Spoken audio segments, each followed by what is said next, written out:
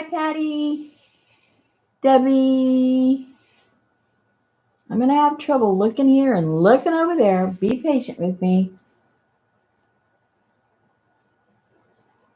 Hi, Patricia. Luz, I'm surprised you weren't selling fabric today.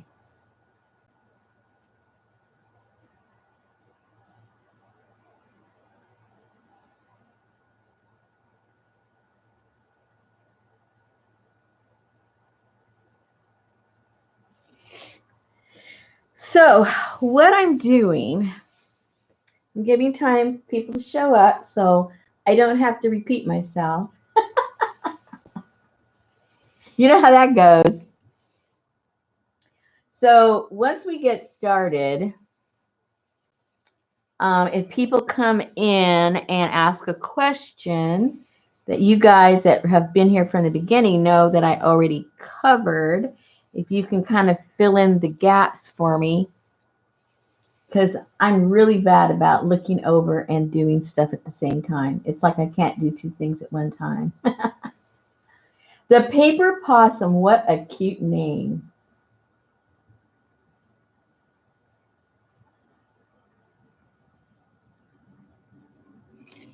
That's a really cute name. So,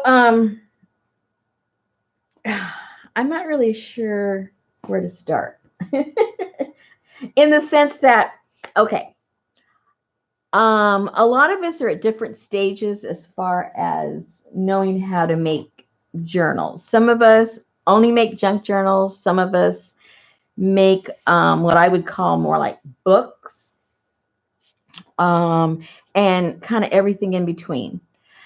So what I've noticed is that so many new people have come in from scrapbooking and have kind of crossed over into junk journaling. And then there's a lot of individuals that, haven't been into anything and have discovered junk journaling.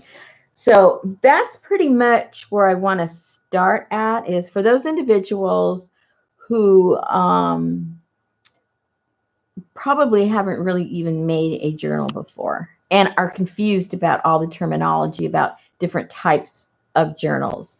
And so we'll start there, and then we'll make what I call, and now from here on in, everything we talk about is my opinion. It isn't what a universal, opinion. It's mine. And then we'll make what I consider to be a junk journal, and we'll start from scratch and see how far we go, how quickly we go, or how stretched out it goes, depending on maybe some of the questions you guys might have as we go along. But at the beginning, I'm going to kind of give you an overview of the type of junk journals that I enjoy making, so you can kind of see that there's a big variety out there, and those are just the type I like making. There's hundreds of types that I don't enjoy making, and you might gravitate toward those. But we'll, start with the real basics. But that's how I see the plan. Is that how you guys see the plan? Because this is for you. This isn't for me. If you think that'll work for you guys, let me know.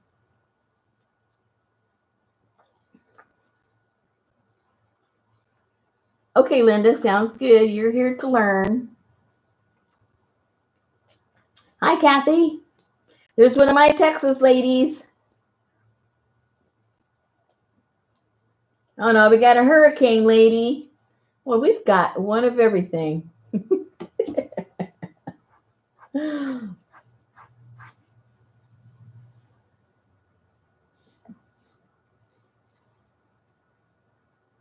Tanya. Now, see, right then when I was talking to you guys before, I don't know why, I was looking at the books. I wasn't looking at the computer. I don't know why I do that. So really, I'm serious when I say be patient with me, because I forget to look. I forget to look at the chat. I look over here at what you guys are looking at. Oh, I'll get a hang of this one of these days. This is what my husband says. because he's seen that this isn't just like a fluke, that I really enjoy doing this, and I've been doing it for like 3 years, and he finally figured out, oh, I think Shirley likes doing this. so then so then now he knows, I do the videos. He knew that, of course, and then he knows, well, now she's doing live. So he says, you need a larger screen so that the screen can be in front of you, so you're not, looking to the side, because my computer's over there. So he says, you need a monitor that's, in front of you. I said, but then I can't read it, because if I have my reading glasses on, if I look up, then I can't see far away, because I only need my glasses for reading. So he goes, well, just wear them on the bottom of your nose, look up, and we'll get you a big monitor out so you can read. And I go, well, I'm not going to argue with him. If he wants to get me a monitor and spend money, fine. Who am I to argue with him? That's what I say. Where is Rosemary? I'm right here, Deb.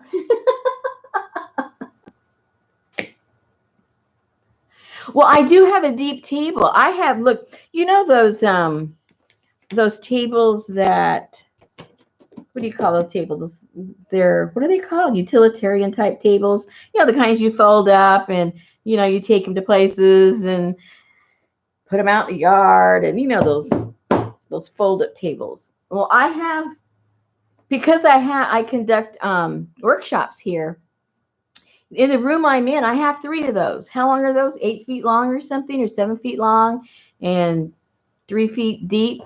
And so right in front of me is another one of these bumped up against this table, so that when we're doing the classes, the ladies can see each other and talk, and enough room in between to throw all the junk all over the place. Because if you just had the one table and people sitting right across, you don't have any room to put all your junk, So I have plenty of room, in front of me to put a monitor. It's just a matter of being able to see it with my glass situation, my reading situation. But yeah, I got the room. I just have to use it, more wisely. So I know, Tanya, it doesn't matter how much tabletop we have or how much floor space you have. You want to talk about space getting used up. It's pretty crazy. I see Scotty's name. Is Scotty here? I see somebody saying hi to Scotty. Hi, Scotty, if you're here. Oh, there she is. She's happy because her team won. I think she said her team won. Did your team win, Scotty? Hi, Laurel. Hi, Jean. Did I say hello, Linda? I forget who I missed. I'm not missing anybody on purpose. Nothing on purpose. Oh, I've got to show you guys something that I got today real quick, because it's cute. It's got the cute factor. And okay, I ordered something and I thought, well, this is so cute, and the price was really reasonable, and I never find this kind of stuff. And so I said, I'm going to get it. I'm going to treat myself. And it came today. Hold on now. Where did I put it? Oh, here it is. Now, you guys remember that that photo album, that large album that I showed you that I made? I think, wait a minute, hold on. Where'd it go? Yeah, it's somewhere. Anyway, and it was, it was humongous. It was about that big by that big. So I found one online. I said, I'm going to order it because, like I said, it was inexpensive. So I went to the post office because they tried to deliver it yesterday. And so they left me a little notice. So I went in this morning to go get it. And so the reason they didn't leave stuff was because I had various packages, and my husband did. And so they gave me a bunch of packages, and one of them was super small. And I'm thinking, I wonder what's in that package. Well, in my haste, I didn't look at the measurements of the little album, or the album that I got. Now remember, the other one was that big, like this big. Look what I got in the mail today. But it's okay because it's so adorable. But you know, when you get a box this big and you're expecting something 4 times as big, and you get this little box, and I'm going, I wonder what I ordered, because I figured it couldn't be my album. I thought, oh, I must have gotten my pens are in there that I ordered from Amazon probably. No, I didn't read the measurements. But it's so cute. It only measures what? It measures 5 by 6. It's adorable. I can't stand it. Hello, Donna. So when you buy something online, don't make assumptions about dimensions. I went back and looked at it. Yeah, they had the right dimensions. I just never read it. I mean, in my mind, it was big, but I love it. I still think it's so cute. All right, ladies. Okay, for those of you that are new, well, let me clean my glasses. I think I just smudged them with something. I think I smudged them. All right, for those of you that are new to junk journaling, really quick, I got into junk journaling probably about maybe 3.5 years ago. And I've always loved paper. I've always loved tearing things out of magazines. I always put things, had piles of manila folders with things. And, I've always done that with really actually no purpose. I would just like get my little folders and sit down and literally just look through them and then fold them up and put them away. And then months later, bring them back out and look through them. And I just had fun doing that. I didn't know there were ladies that were actually gluing these things inside of other books and pages and, making it easier to bring them out and flip the pages. But so when I first saw a junk journal, I go, oh my gosh, there's something I can do with these things. So I got really excited about it and just started putting stuff inside of the journals haphazardly. It was all the little stuff that I had been collecting and things I've torn out of magazines and things like that. So I got really, really excited and enthusiastic and thought, oh, I found my place. Then first of all, when I discovered junk journals, I wasn't even aware of YouTube. I didn't know about Pinterest. I didn't know about Facebook. I didn't know. I had a whole other life that didn't allow me to, have any spare time to do stuff like that. I ended up falling down and breaking one ankle and spraining the other ankle. So I was like, woohoo, feet up in the air, couldn't do anything, couldn't move around, going crazy. Friend says, go to YouTube. They have a lot of fun things there. You can pass time away. I go, what's YouTube? So I went over there and one thing led to another. And that is where I discovered the junk journaling. Okay, so fast forward. I'm excited. I have places to glue my stuff into and I'm happy, happy, happy. Then someone says, oh, they have groups over in Facebook. And I go, Facebook? What's Facebook? So I go over to Facebook and found some junk journal. Now, they called themselves junk journal groups. And when I got there, I became, what's the word I want to use? I became less enthusiastic, let's put it that way, about junk journaling because the junk journaling had evolved from what got me excited about junk journaling to something that was more pretty and refined and pristine, but they still called it junk journaling. And I found, again, personal opinion, I found that group not receptive to the kind of journaling that excited me, that got me into it. So I didn't feel the love. I didn't feel like I was part of that group because we just weren't making the same things. We weren't getting excited about the same things. So then I discovered Shannon Green. Hello, rabbit hole. And that lady, she throws everything on everything. She doesn't care what anybody thinks about nothing. She doesn't follow anybody's rules. And I said, hello, I like this lady a lot. So then she got me excited again about just slapping things inside of books and being happy and not being worried about what anyone else thought, what they looked like, what the purpose was, what line of paper I was using. That was not her world, and I wanted to be a part of her world as far as junk journaling.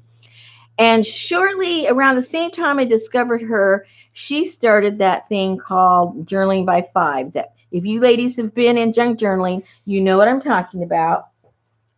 And so that was like another step into, freeing you into doing really fun things that had nothing to do with nothing. Now this one is one I did with doing the Journaling by Fives. And just go to Shannon Green, Journaling by Five, go down that one to explain all that. But she's got several videos and she shows you how to do it, and gobs of people are doing it, and they're still doing it. And so it's just a matter of, putting down paper and paint, and you do it really, really fast just to free your brain and to free your mind, and not be bogged down with anything. And so this was my little journal I made with the Journaling by Fives, and I loved it.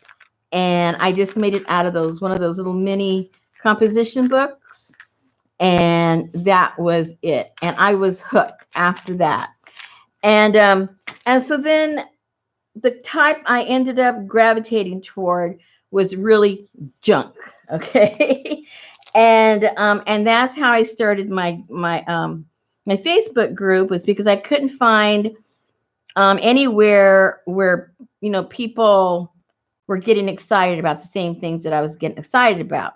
So by then I was communicating with Shannon, and I had asked her, what do you think? You think there's room for a group that gravitates just toward traditional old-fashioned junk journals? And she goes, try it. People are always complaining that they need a place. So that's when I started Trashy Junk Journals, and she became our mascot, Mama Zuma.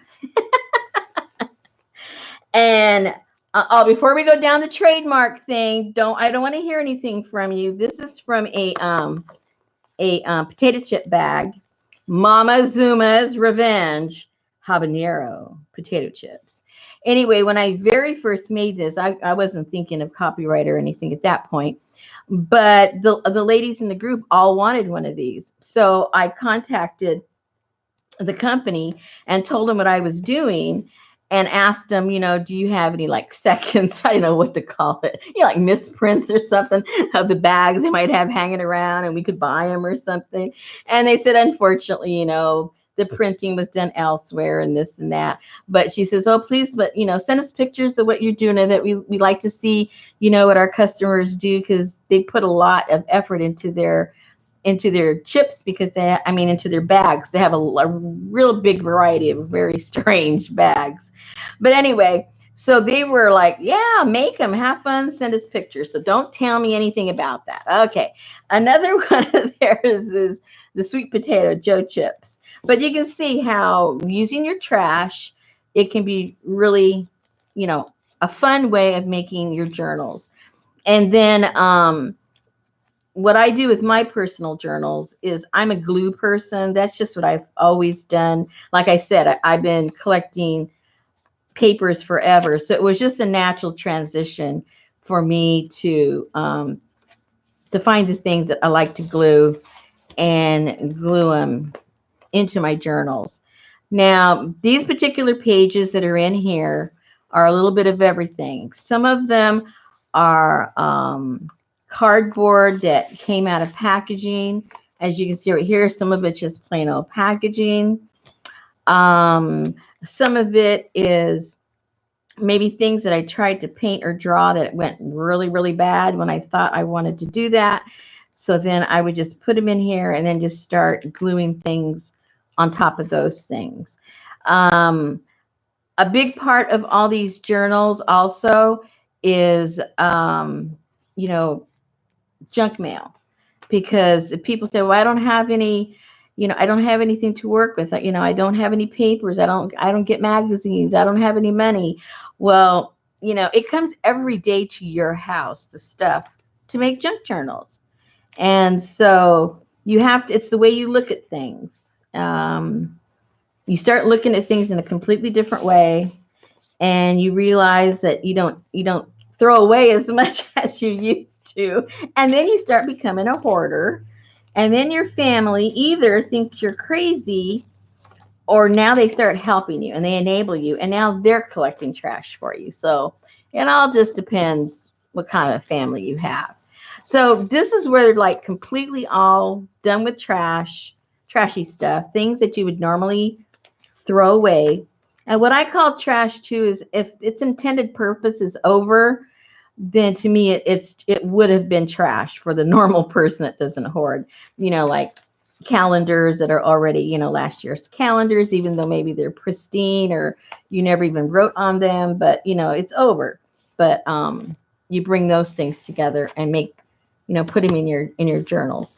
Another way that you can make junk journals is I like using manila folders, and I just cut them in half, and then I go in with either just some paint or some put them on my jelly plate, so you can see right there the shape of the file folder, and then just put them together, and then you've got your your journal ready to go. And especially what I like to do is I like to do the either paint or the jelly print right away, because most of us are intimidated by a blank page. Especially if we're new to this, it's very intimidating. But if you've already got paint and marks and all kinds of stuff down there, then you're less apt to hesitate. You'll say, "Oh yeah, okay, I can do that." It's easy to glue. Oh, see, I haven't even put that down yet. So that's another type of what I consider a junk journal. All right. Um, Now this is super easy, because all you have to do is put some binders together and you've got your journal. And this is all pretty much packaging.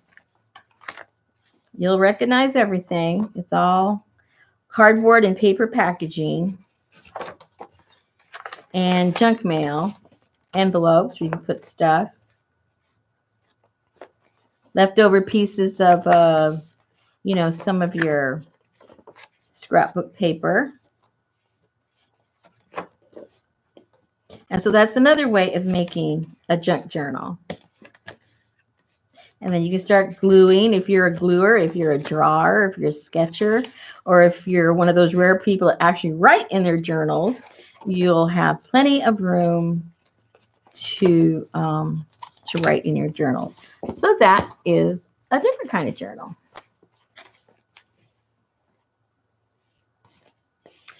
Now this one, eventually Shannon Green ended up moving to the same state I live in, about 45 minutes away. And we met up and we became friends. And we did a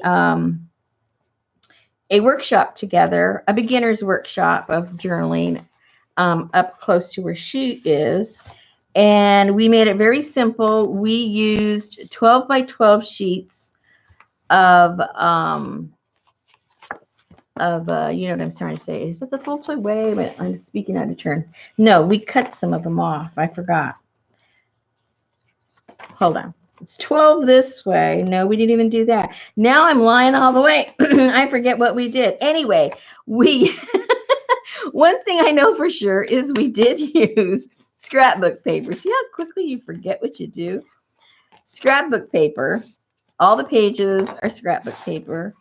And then we just came back and stamped and glued. And if we did some sketching, we would cut that out and stick it in there. And this one was very, very simple, just made a few little pockets. And then we had the option, if you didn't want to sew in, then we would just put it in with this elastic band. And that made a really, really cute journal that you can come back and work in, and very simple. Just go find your papers that you buy a pad and you buy it for a certain paper, and whoops, and then you use that particular page, and then you've got this whole pad sitting there. So bring it out. What am I doing? Bring it out, and if you still don't like it, just put a little gesso over it, and then it's ready for you to use it if you're going to draw, write, or glue. I made this little one that I would just keep it in my purse, and it's just literally just scraps of paper, because sometimes you want to write something down or you want to give somebody something and you don't have it, you don't have any paper, and so you can just rip it out and use it that way. And then you come home and you tear out what you've used and you're ready to go and use it. But I would just keep it, either in the car or in my purse. And that was fun. And this was made also with, I'm forgetting myself here. This was made with, this had those fruit juice in it. And this was the carrier. Well, it was this way with the bottles in there. And then the handle part I cut off, and then I glued it over here to the end to make the closure. Oh, can't forget your pasta, little thingamajigger. And then this was an old calendar that was already, used up for the year. So you newbies now, you're getting the picture, right? You can use anything you have. This one here was some kind of a hard cardboard from some other project that I had left over. And so I just, whatever scraps I had of anything, I just glued it down, whether it was tissue, it was paper, it was napkin, whatever it was. It all got glued down in there. And then what I did in this one, this is all watercolor paper. And I haven't really gotten into this one yet because I got distracted.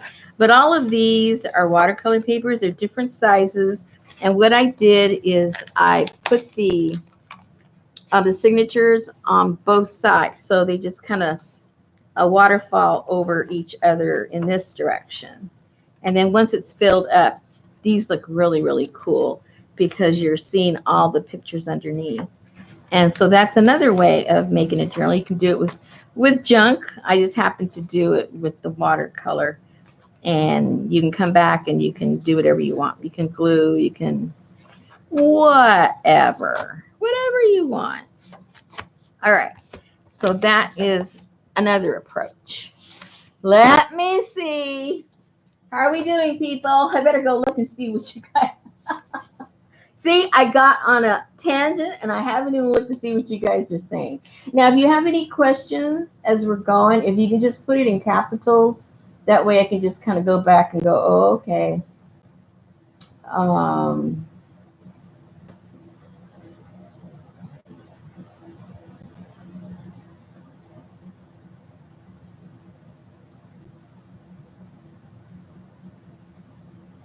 Oh, Brooke, you're so good. Well, see, the reason they don't have a thumbs up, that's good. That means they're watching. They don't have time to be. All right. Let's see. Okay, so these are obviously, different ones that I've made, but I'm going to show you actually my favorite to give you an idea of what you can make, again, with your leftovers and your trash and all that kind of good stuff.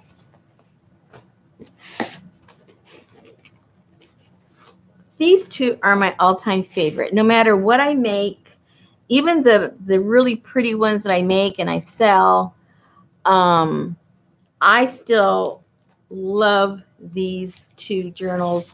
Are my all-time favorite. And these have the most trash of everything. There's it's just all just trashy stuff. What I made this with was, this is pages from a book.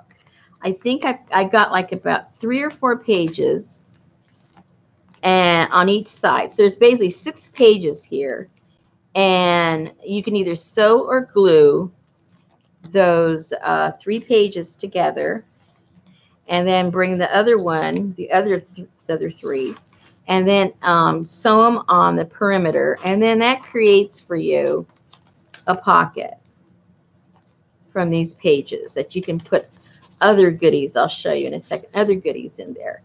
And that's what I did with all of these. These are all just pages from different books. And then from other projects that I had, or happy mail that comes in, or things that I just have hanging around, I put this together. And of course, obviously, this is an Asian themed one, which is my all-time favorite. And this little thing right here, I got at the Dollar Tree. And it was one of those little packages that you're supposed to put wine in. And I just thought, oh my gosh, these are so cute. So I had to grab one of those and cut it out, and that's what I put on here. And then other things are things that have come like in Happy Mail that people know what your likes are, and they send you things that fit your taste, and so then they fit really, really cute in this in the journal. And one of the ladies in my group, she made this. Isn't this beautiful? And she drew this. This is hand painted. And so is this. I mean, she's just a beautiful artist. And so that had to have a special home, and it had to be somewhere where I would look at it often. So her little special home is here in my journal. And then I have a friend that visited Korea several years ago, and this is like a little traditional Korean little doll that they put like on the keychains and things like that. So I had to put him there, and then just other pieces of paper that I have. And these are some napkins, and these are some things we got like at the Asian restaurant. This was from, sometimes they have the magazines out there at the door. So I would get those and rip those things out. And that's pretty much how this is made. It's just all trash. Again, stuff that people know I like, and I just thought I would, give it a little home. So again, this is something anybody can do. Get any kind of magazine. You can go to the stands outside of the stores that have those freebie local magazines to sell cars and things like that. Grab those, glue them together, sew them together, put a bunch of paint over them, and then they're ready for whatever theme or no theme that you put together. Just things that you like.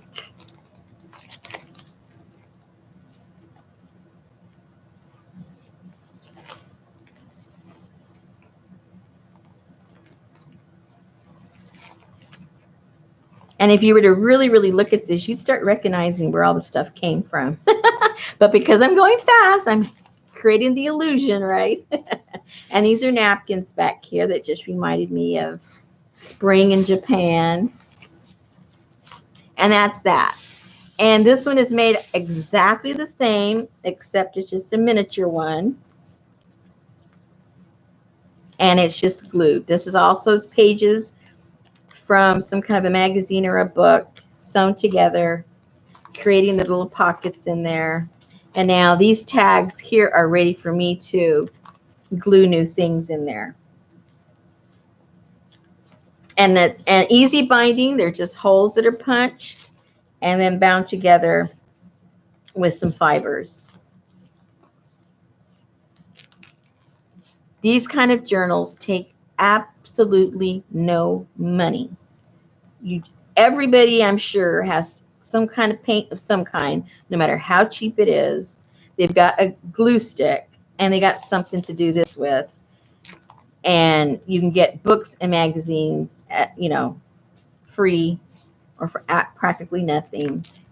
and you can create what I think is a super, super little cute journal. And sometimes I left them open on the top. Sometimes I left them open on the side. Whoops, that one got stuck.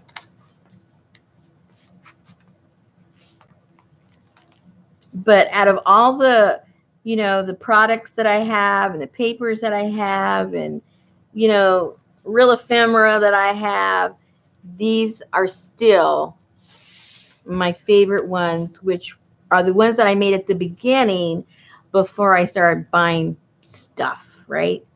So keep that in mind if you're new at this. You don't have to go out and buy, everything that you see, because truth be told, I'd be more than happy if these are the only types of journals I ever made and it doesn't take me any money.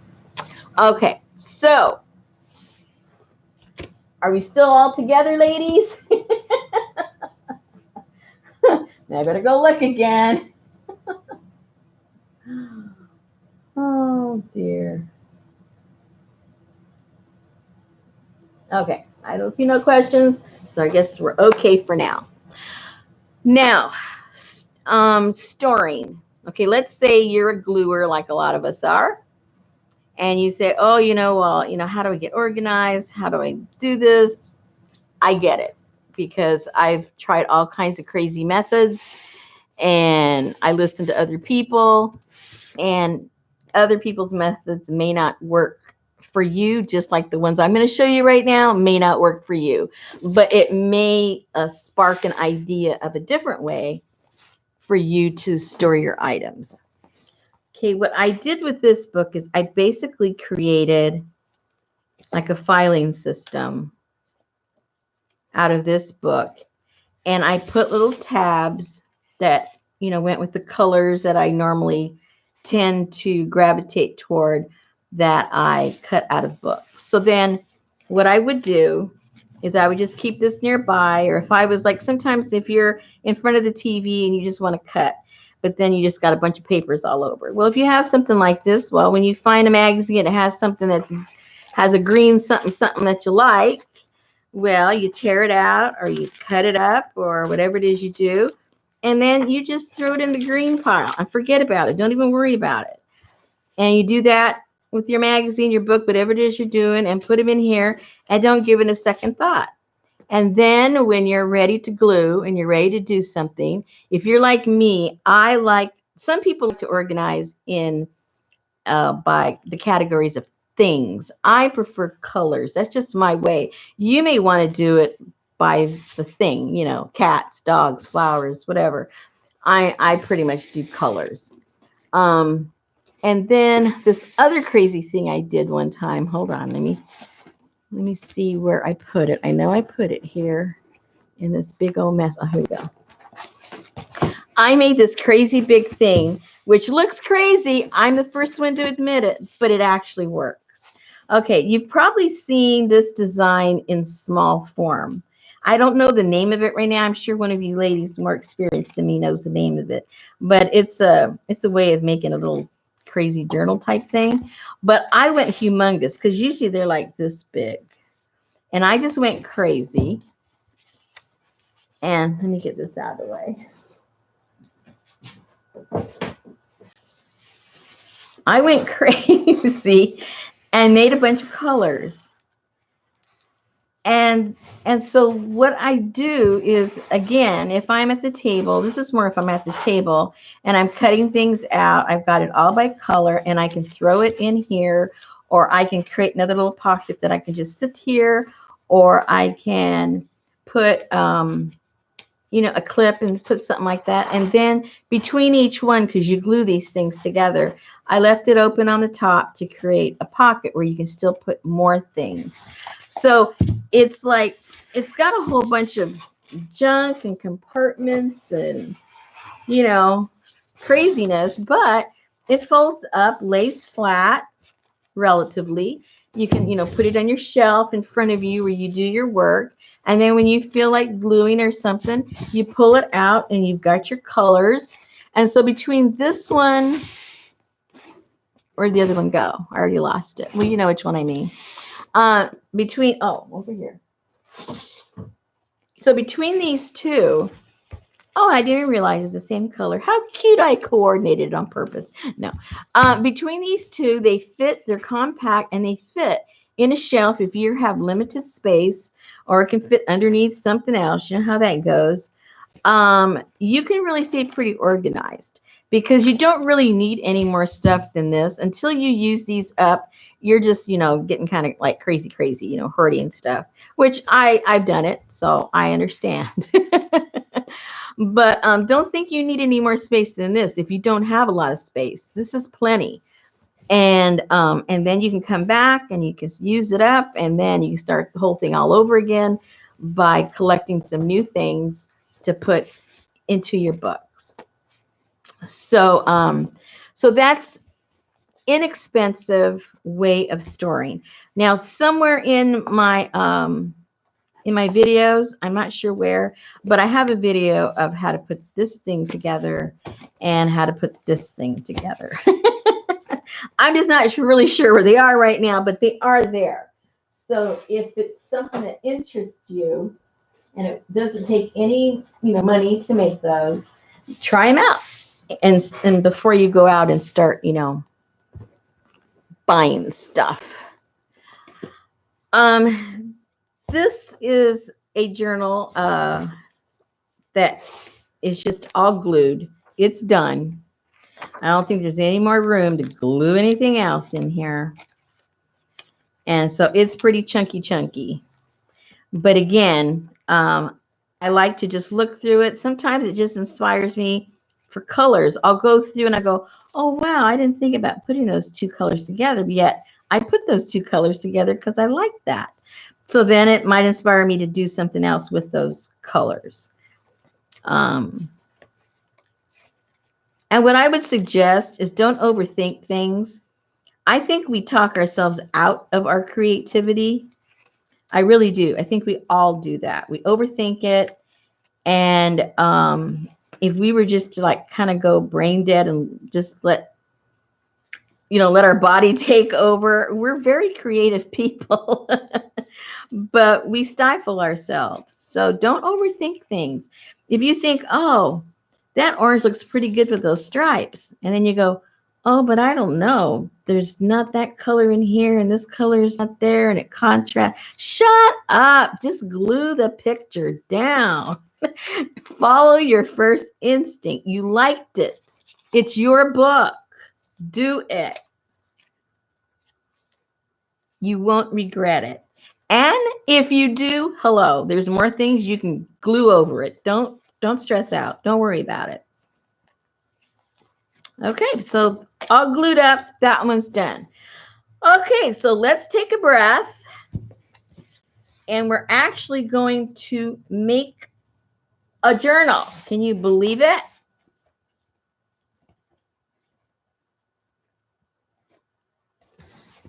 Can you believe it? Oh, and I forgot one thing. Okay.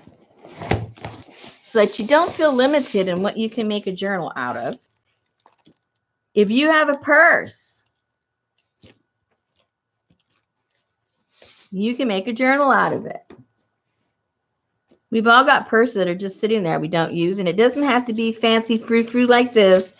It can be any kind of a purse that you can figure out a way to cut open those sides and then sew the signature in here and halfway clasp it. Again, it wasn't going to cost you any money because I know you guys have got all these purses from the 80s that you don't want to get rid of, and they're just sitting up there in some kind of a box. And there you go. You'll have like a pretty cool journal. Okay. What else? Let me see if I forgot anything.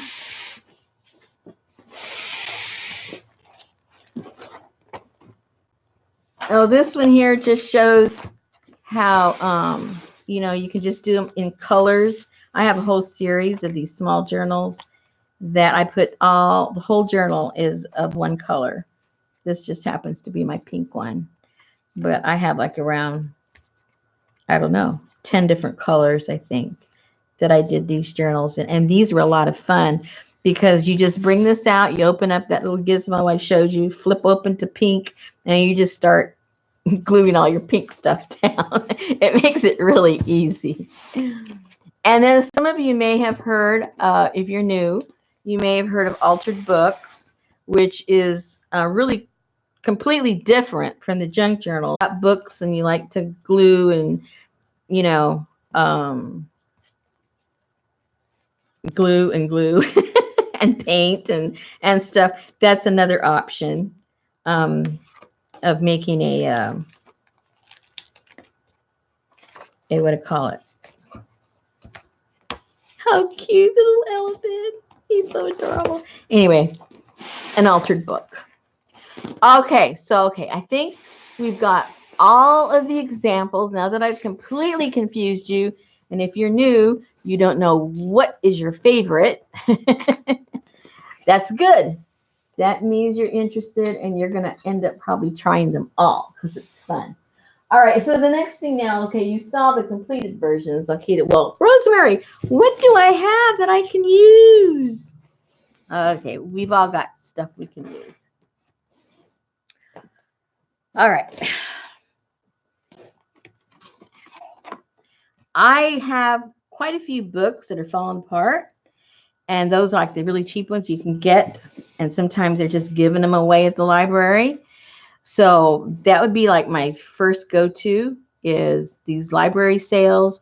And there are some libraries that they have tables with free stuff. We're fortunate enough that we do have a table. I have free magazines, free books, and things like that that are in pretty bad shape that are donated to the library. So that's an option that you can use. This was a Reader's Digest book that was, I'd never seen one that looked like that. Isn't that cool? And so, you know, you can get those pretty inexpensively. At least I can in my area. This is a book I just got the other day, and it's super, super falling apart, but I just love it. It's just full of yumminess. This is a book cover that I personally tore apart. I took the stuff out, but it's, you know, nice, hard, thick, super cool. If you are, I don't have an example of it. If you guys are new and you're into like the traveler's notebook type, you know, anything that's hard like this, I just got this. This was in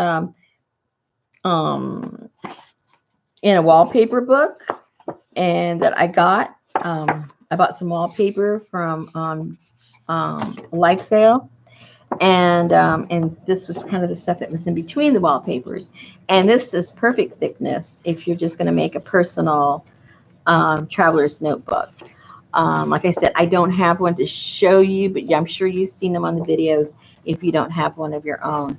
So there's a lot of cool, you know, papers that are just a little bit thicker to make the cover. And of course, just regular old scrapbook paper works just fine. But I'm just trying to give you ideas of basically repurposing things.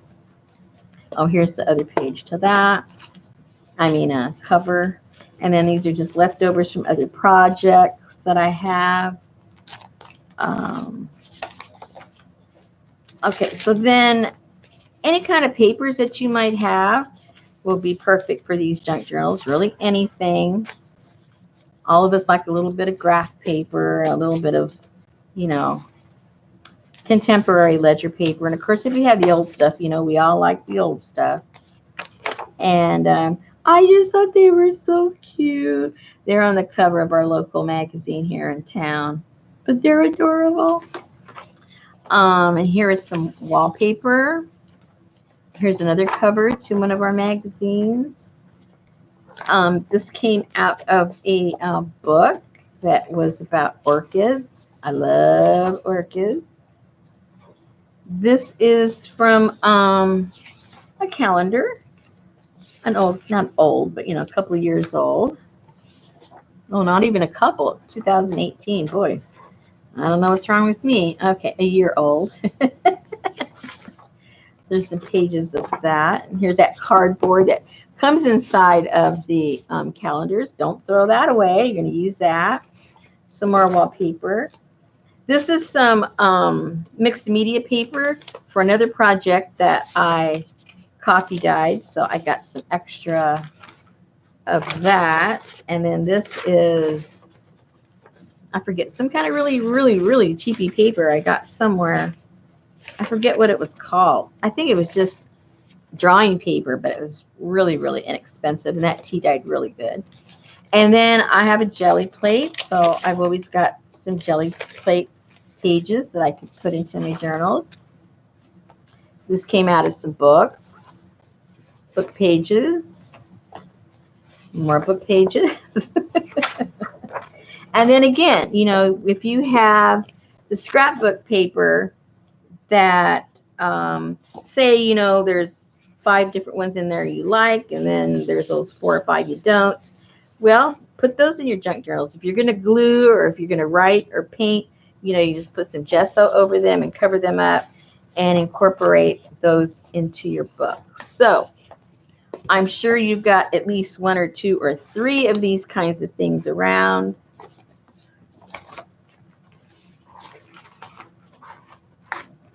So you guys are all set. I can tell. I can tell you have everything.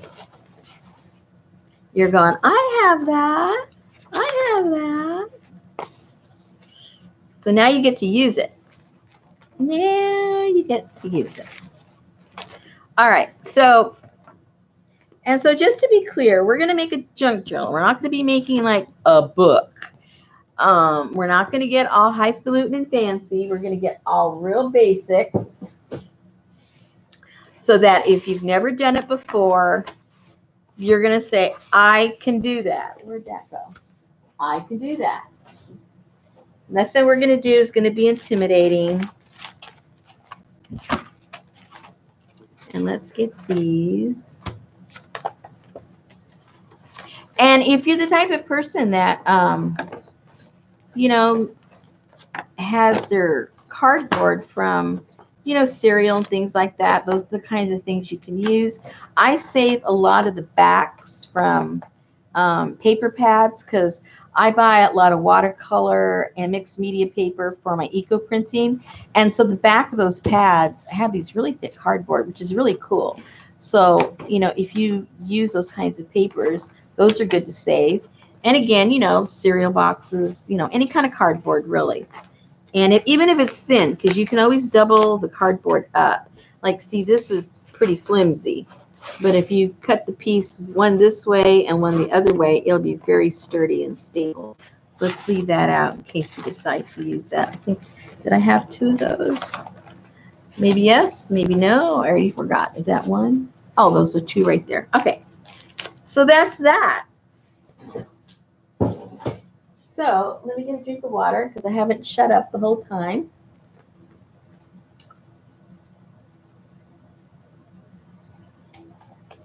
Okay.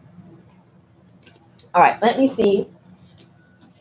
Do I need to answer anybody anything? Oh, I don't know. I bet you everybody here already knows how to make junk journals, right? I'm talking to the wind, I bet you.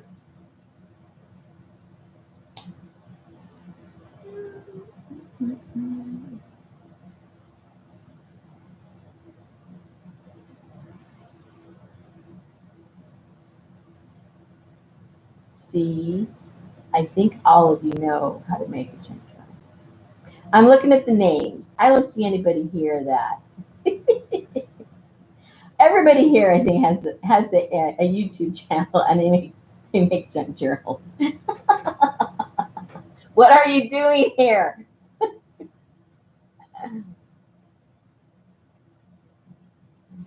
Okay, Donna's not confident. I like you, Donna. Somebody I can help. Oh. Okay. Okay, Brent says, I've never made one from scratch. Okay, 2 people I can help.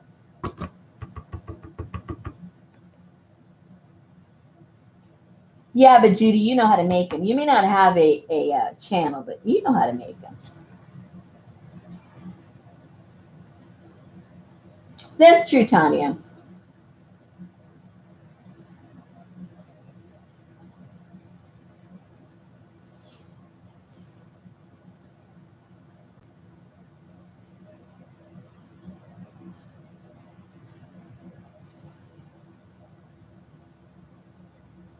How did I do the? Oh, um, I have a video with that also somewhere.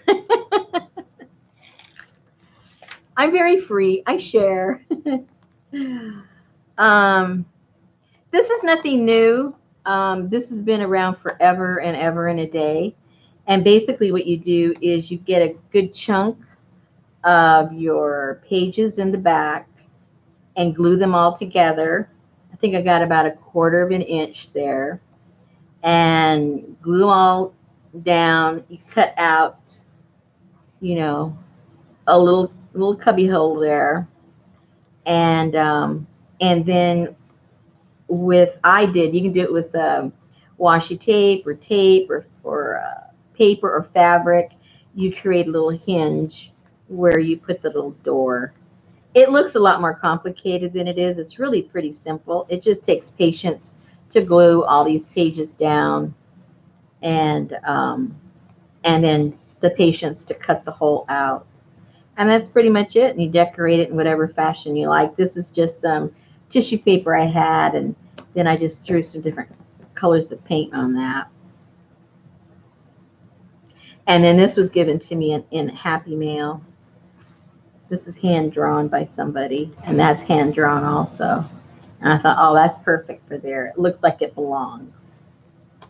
So, and this was also given to me, and somebody else had drawn that. It's all right. It's all right. See? See, the mystery is gone. When the mystery is gone, you go, oh, is that all? Oh, I could do that. I can do that.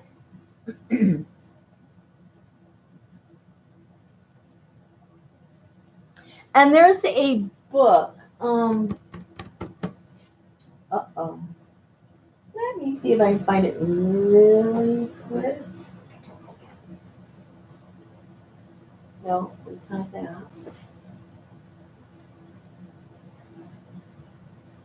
And it's not that. Oh, I'll look later.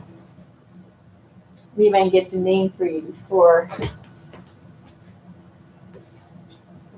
Oh, here we go. This book right here is a pretty cool book. And I think you can probably get it on Amazon, the used book section for pretty cheap. This is called Altered Books Workshop. And I'm pretty sure it shows that technique in here. I'm trying to remember. But it shows a whole bunch of cute ideas for altered books. No, that's for the March one.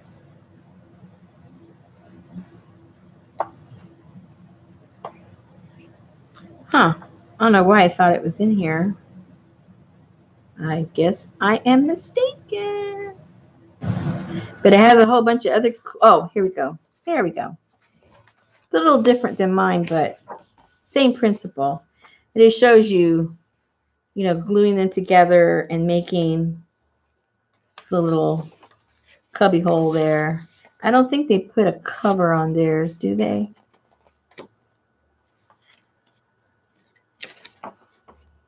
No, they didn't, but the principle's there. But there's a whole bunch of other cool stuff to do with the altered book in here.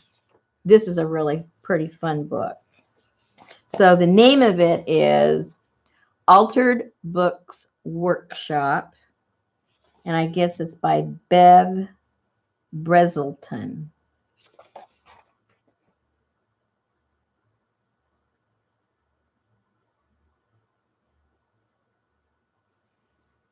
And I happened to get this.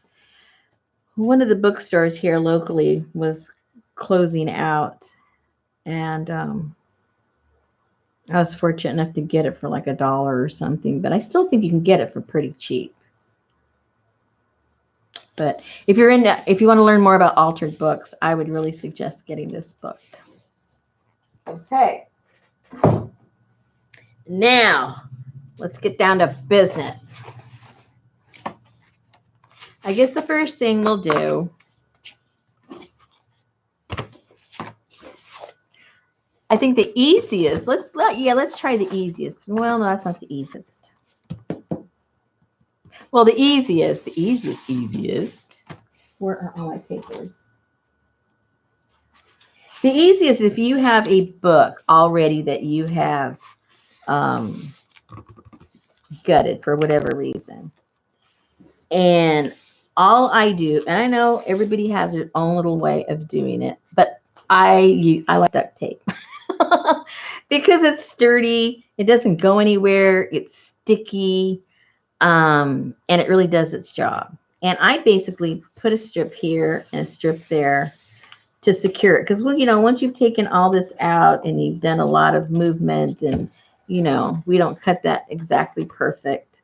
You need something that is going to make it nice and firm.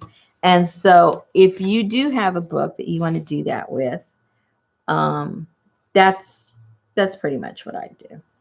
I haven't had a book fall apart yet that I know of. Nobody's told me. Let me start the tape. The hardest part is starting the tape, finding the end. Okay. Here we go.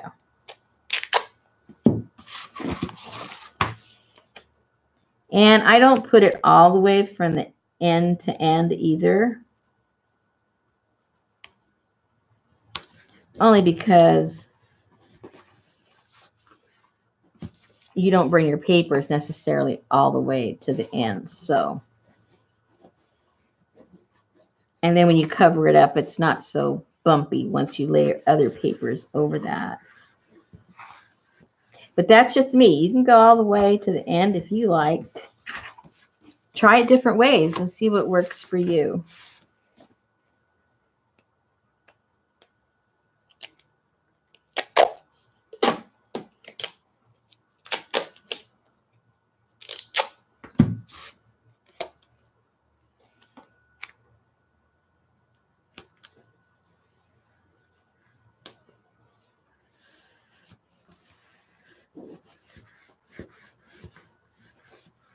Okay, so now you have something. You can see how it's not as floppy as it was. Now you have something a lot sturdier to begin to build upon.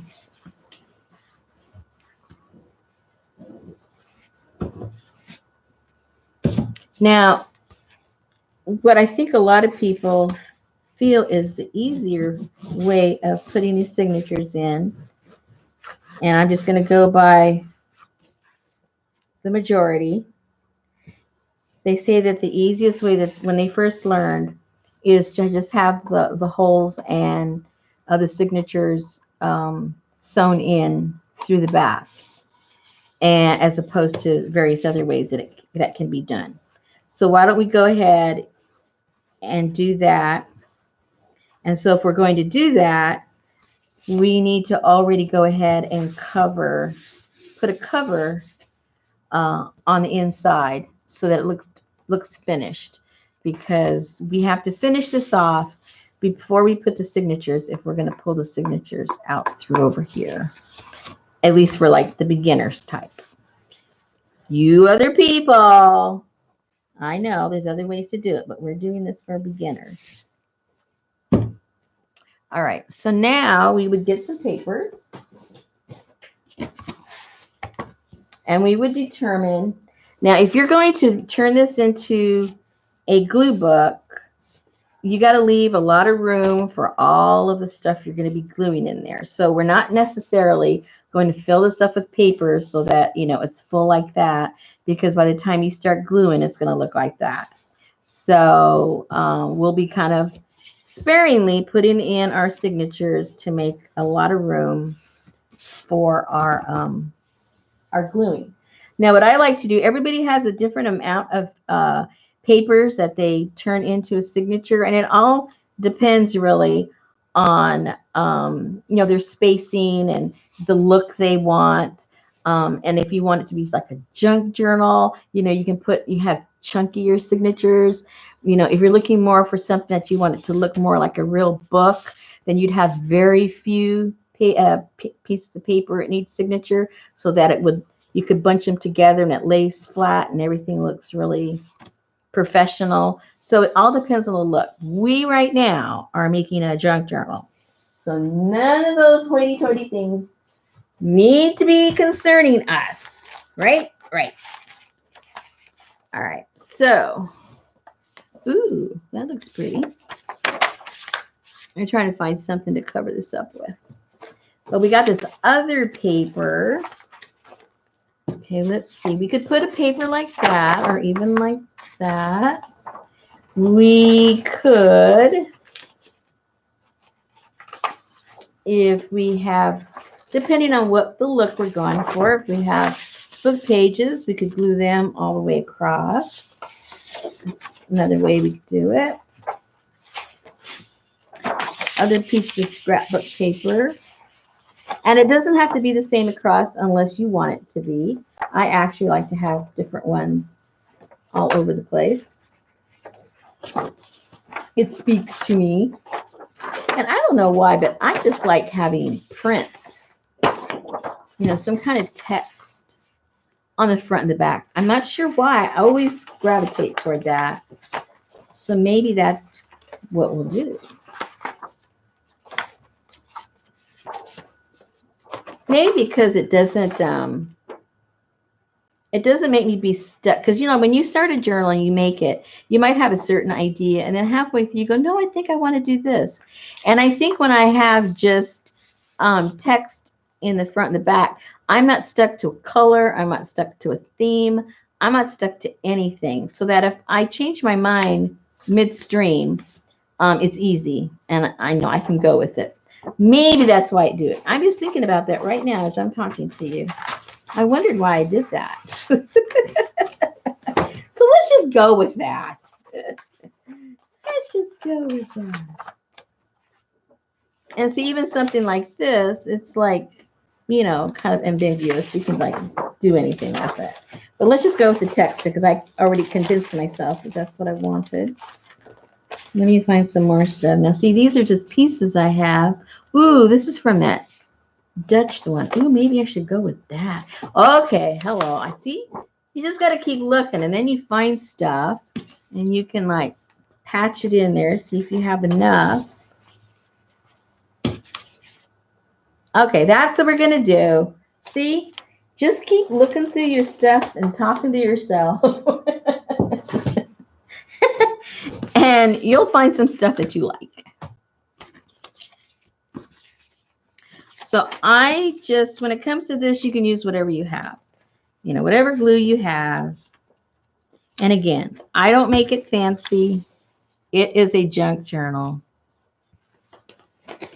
Nobody's going to make me feel bad about my junk journal. Okay, let me try and find my glue. Where's my glue? I thought I had my glue right here. I don't. Oh, here it is.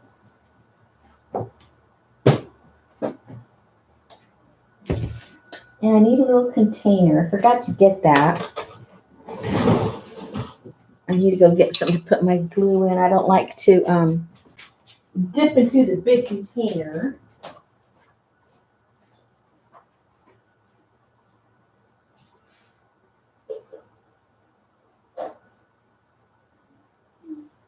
I'm looking for something.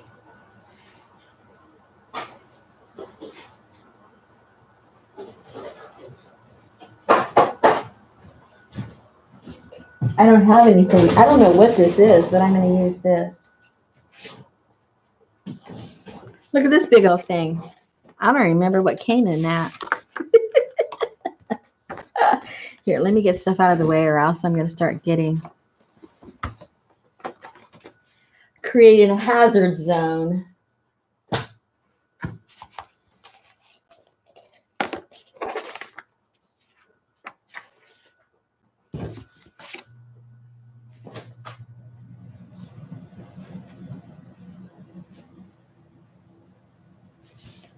Okay. I'm just going to use some Mod Podge. Not Mod Podge, Mod Podge. I heard somebody talking about that the other day. I've called it everything.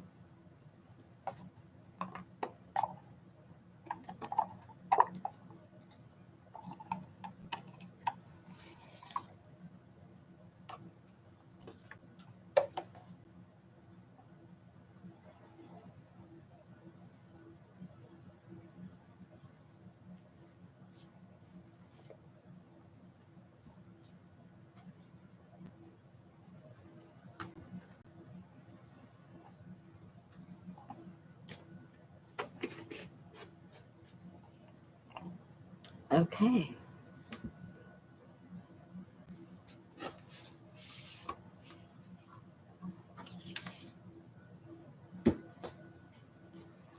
Glue time.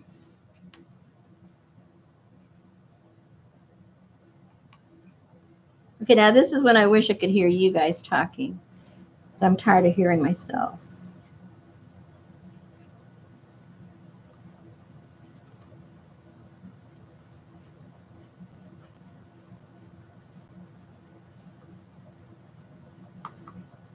I should have done this with somebody on the other end to keep me company. I didn't think about that.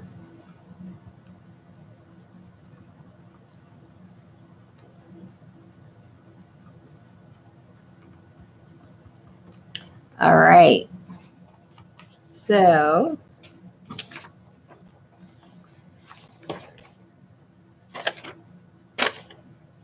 a little bit more text. Let's put it on that way.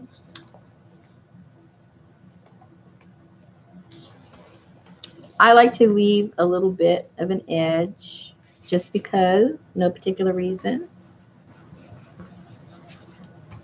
And then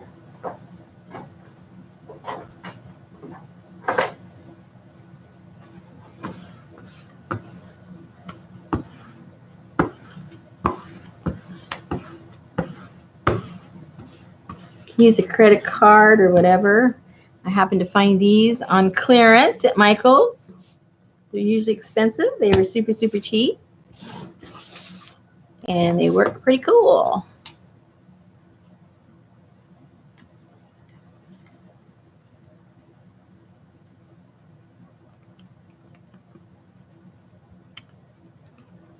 And this brush is a silicone brush, because how many brushes have you all ruined the bristles of because of glue? Either not cleaning it at all or not cleaning it properly, and then you got to throw it away. The silicone brush, the glue just rolls off. Non-stick. I would highly recommend it. And they're not expensive. You go to Amazon in the makeup department, they're meant to put on a mask on your face, you know, to clean your face.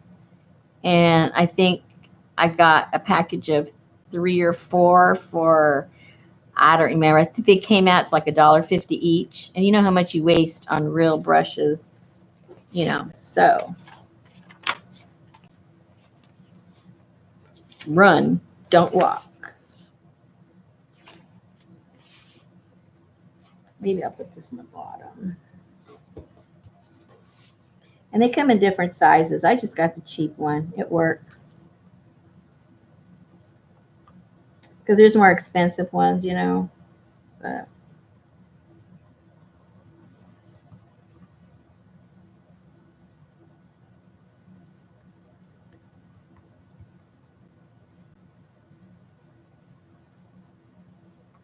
I'm trying to remember who I saw using these. For some reason, I think it was Tsunami Rose. I think it was her. And I go, oh my gosh, that's such a clever idea.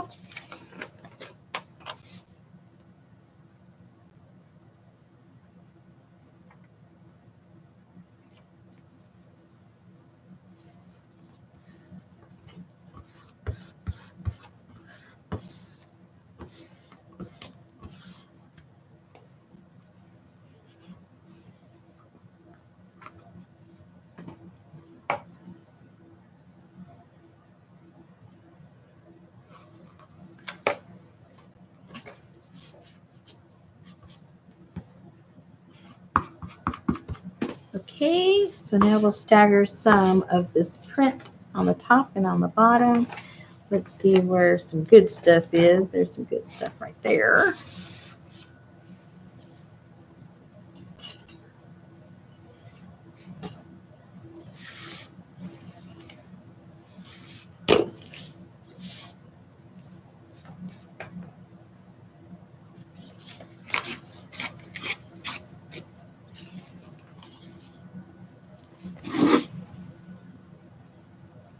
That down there. And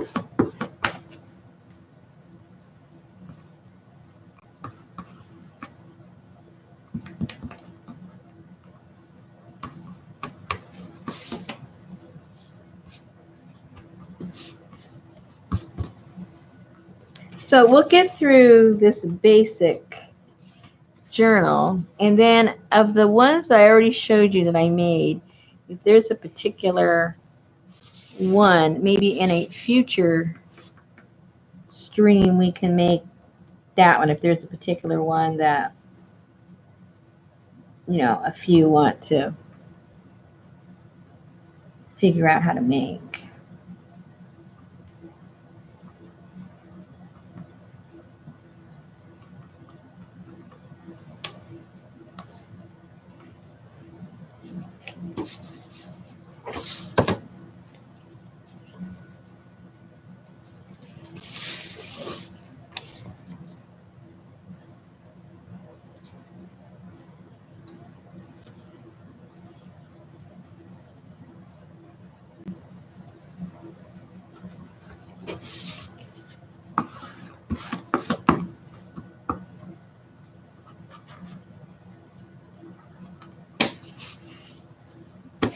All right.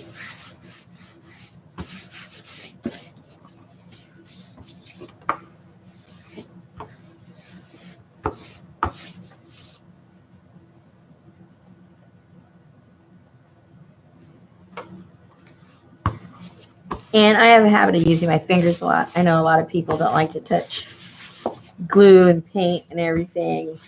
To me, that's the fun part. Getting yourself all messed up with paint and glue and everything. All right. See, this already looks cute already. What can I say? All right.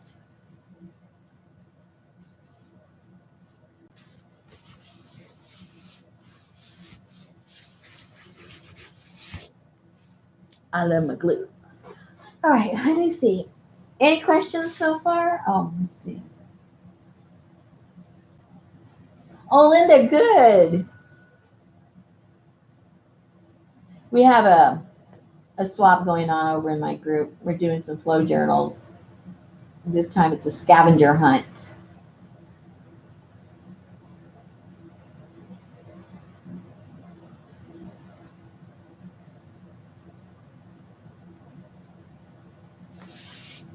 Okay, so let's let this dry a little bit, and now we'll cut some of the stuff I had here in this pile to make some signatures.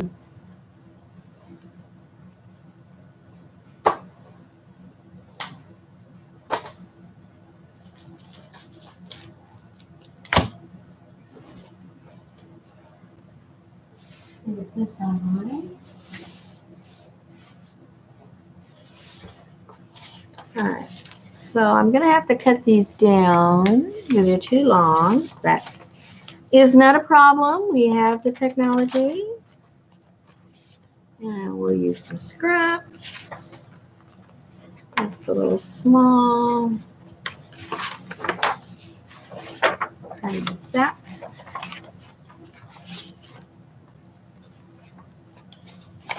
These are small, but I like to put different sizes of pages in there, so we'll see what we end up with. And see which of the wallpaper we use. Oh, we gotta put the fluffy doggies in there. We gotta put that. And maybe a couple of these.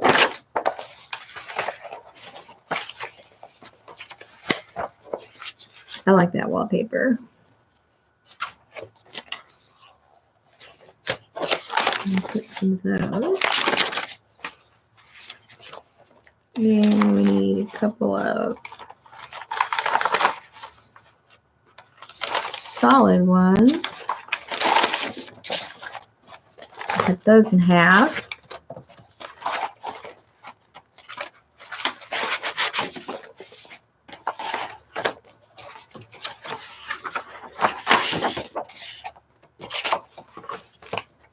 Oh, how about those?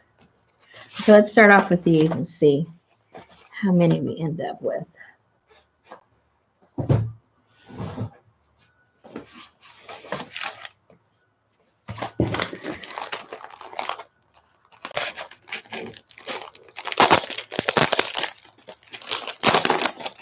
Now, I didn't buy these. These are my own. I sell these in my shop. But I was looking at them and I go, oh, I think these look so cute in this. So.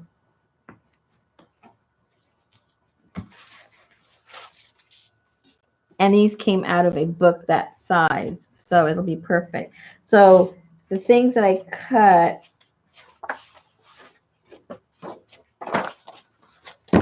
Can't be any bigger than this. This will be a good guide for me where I have to cut these down. So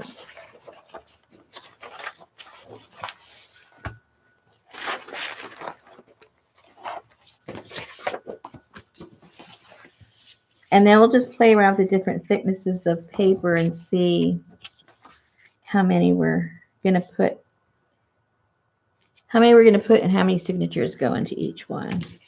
And I'm a ripper as opposed to a cutter. I got a nice cutter, but when I'm just doing these pages, I like to rip.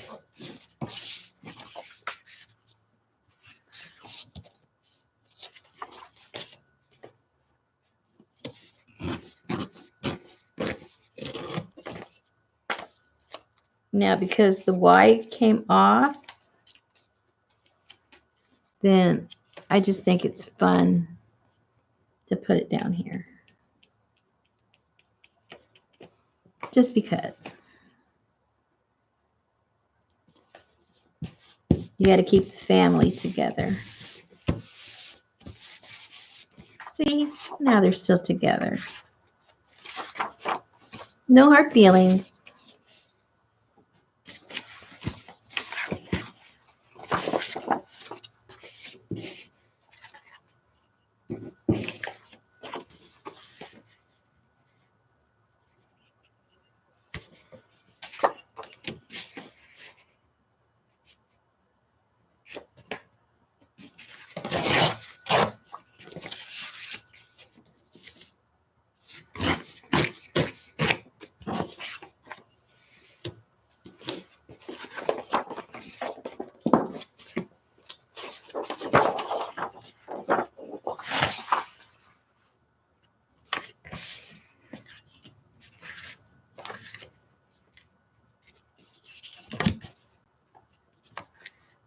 You see how precise I am, right?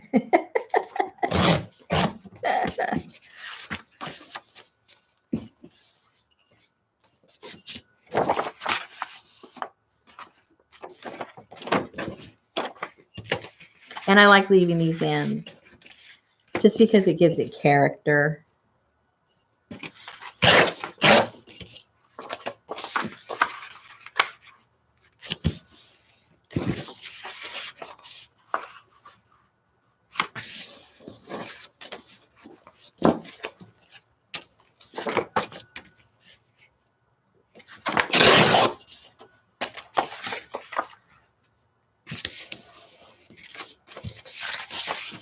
Well, I had to break down and get my doggy a little pad. He's getting too old, and sometimes he doesn't wake up in time. Poor little guy. I watch my dog, you know, aging, and I'm going, oh my gosh, that's my future. It's sad watching the aged. There I go.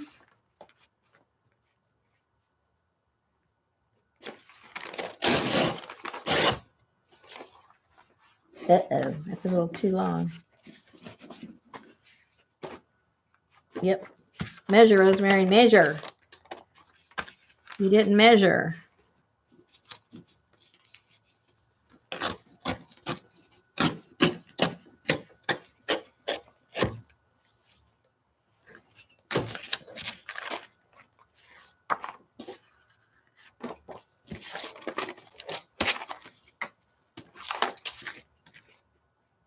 I was going to have 2 jiggity edges, but then I'd get rid of those pretty colors right there, so I decided not to. I know you saw me go down there and then move, so I thought I'd explain myself. I know some of you are very observant. And the rest of you are going, what? What is she talking about? What'd she do? What'd she do? What's she talking about? Which end? Why didn't she cut it?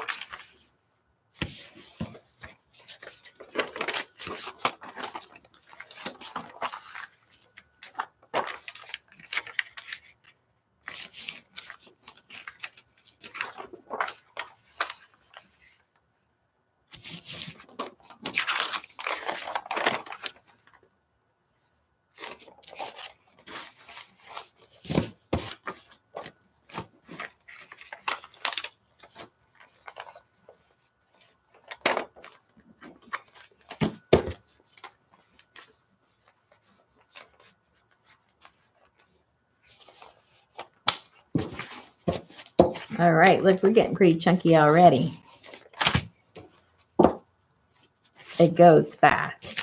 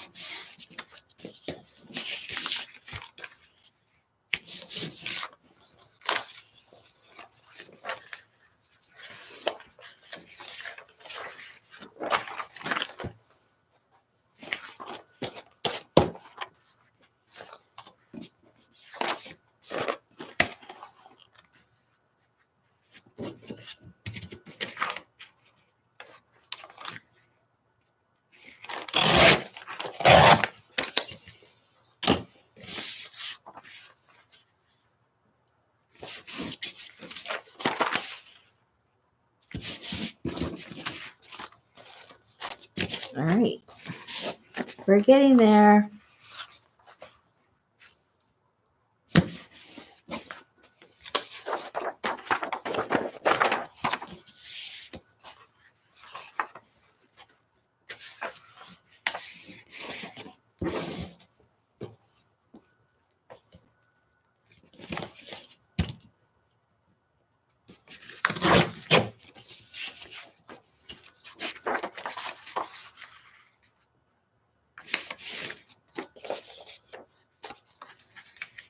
Oops. Confusing myself.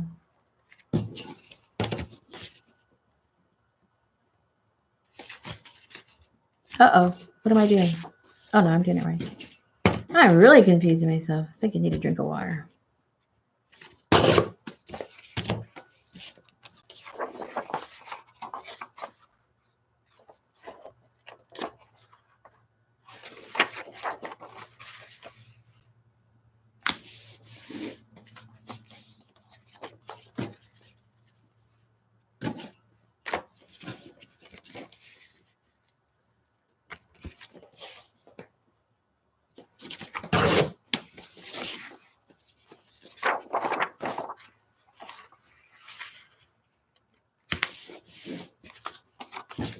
I think I'll put like maybe 4 chunky signatures in there.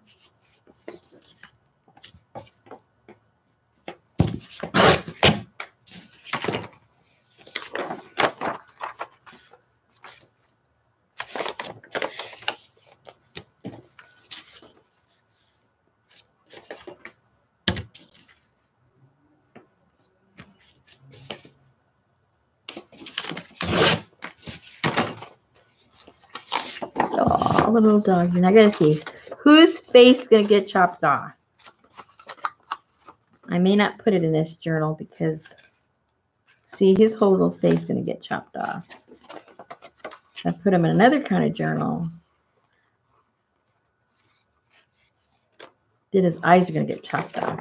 I gotta think about him. I don't want to chop those little guys up. They're too cute.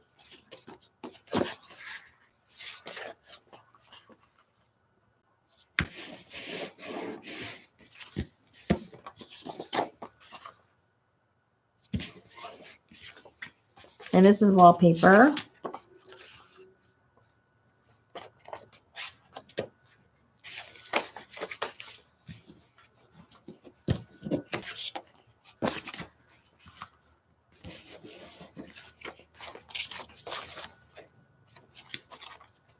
Little small pieces. You can use that. More small pieces. Hey, we're almost there. That thing's getting kind of tall.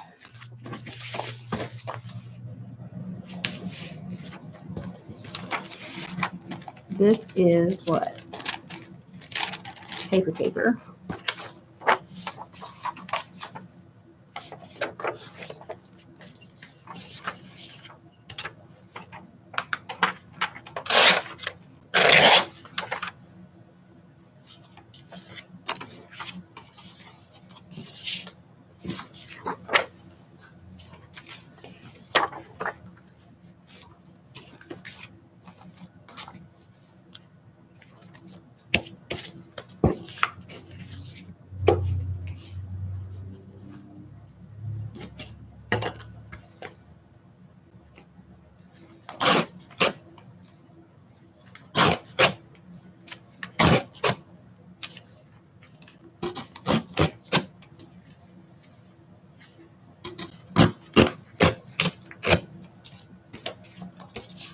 That's ready.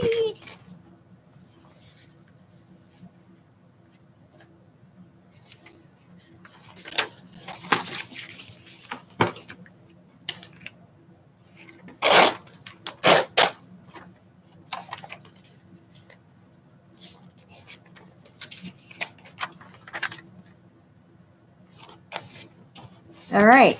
Yay. Now let's make 4 piles. And then I just kind of evenly try to distribute them. Ooh, I think you might have too many as it is. That's okay.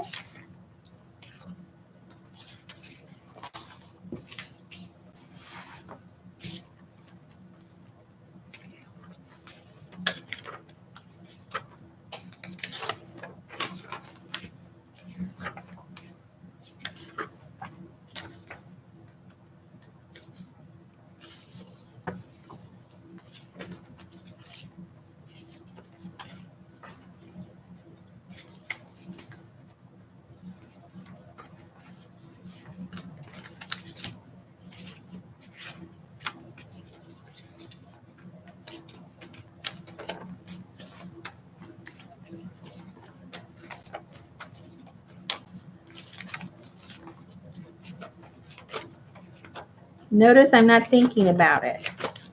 Don't overthink it.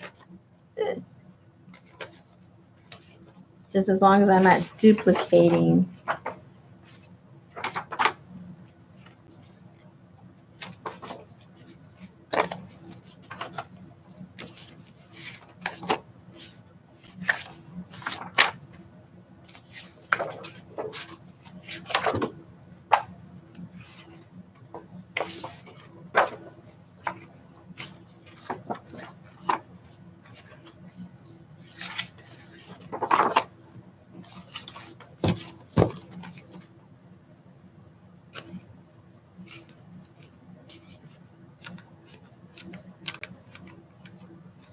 Whoa, we got 13 in there.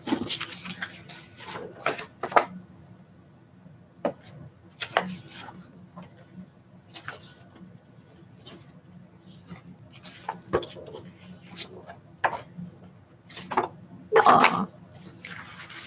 All right, let's see how that works.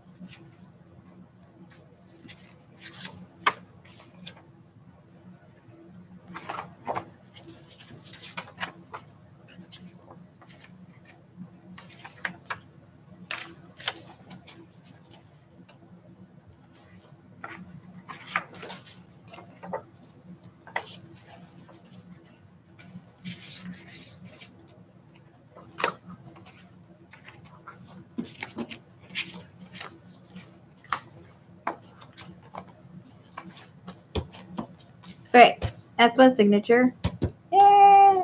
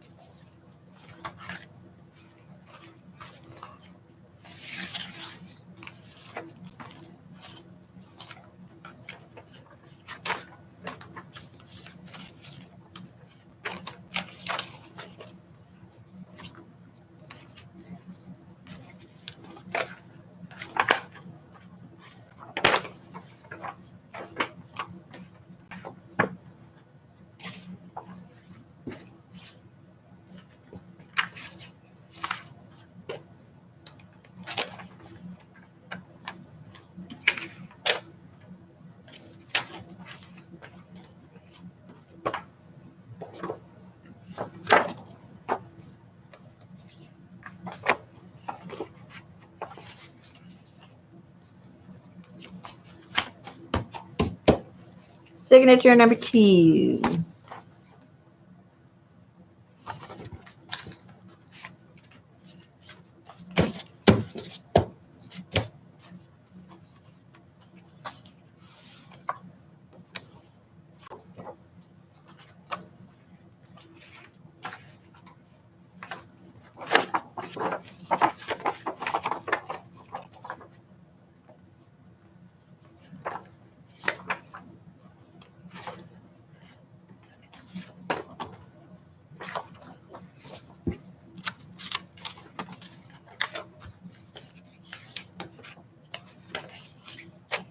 I need to start making some more jelly prints. I've used up all my prints. I love playing with those jelly prints. I get lost in that. I could just do it for hours.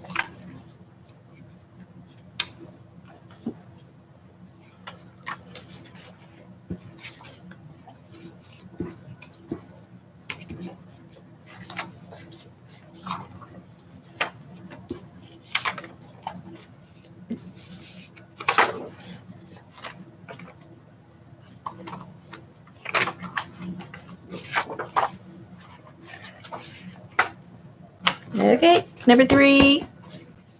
One more to go.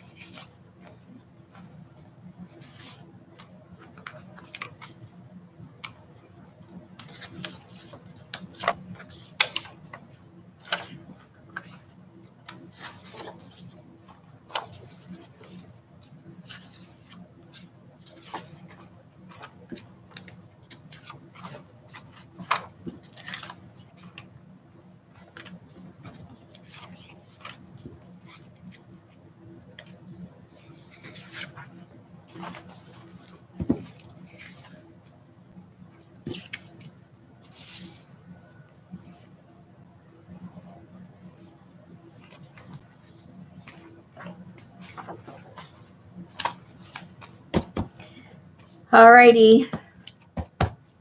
See if it's too chunky. I think it's going to be too chunky. I always make them too chunky. Holy moly.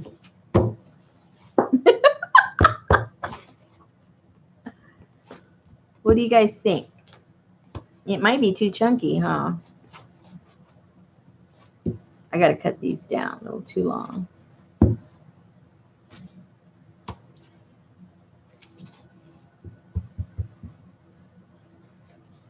It's not too chunky?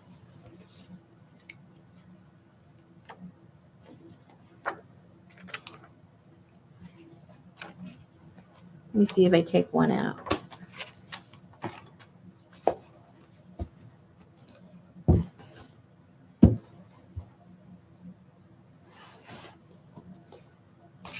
Okay, votes on keep it chunky. Okay, but I do have to trim. I cut these wallpapers a little. Oh, I didn't cut them. That was the length they were already. I need to trim them all down a tiny bit. They're sticking out a little too much.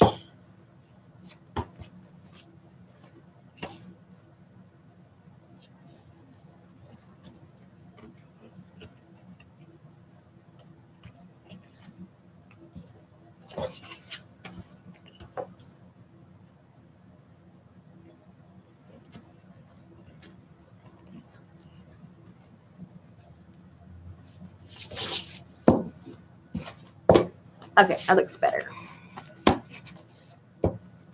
Way better.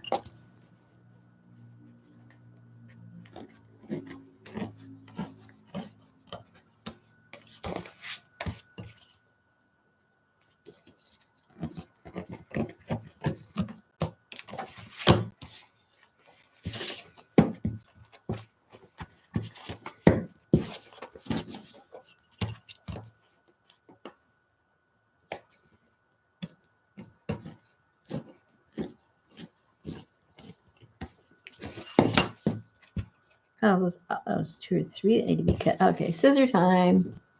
Scissor time. All right, makes it easier. See, I do use a scissor sometimes.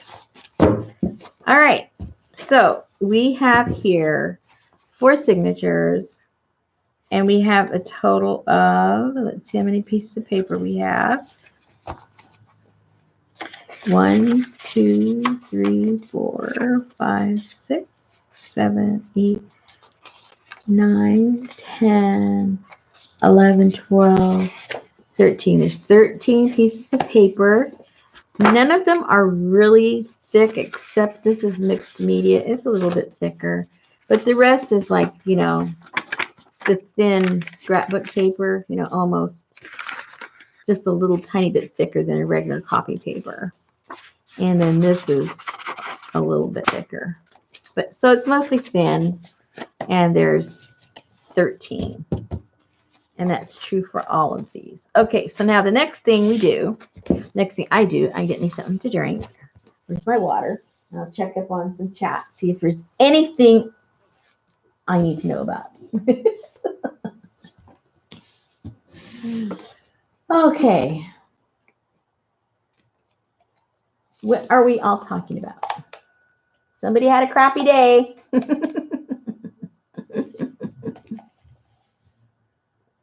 I'm sorry to hear that, Ashley. I think we all have them. And I think this is what gets us through. Just doing some brain dead fun art.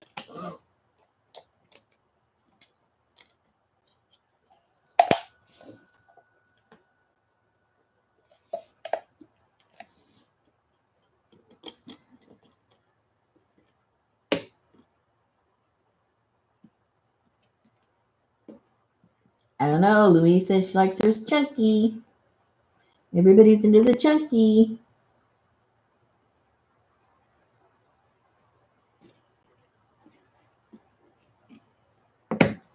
And so what I'm going to do, I mean, not to threaten anybody or anything. I don't know. Well, I don't know. I don't know if we'll be here long enough to finish this. Or we're going to have to finish it on the second one. You guys tell me, because I can just keep doing this, all night long. But I know some people got to go to bed. Some people got to get up. So you guys, I'll just take the cue from you guys. If you want me to finish this tonight, put the signatures in tonight and do some decorating on the outer, or if you want to do it next time. I'm with you guys. I mean, because basically putting in the signatures, if it's the first time you've ever done it, it's done, because then the rest is just embellishing it or, making it yours. Finish it up, keep going. Okay, I can do that. Let me drink my water. Let me have some water. I got very thirsty. I don't know why. Well, I do know why. We've had it very, very hot. Then we had rain. Then we had the sun. So there's things blooming. There's things, that's probably starting to mold because we've had so much rain and so much heat. And it's really gotten to my throat.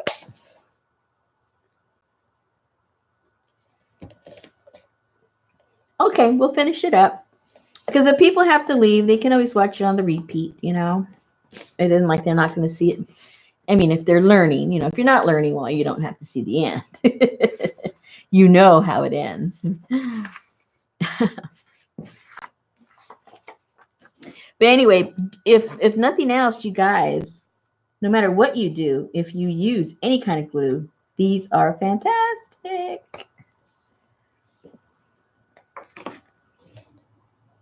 No matter what kind of art you do. Uh-oh, Louise is leaving. Maybe she didn't want it to be, she wanted it to be tiny.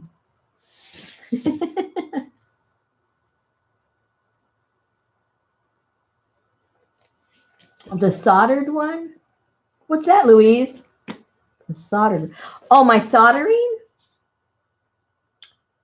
The soldered one.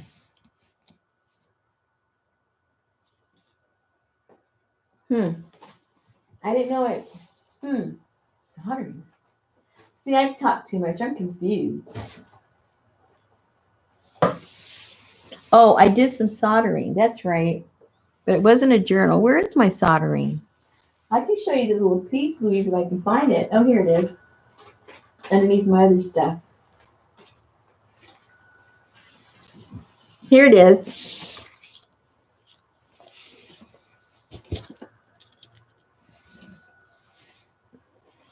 Oops. Is it focusing?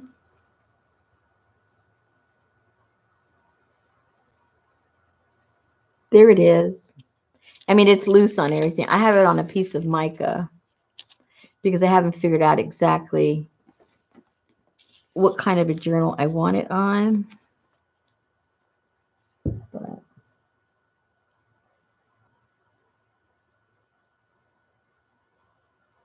bye, Louise. Enjoy your company. Anyway, you guys, this is a new thing I've been trying. I get kind of bored and I always want to learn something new.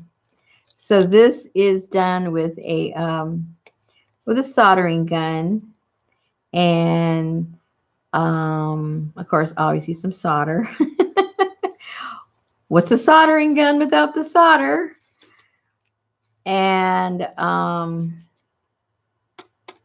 this right here is metal flashing. Like, again, this is all inexpensive stuff. I'm not using like real silver or anything. This is just aluminum flashing. And I already had a soldering gun, but it's a, if you're just like playing around with it, it's a minimal investment. I think you can get them for like $10, for a cheapy one. And it has several tips on it. And then the solder, because you want to get lead-free solder, that costs Ooh, it's been over a year since I bought it, and prices fluctuate so much. But I think it was something like $14 or something for a big thing of it. So for under $20, you too can start soldering.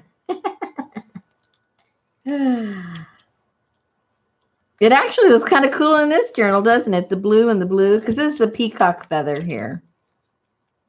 It's supposed to be anyway.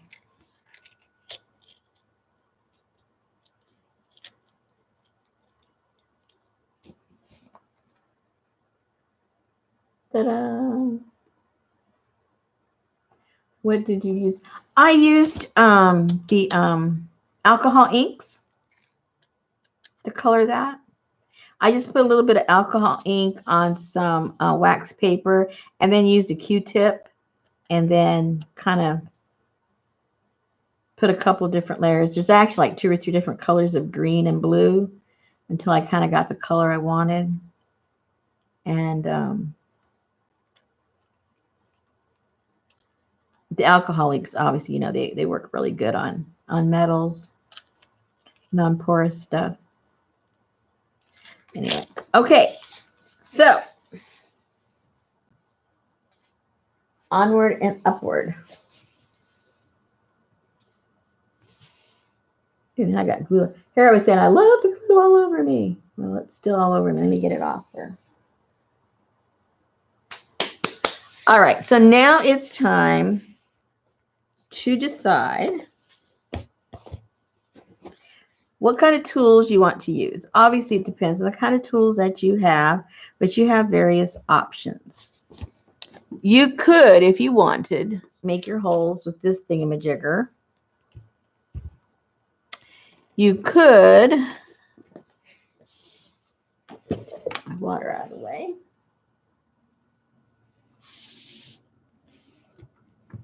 Oh, the other day, I don't know how it happened, but you know, accidents are accidents. Somehow I managed to pull something or grab something. This got off balance, fell off the table, and those of you that own one of these know how heavy this is, and landed on my foot. Oh my goodness, the pain of it all. Okay, so if you don't have one of those, then you might have some kind of a pokey tool of some kind. There are various kinds that you may or may not have that if you want to do this, you might want to consider getting. There's this, whoops, there's this thingamajigger that makes holes too, but I ended up making a hole practically on my tabletop, so I have to make sure I have something pretty thick underneath that. Or if you have a pretty thick needle, the needle can make the hole really pretty easily through your signature, but it's another story if you've got a you know, a spine that's pretty thick. This happens to not be pretty thick, but if you did, if we had used cardboard, for instance, that was thick, well, then we'd have kind of an issue. So you know, whatever you have, I'm sure you can adapt it to make some holes in your signatures. So I think I'll just use this for tonight, or should I use this? I think I'll use this to make the holes in here maybe, and use this to make the holes on the actual signatures. How about that? Okay, so now what you need to decide is where you want to position your holes. And then what I do is I make a little template out of, usually I have some file folders. And if I don't have file folders, I find something. See, because I never hardly make them the same, you know, I can use these over and over again and just draw different lines because my books are rarely the same size. So I can't use the same template. All right, and then I just use a different color of pen so I can know which one I'm using it for. So, And it's important because, you know, we're not going to do it perfectly, to make sure you write on your template which is the top, and then always use that on the top of your signature. Because if you're off a little, then they're all going to be a little wonky. I mean, it's not a big deal, but if you're going through all the trouble, you might as well kind of sort of keep them as straight as possible. Again, it's not going to be perfect. We don't want it to be perfect. So I cut the template to be the length of the book, just to keep it simple.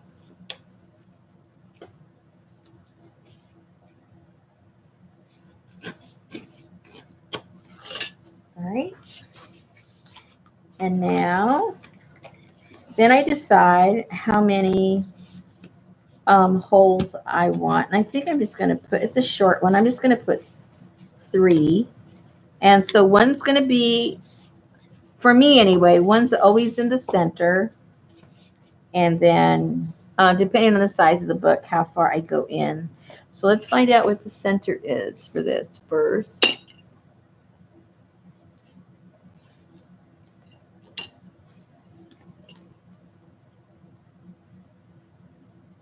Oh, great. What's the center of 6 3/4? I hate that. Quick, somebody help me. Oh yeah, fold it in half. See, there's always a smart one in the room. It's just never me.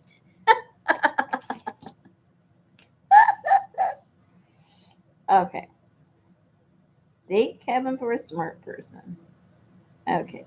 So the new lines, I'm just going to make them bigger than the old lines. And if you don't want to confuse yourself, just get a whole new clean piece of paper, but I love confusing myself. So I think we'll go in, let's go in 3/4 of an inch from either end.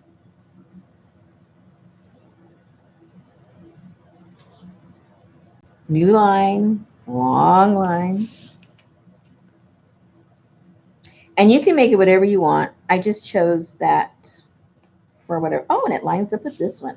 How cool is that? All right.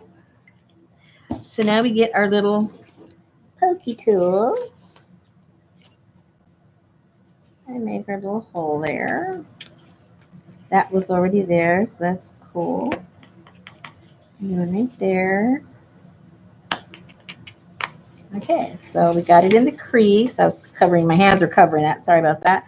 Put it in the crease and then just put your little pokey tool in there. And we got that going. Very good. Now we have 4 signatures, which means I can't go in the center, but I'll go in the center just to mark it. I need a pencil. And this part is really up to your discretion where you're going to put them. As far as this way, some people like there to be a larger gap here when it closes. Some people like to put them right up close.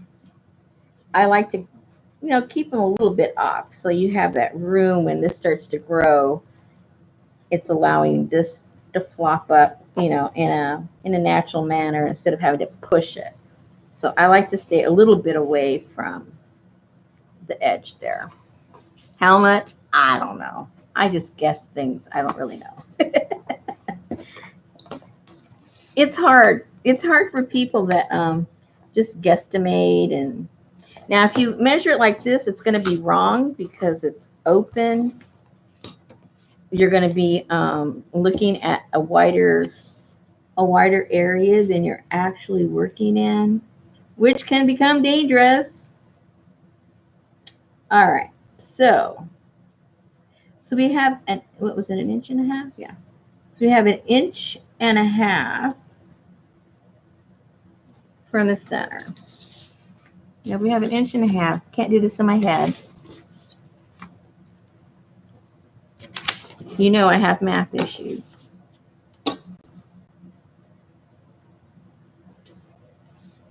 Let's do it from the edge. We have 1.5 inches. So we have 1.5 inches to deal with.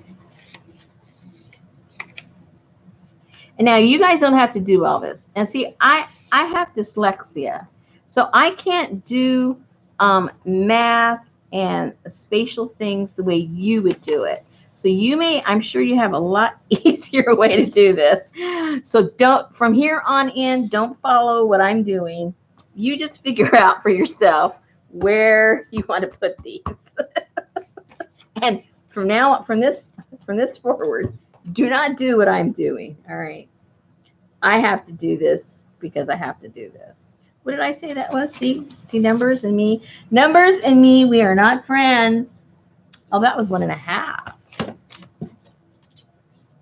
See, I'm already making a mistake. Remember, don't do anything I'm doing right now. It will mess you up. But see, I have to have visual aids for myself.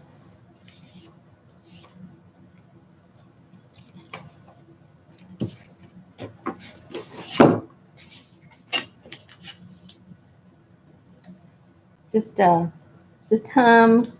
Go take a potty break. Whatever you guys need to do.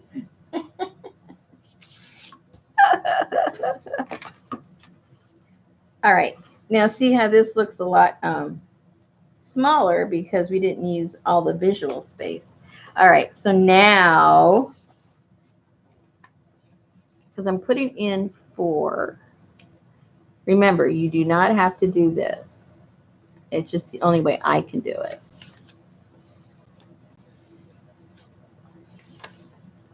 Okay, so this is the center, and you know we're not going to put it in the center because we have equal numbers. If we had odd numbers, 1 would be right in the center. If we had 5, let's say, or if we had 3. But unfortunately, I did it wrong for my head. So now I have to like kind of sort of visually figure out where these are going. So if I want one not to get too close over there, that means it has to be like almost like right there. So this one goes like right there, which means now I have to put one about right there and about right there. Does that make sense to you guys? Here's, you don't want to get too close to over here because it's going to turn into a chunky monkey. So that's kind of good right there. It'll have room to grow and get all chunky. So let's see what that measurement kind of halfway kind of sort of comes to.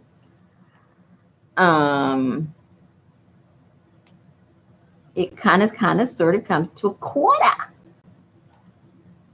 Okay, so let's start fresh and put that 1/4.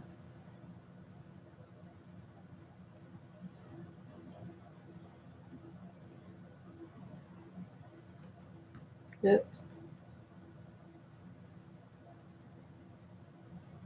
I'm trying to put this line and that line in the center so I can't explain, but it makes sense to me. So there's 1/4, 1/4, 1/4,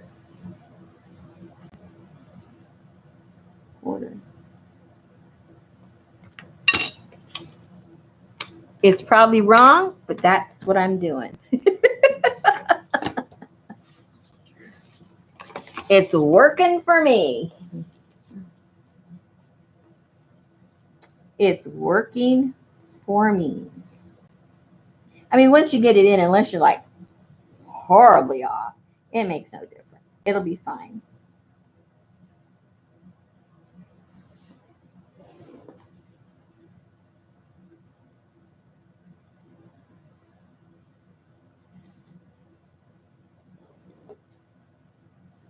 Oops, good. That's okay. That's okay. It's a junk journal. But that is pretty wonky. Hold on. All right. So now where'd that thing go?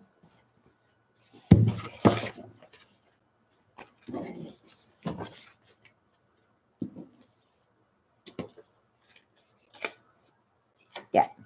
All right. So that makes sense for me. I have to do that just so visually I don't kind of like totally freak out. All right. So now I just need to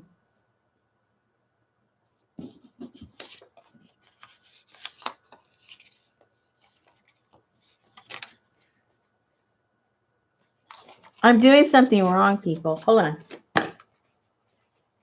At least for my head. It may be fine for you guys, but in my head, I'm doing something wrong already.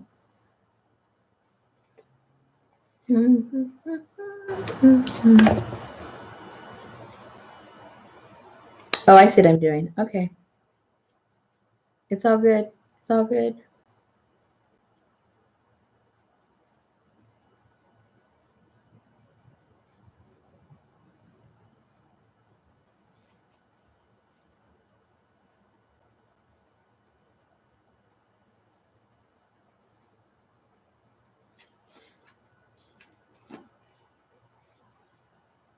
Okay.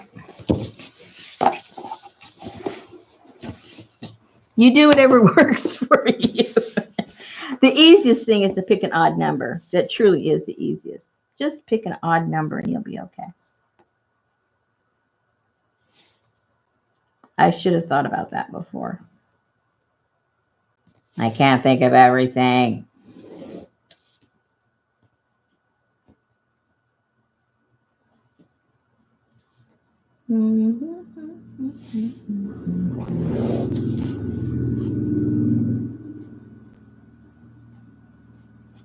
Where'd that go?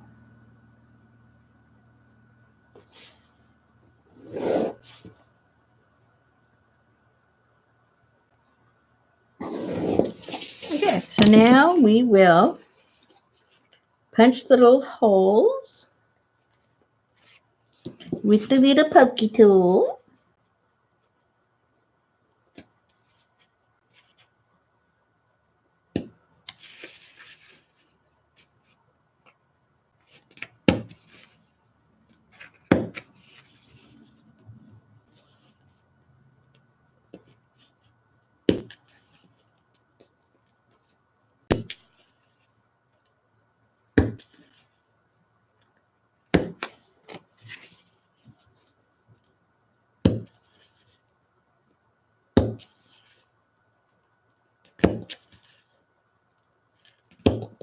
All right.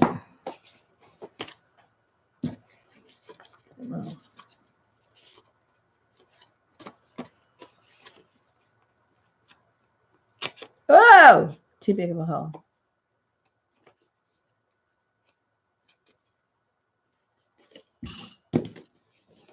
And then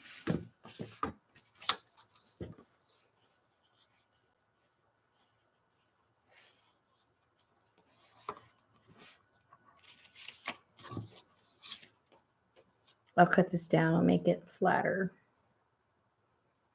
See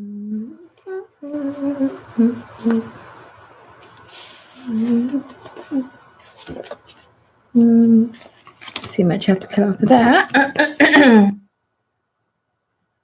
There.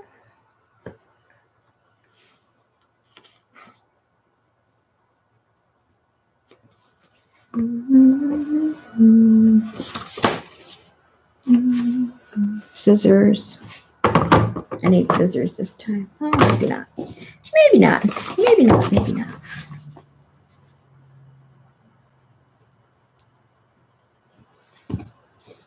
See, if your brain works normally, you'd have this done already.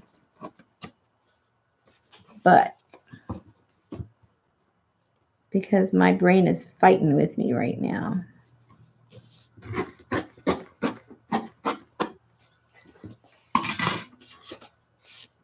All right, so now let's mark these little guys. Top, which was top? This was top. P-O-P. T-O-P. T-O-P. O-P. What?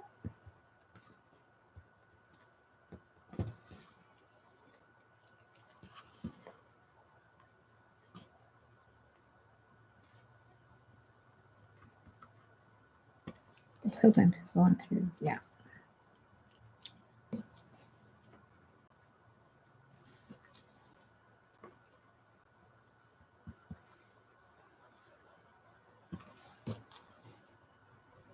Why isn't that going through?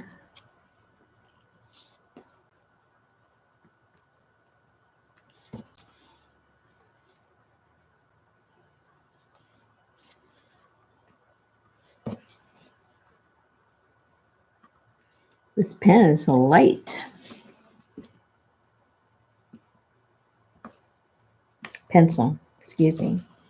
That's probably the problem, pencil. Alrighty. So we got those marks. Where's the marker? Where's that one? It's very faint. Okay. So we got that. Now that I've completely lost you guys, I need to get some little clips. Get some little clips to put these together when we do the little holes.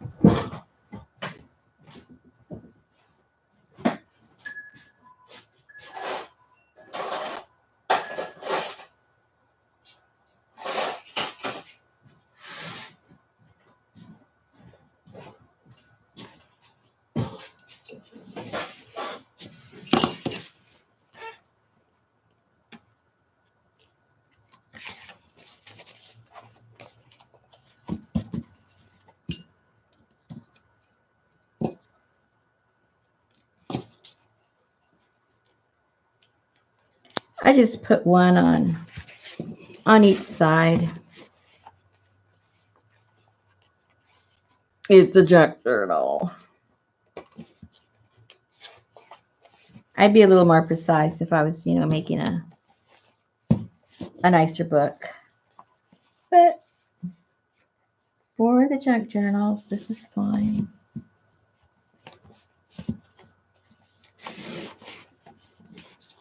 Okay, you can do one of two things. You can mark it and then come in with your pokey tool, or you can just go right through this with your pokey tool. So I'm just going to go right through with the pokey tool because my marker doesn't seem to be marking the way I would like it to. So you find a little hole.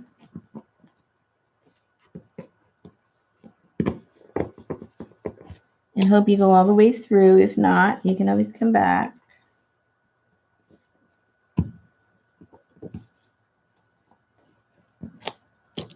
Because you know where the hole is.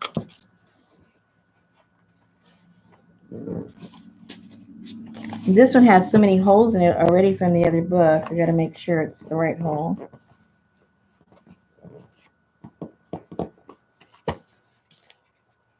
There.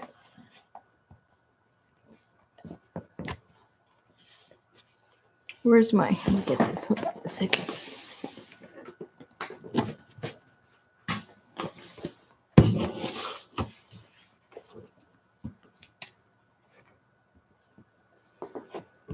Last time I put a hole in my desk.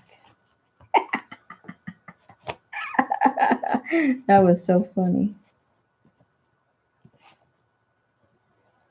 I mean, literally. I forget what tool I was using. Okay, so we got that.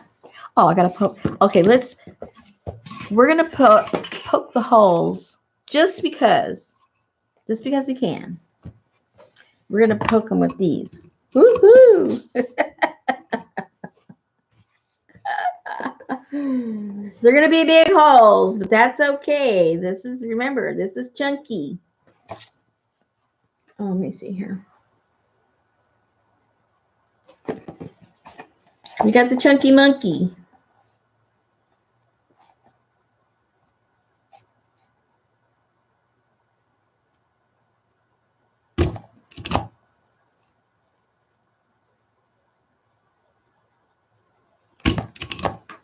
And then we'll use some thick twine or something. We'll figure it out.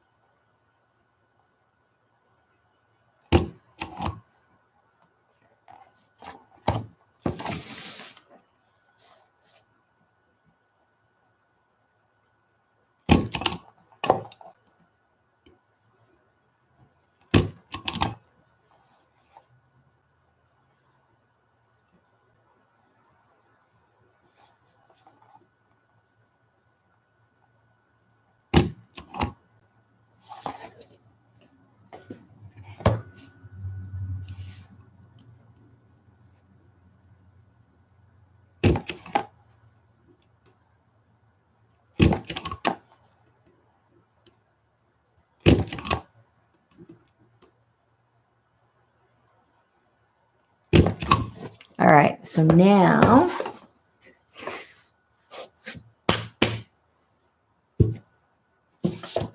there you go. Now we need our needle.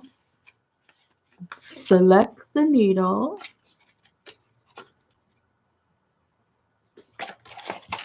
And select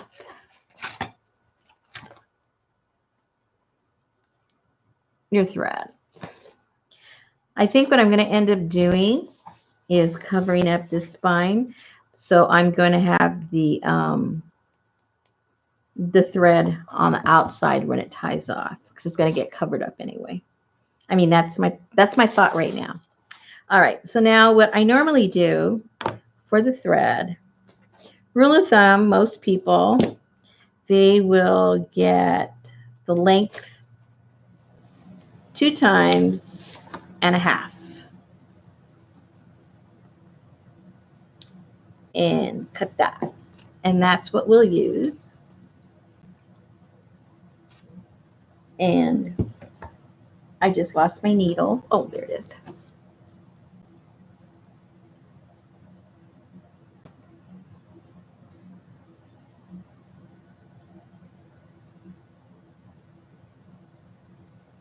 See, it's kind of ironic.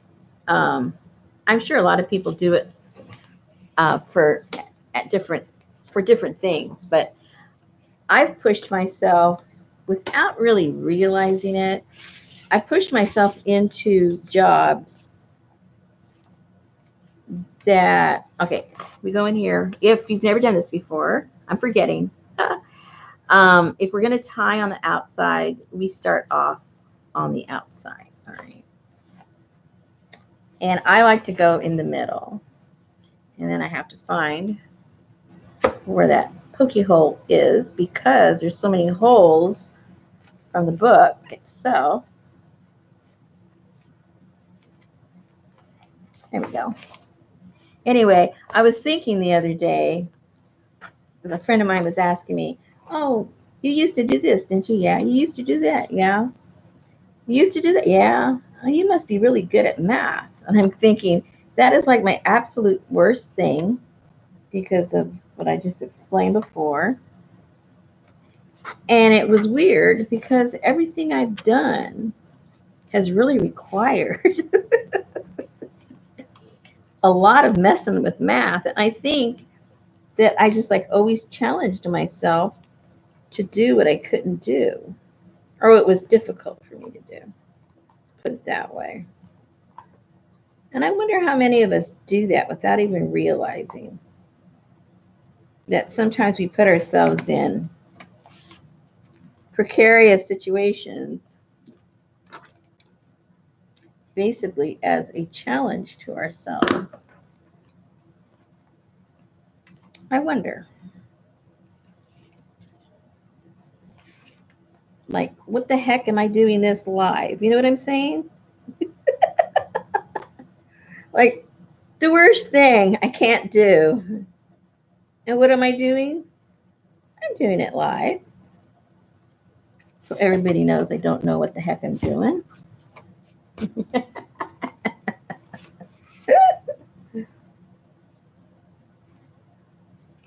Okay. So we got that in there. That's nice and snug.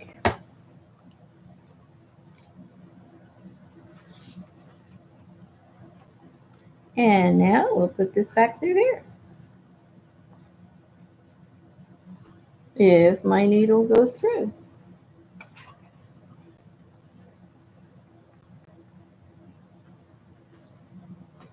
I think I need to get this closer to me so I can see. Hold on. I can't see way over there. My glasses are for reading, and I'm putting the book out past where I can see for reading. For small things like this. Okay, we got it through.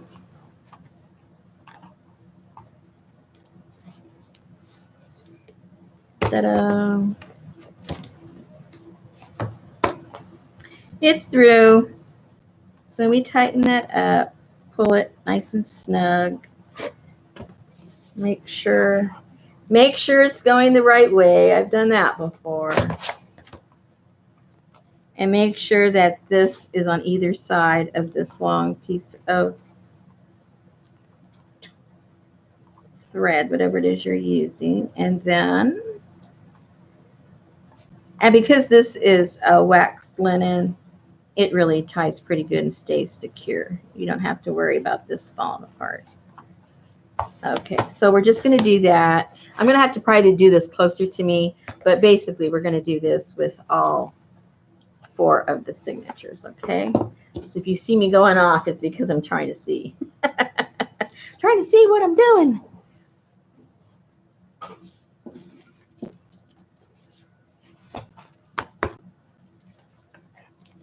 And now we'll just do the same thing, only different.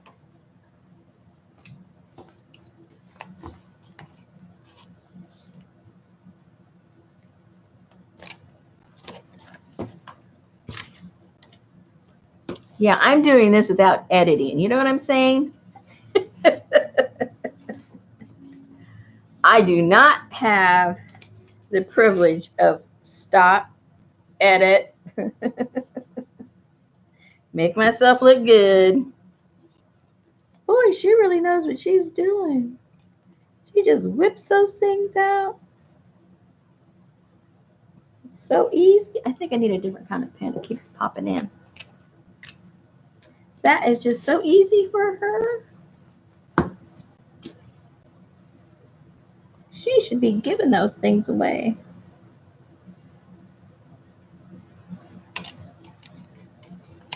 Yay, that's better. Way better than that stupid pencil. Okay. Now we're working.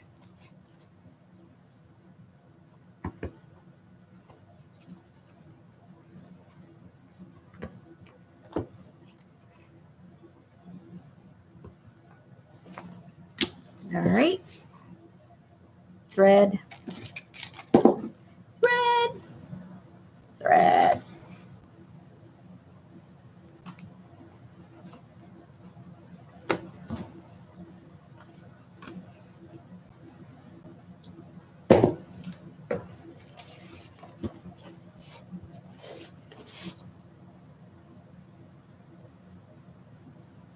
Hey, Vicki.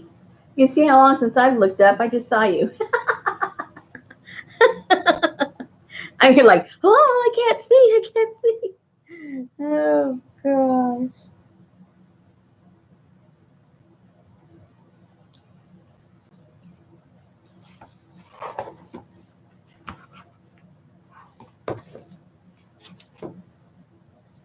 Vicki's really been working getting her her camera system set up. It's looking pretty cool. She's going to make all of us look like amateurs, pretty sure. Well, she already is making us look like amateurs. Because we are. All right, where's that hole? Excuse me while I take this where I can see. Did I get the hole all the way through? No, I didn't.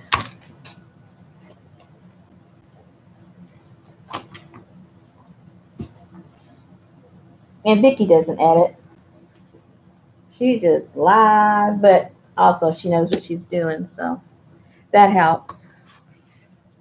It helps when you're a professional.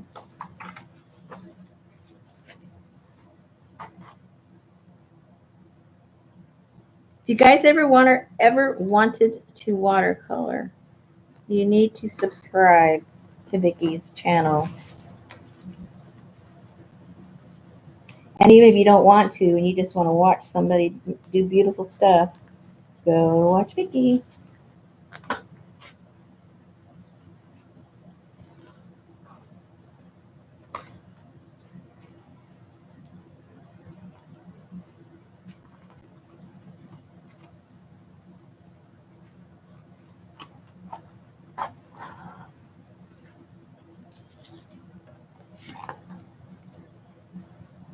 She comes over to my place to slim it because we don't do anything professional at my place.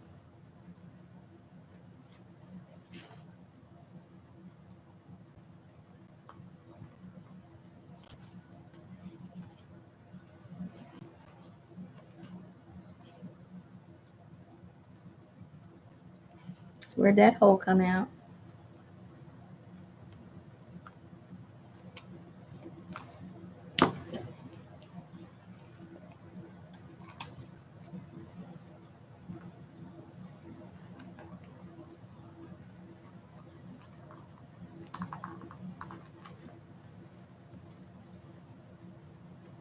Oh, and Mary's here. If anybody wants to learn how to do sketching, Mary's the sketch queen.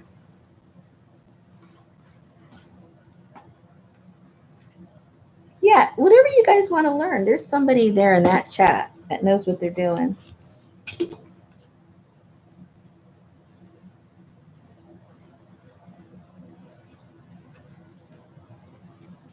Mary's building a town, too.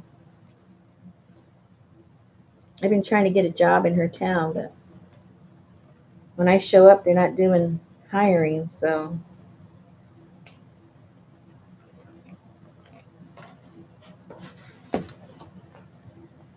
I got to find out what day they're hiring. Mary, what day do you guys hire in your city?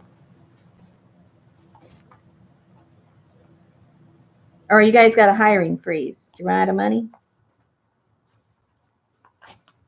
Yeah, there's that one.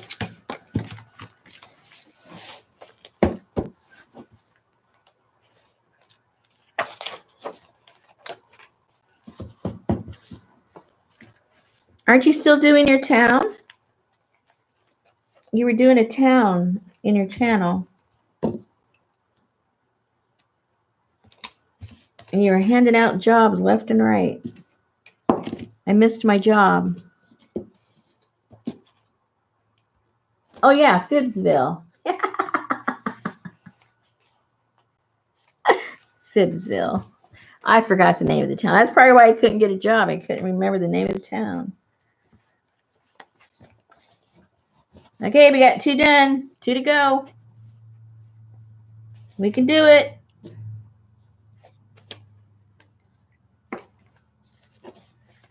We can do it. Before the night's over.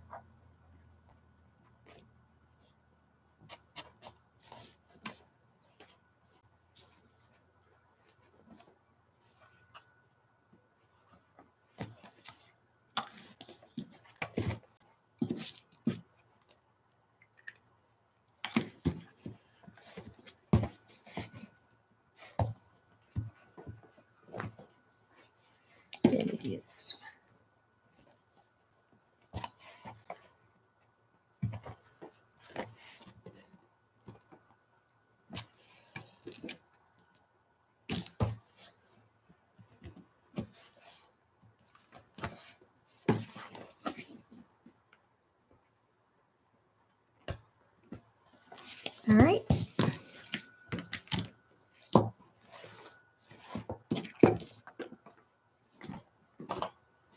I managed to lose my needle again.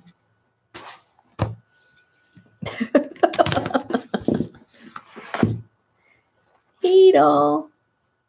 Needle, needle, needle.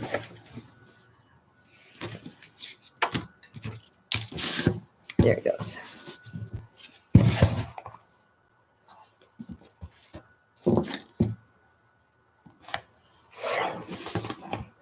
Hey, Sarah, I didn't see you there either. When are you coming over?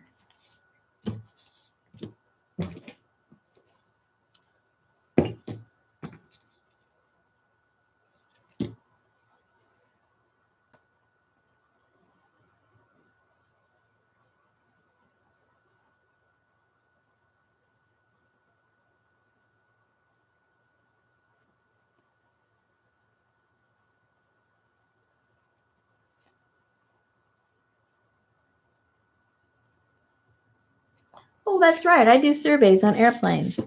Is that going to be my job for the city?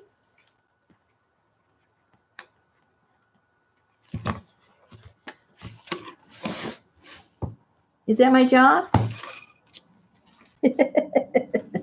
I gave up that job, remember?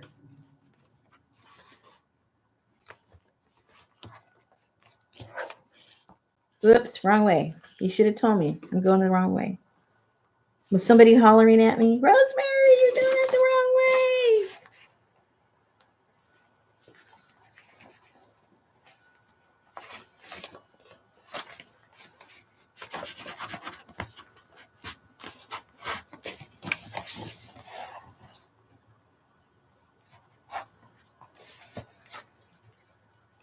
Okay, third one. You got one more to go. Then you guys have to tell me how you want me to finish it off. It'll be you guys' choice. How you want me to finish it off.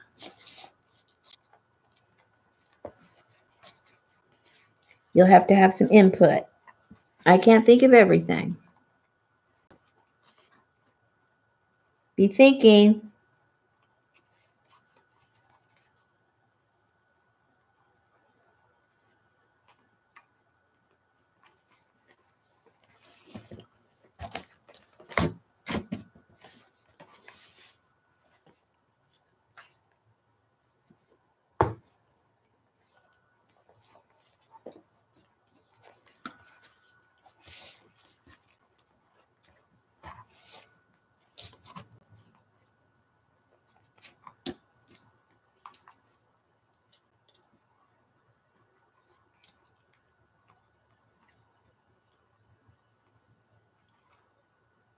Oops, wrong way. Make sure it's going up the right. Yep. I hate when I put them in backwards. Ugh, so frustrating. All right, one more.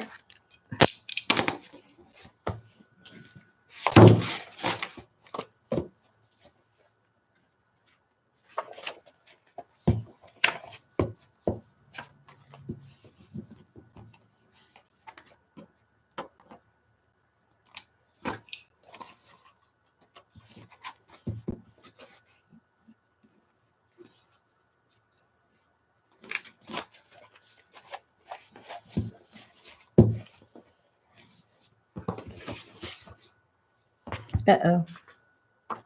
There it is. Top, top, top, top. I'm getting thirsty again. I have a sweet roll waiting for me too. When I get these done, I think I need some sugar. I need some sugar. You guys are sweating and I need a sugar rush.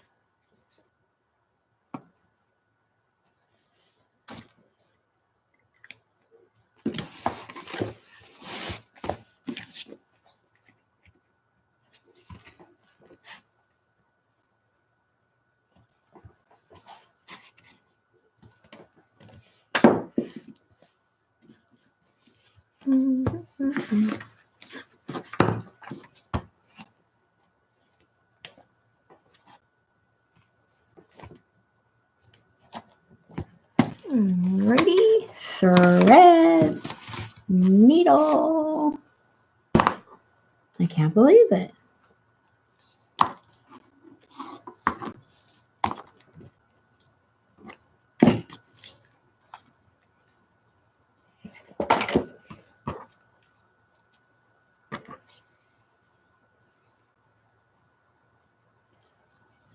And it's not midnight. I'm so excited. I didn't go through.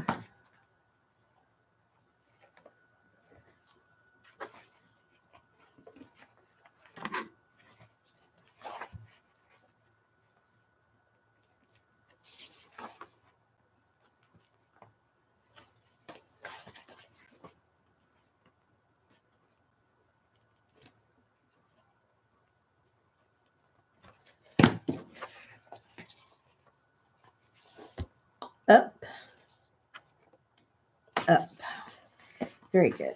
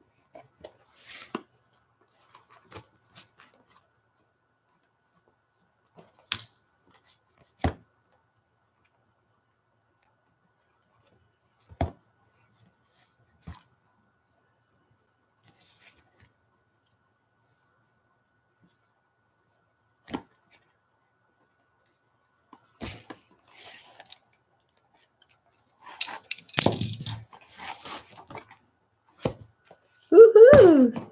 There's your junk journal. Whoops, wrong way. Boy, that's a little chunky monkey.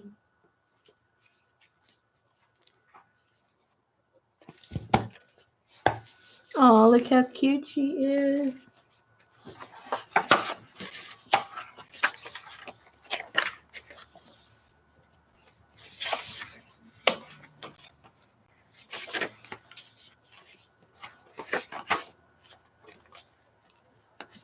Let's see how many mistakes. Let's see how many are going in the wrong direction. Everything's good so far. That doesn't mean anything.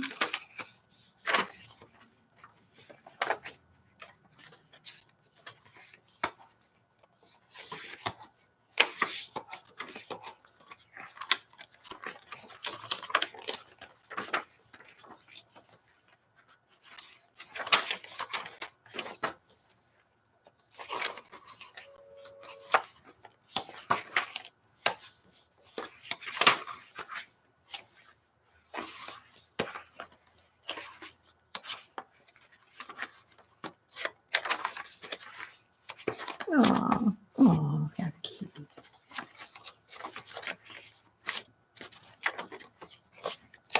Everything's going the right way so far. I cannot believe it. Even that one. That was so pale, I didn't even notice it had writing on it.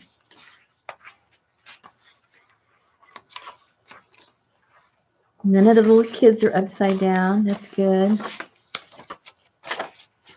This little guy came out kind of cute.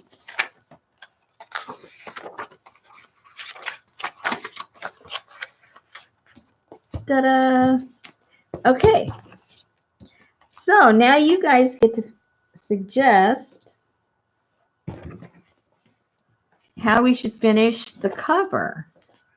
Because, you know, we just can't leave the cover looking like that. My goodness. So you guys get to clamor while I go find something to munch on. I haven't had supper, actually. I wasn't hungry. I made my husband supper, but I didn't eat because I wasn't hungry. Woo-hoo, okay. So how are we going to finish this? Let me put these things away before I lose, because I know I lose things. I lose them. I lose them.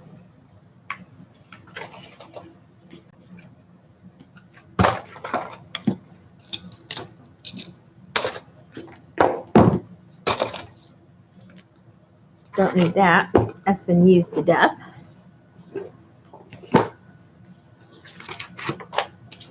Let's make some room so we can think.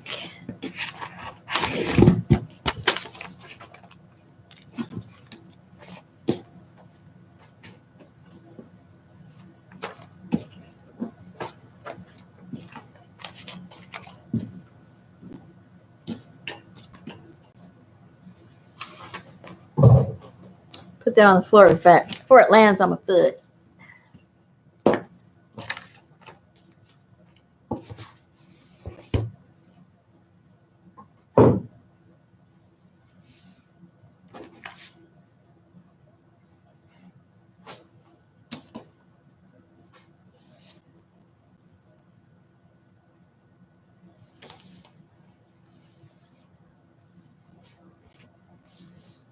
Okay. Okay, so what do you guys say? Beeswax. What are we talking about, beeswax?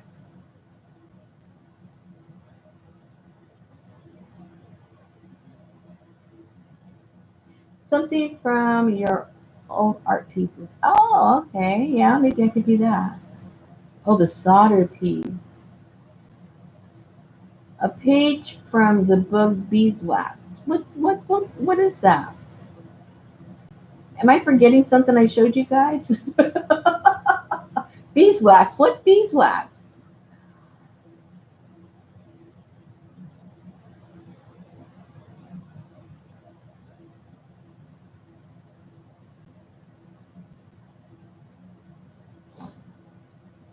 Okay, you're losing me, you guys. What beeswax?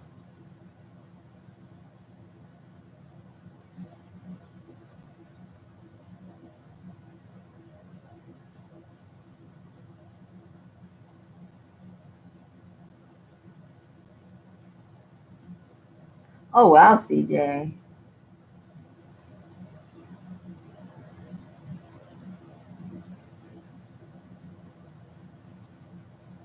Oh,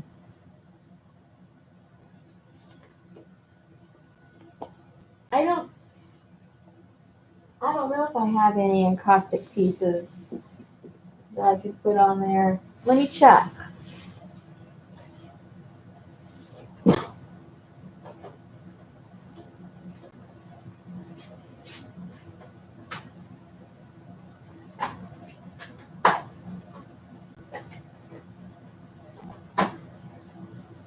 Well, I actually do have a couple. And when I did my class, I have a couple of samples. They might be too big though. I have this one.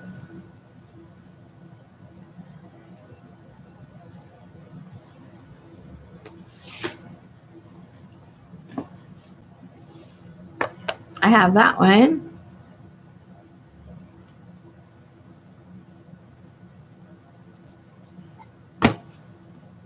And I have a black and white one.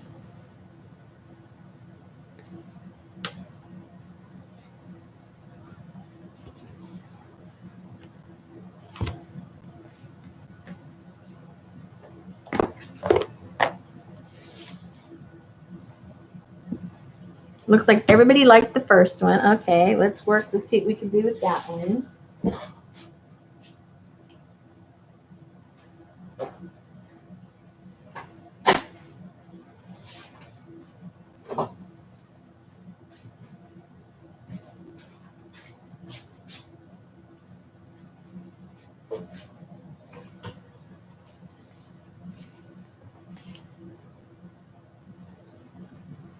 Can you solder around this? You probably have to ask Vicky that. She knows more about the properties as far as the temperature. I don't know how hot the solder gun is compared to the level of heat that the encaustic can handle.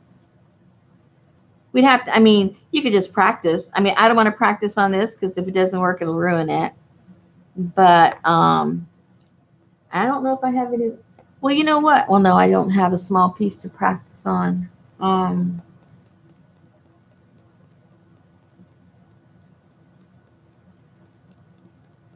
Yeah, I don't know. Because those solder guns are pretty hot. Probably what would happen, the part that's touching would probably start to just kind of melt a tiny bit. But solder stays, I know. You'd have to do it, be right next to water, and as soon as you've got the solder the way you want it, dip it in because that heat will start to radiate and melt the encaustic. So I think if you just did it and then dunk it, it would stop, cool it down really fast, and it might work. It might work. It might work.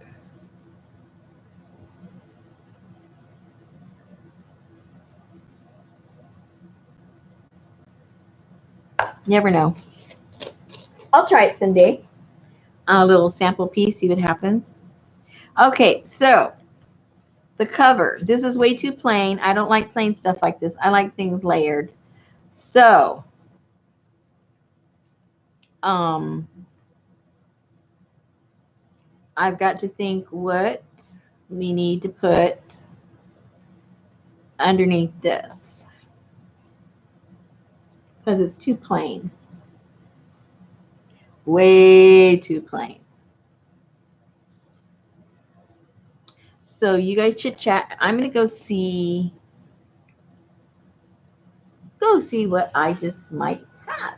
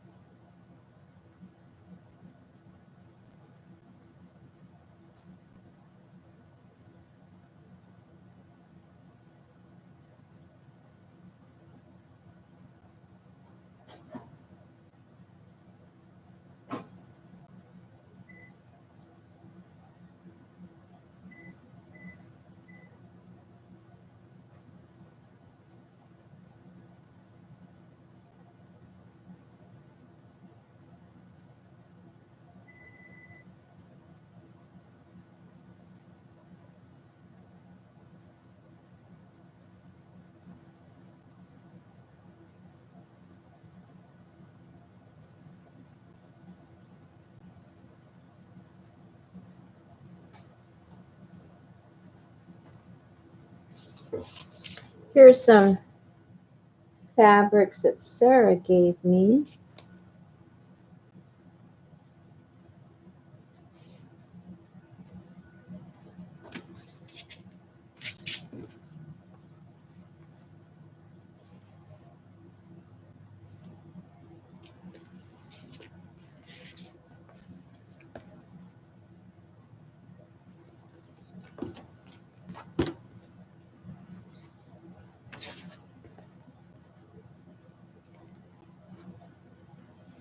I'll go get some laces. Oh, and we got these little things. We could go way off the grid.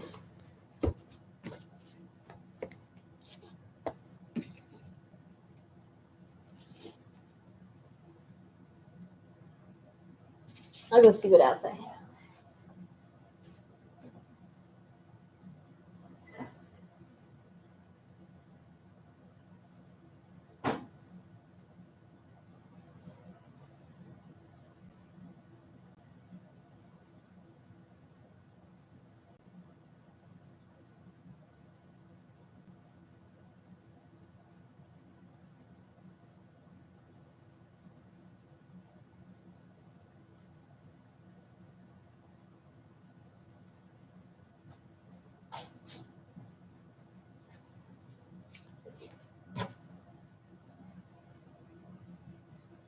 I got this on clearance. Isn't this cute? So you can build it up on different layers and it looks pretty cool. Excuse me while I chew.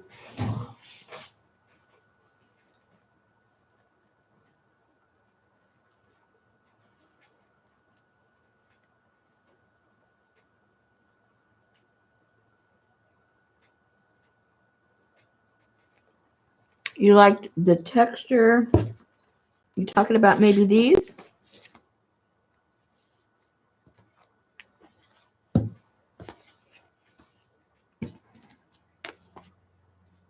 Is that what you're talking about? Oh.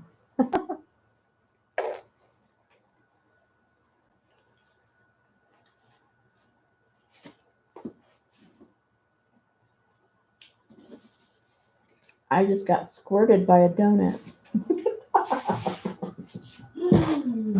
I didn't know it had something inside of it.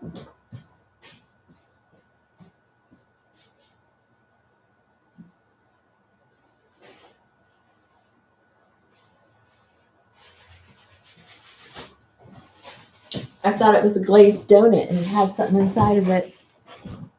Okay. Burlap and cheesecloth or some message drywall. Yeah, that gets my vote. I like messy stuff myself.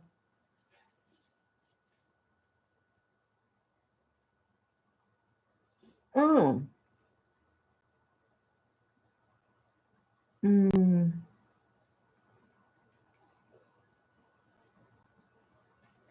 I have something. Hold on.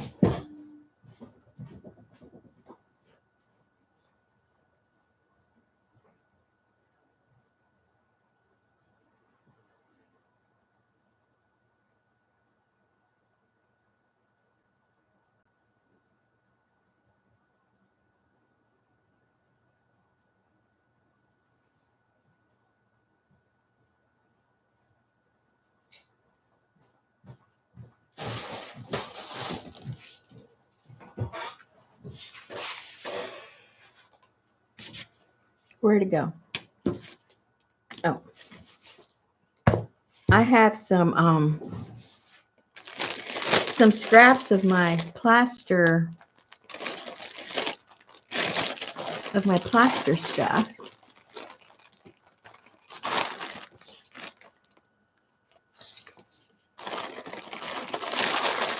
My plaster fabric.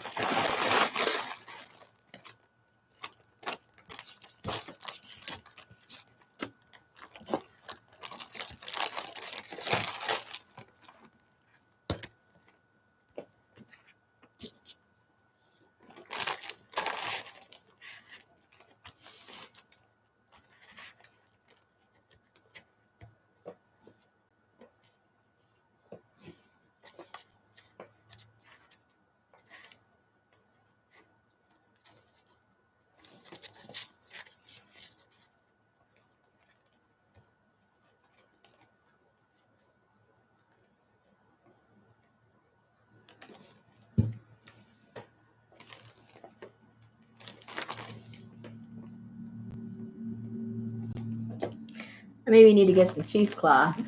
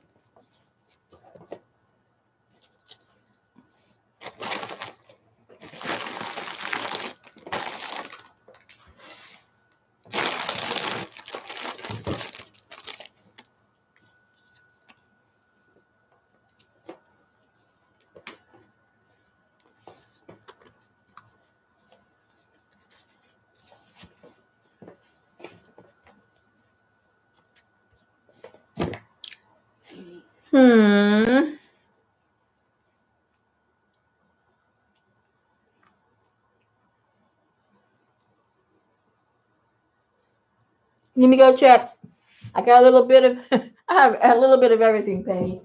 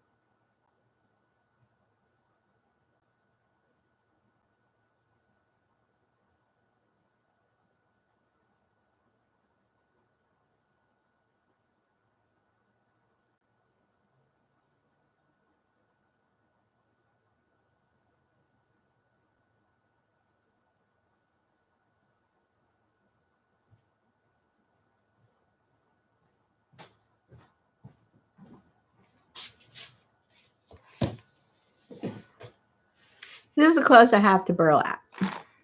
I mean, it is burlap, but I don't have it like in yardage.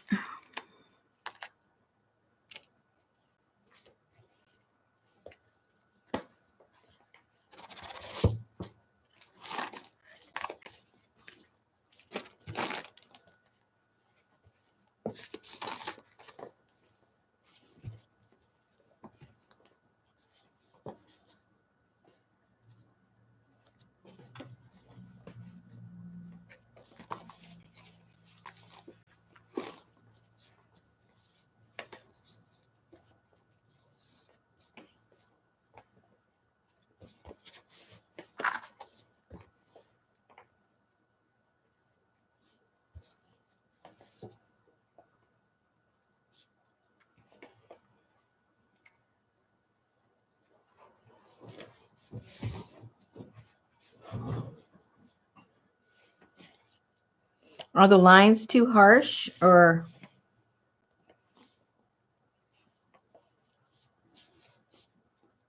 what do you guys think? I got one other thing. It might look kind of cool.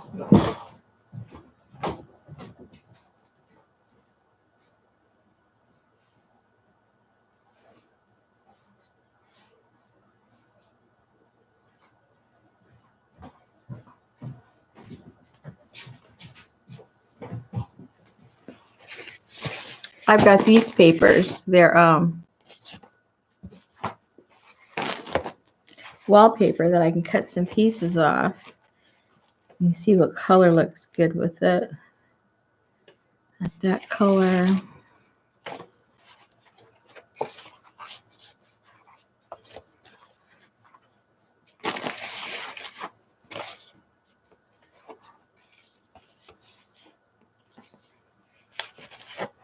I got one that has blue. That might look pretty. It might be too matchy-matchy.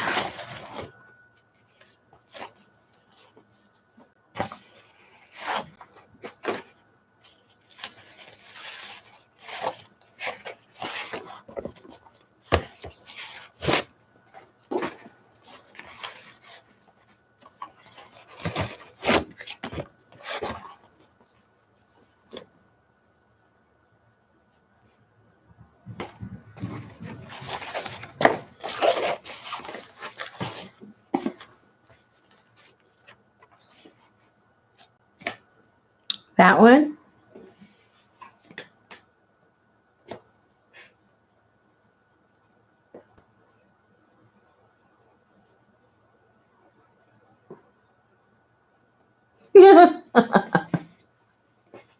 See? That's what happens when you give people options. Everybody likes something different. For shame, for shame. Okay. Let's see. Because to tell you the truth, not okay. When I make journals, the second that I see it, I know that's it. And I haven't seen it yet. If you know, I think you know what I'm talking about. I have not seen it yet. And you know what I think the problem is? It's this color. Seriously. I think for my eye, we're starting off with the wrong color. Even though it's blue and blue and blue and blue, it's the wrong color blue. That's number one. Just so you know how my head works. When I'm visualizing stuff. I'm saying, yeah, it's blue, and we got a lot of blue in here, and it's all nature stuff. But to me, it's the wrong color of blue. So what do you do about that? Okay.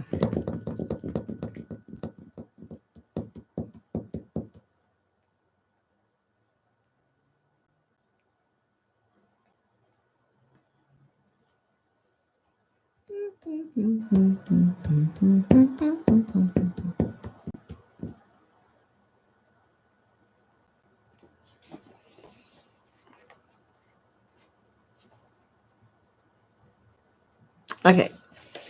You're going to have to look at nothing for a second.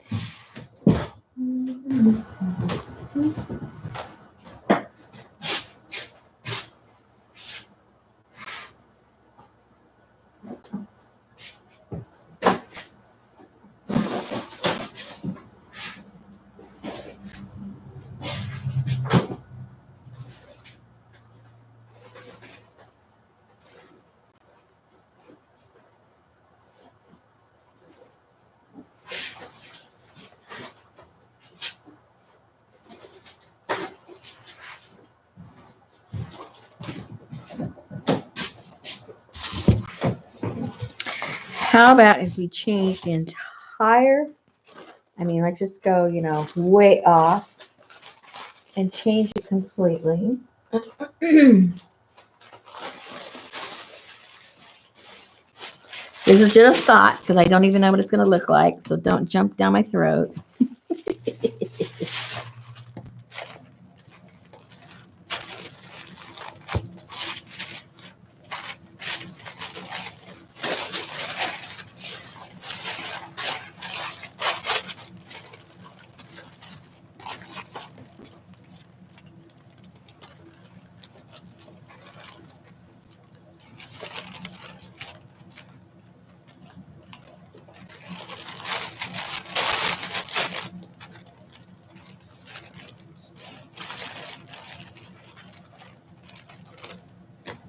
See, now I'm liking it already better. It's not the end product. It's this blue that's driving me crazy. Blue, green, whatever the heck that is. That's what's driving me crazy.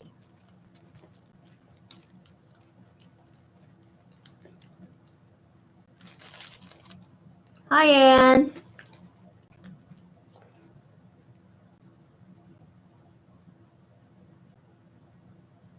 this back.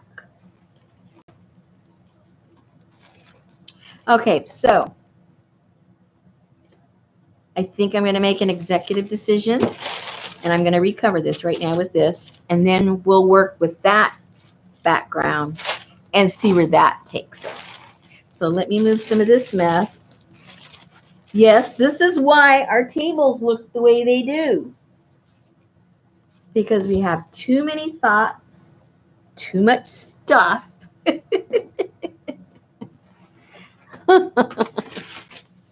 So let me get some of this stuff away so I can see what I'm actually trying to do. Whoops.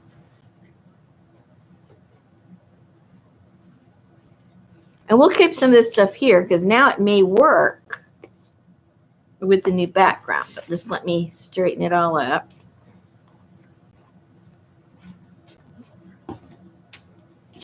Because we had the right idea. We had all the external idea. It's just that original color is just messing us up.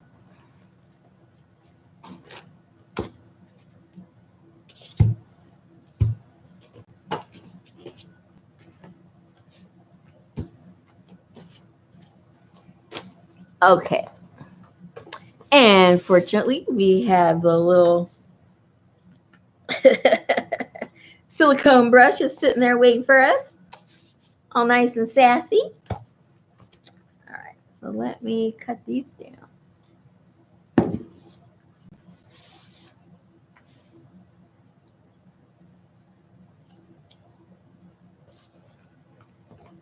So if anyone's still around that has never done junk journaling before,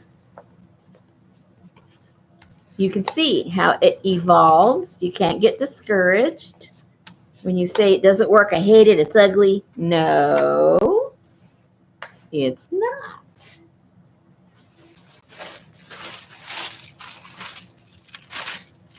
And I'm not going to put it all in one piece because I like it kind of, you know what I mean,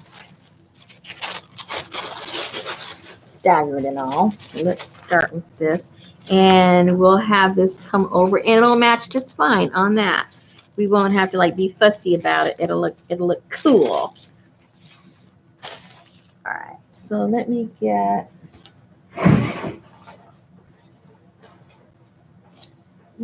a piece of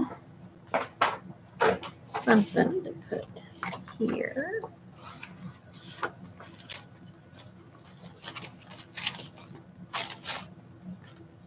I'm getting excited.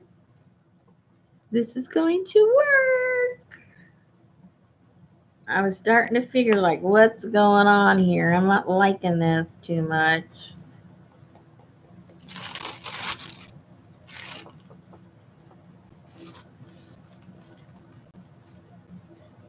And just like I said, when I see it, I know it. Now see, I saw it and I go, yep, that's it. Notice I didn't even ask your permission. I just,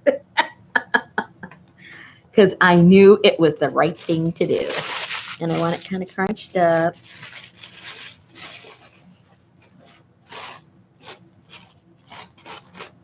Yep, I didn't even ask you. I'm going to have it hang over a little bit because I'm going to turn it under.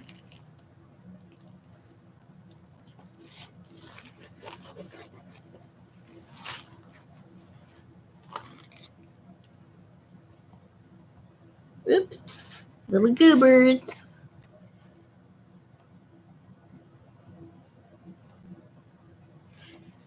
That was the dry glue that was actually on there. See how easy it is to clean up? I forgot to clean it before I started laying it down.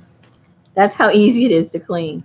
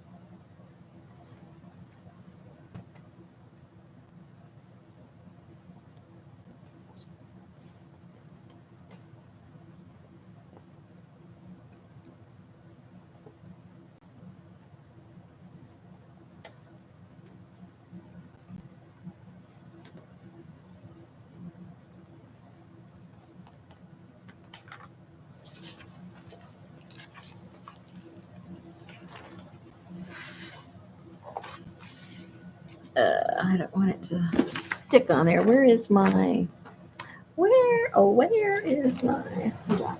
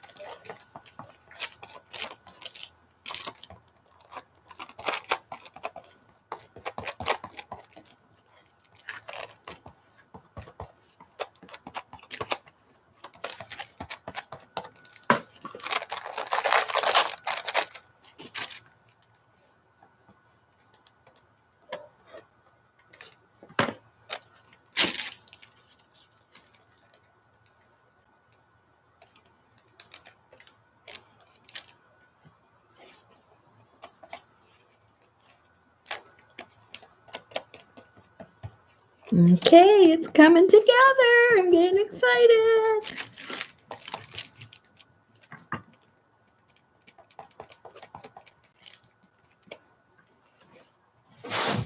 Oops, stepping on the paper. Not good.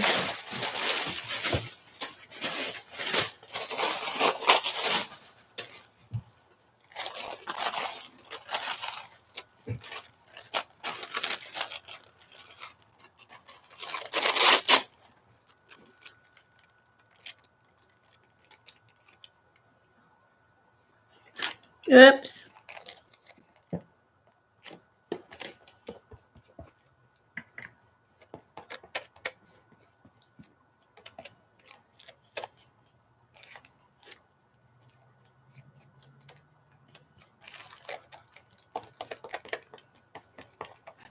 Alrighty.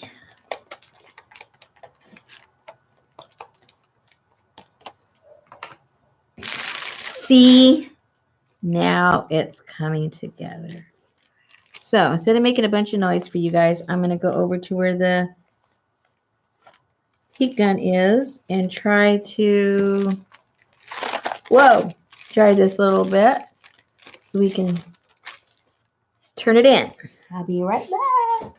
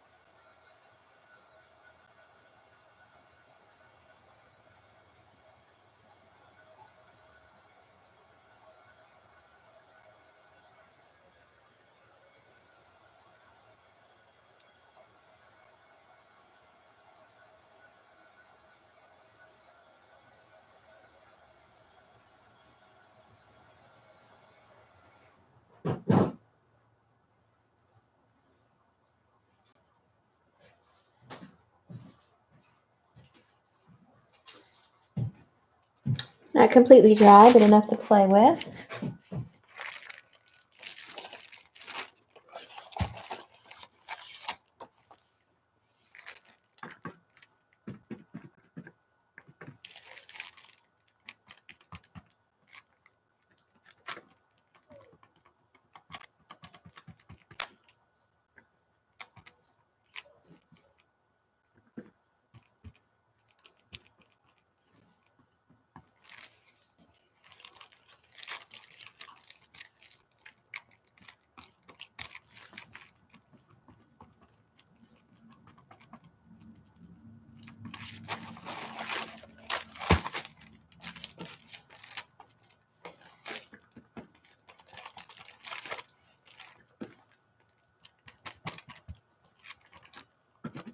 Now just like an old book.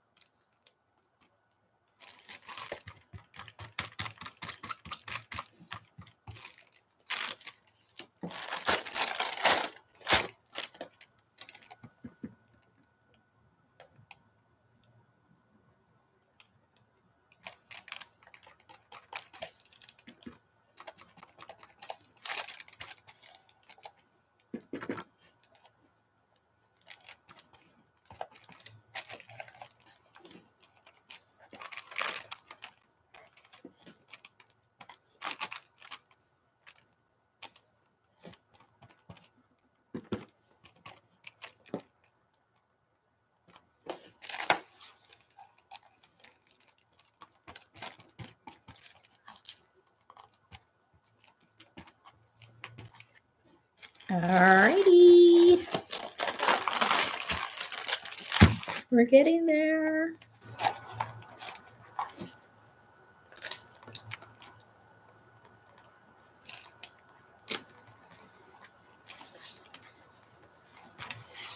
Let me go try and dry that a little bit so we can flip it over.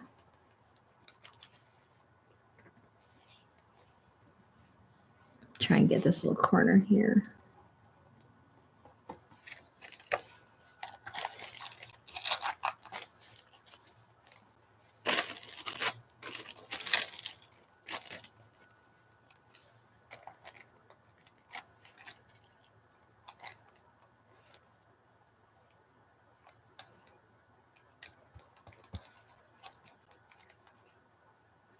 Rips upside down.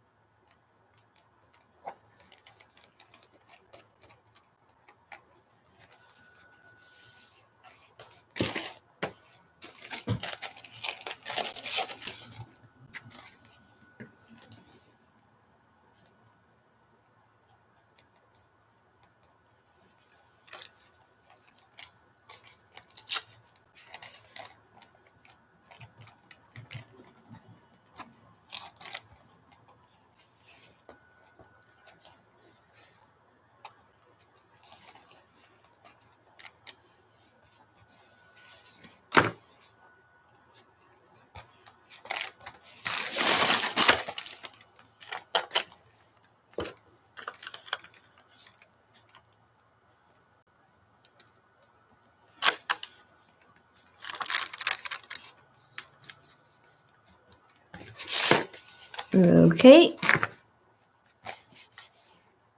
I'm going to dry that a tiny bit, and then we'll do the inside of the back cover.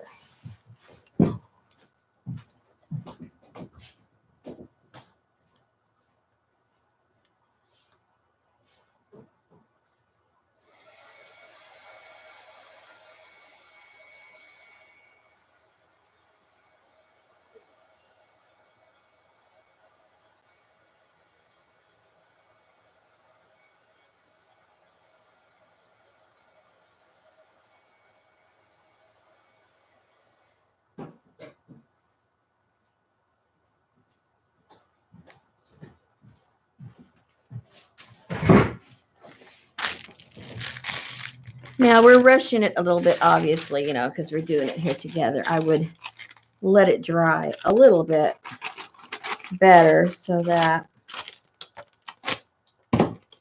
these pages here wouldn't get stuck to the cover. But let's move on and see if it works out.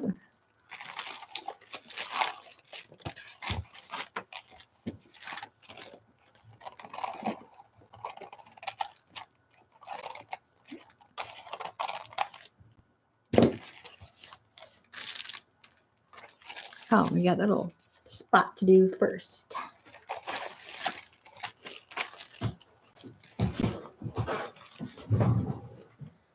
Oh, thank you guys for sticking it out with me. This is taking, a while.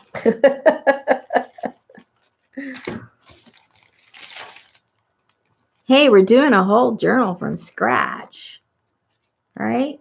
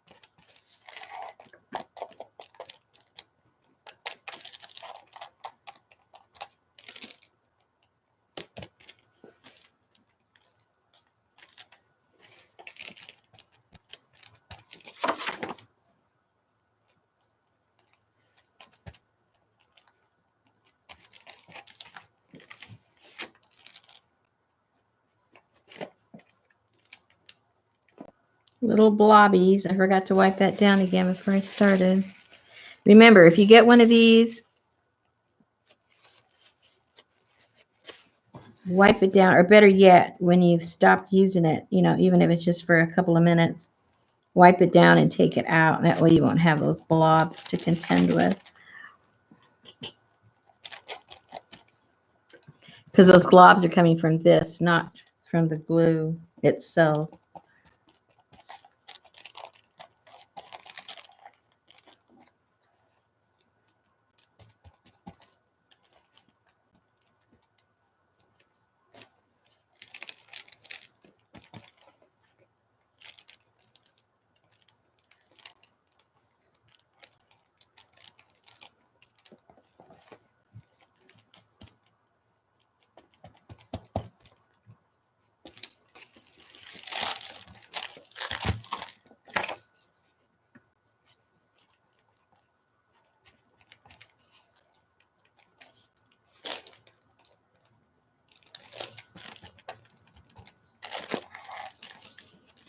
Okay, now here I need to cut a little bit so I can fold over.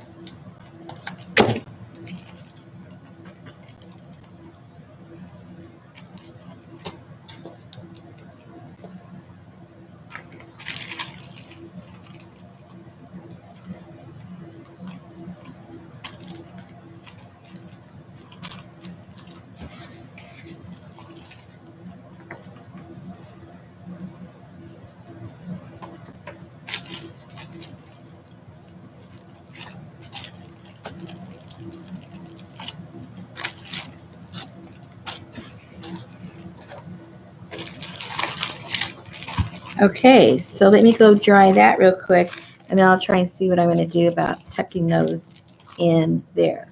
Watch. Clean the brush, Rosemary.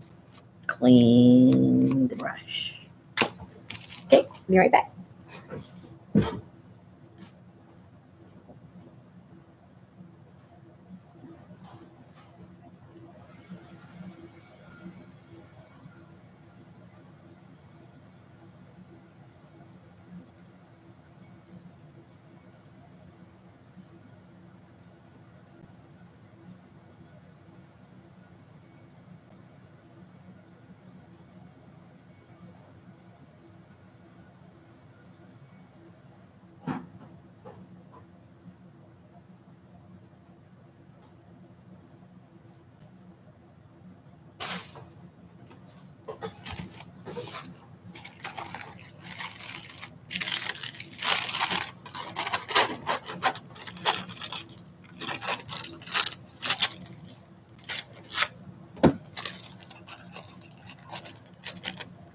That's not very sturdy, Rosemary.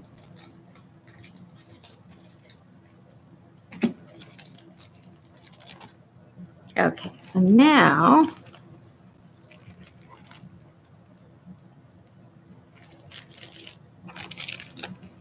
I might have to get this closer to me, but I'm just going to put, so I can actually see it, I'm just going to put a tiny little bit of the glue in there and then just tuck those in there. But it's got to be closer to me.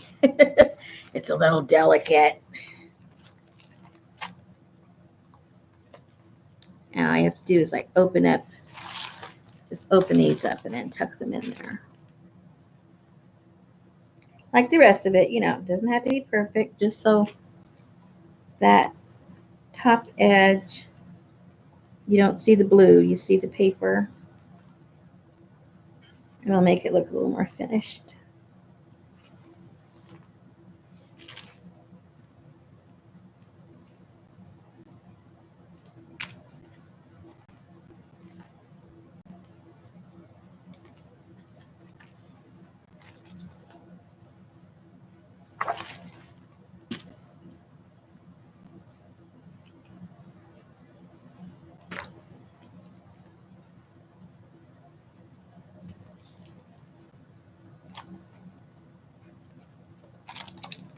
Okay. So that's how that looks. They're just tucked in there now. Glued down. Do the same thing with this end. Whoops, timber, things are falling.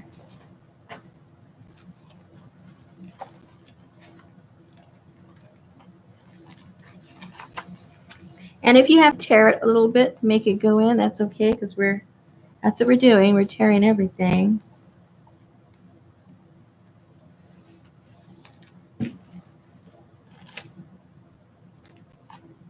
And there is a little gap of the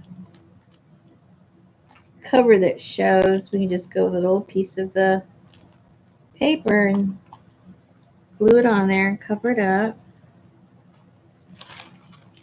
That's not a problem.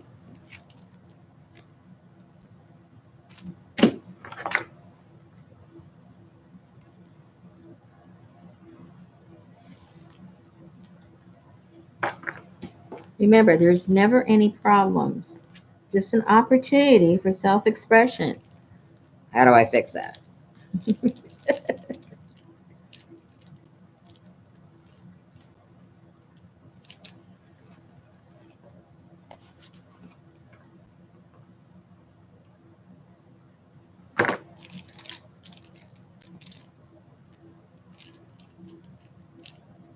Let's see right there.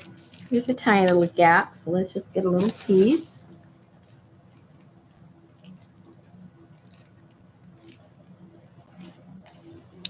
Put some glue down.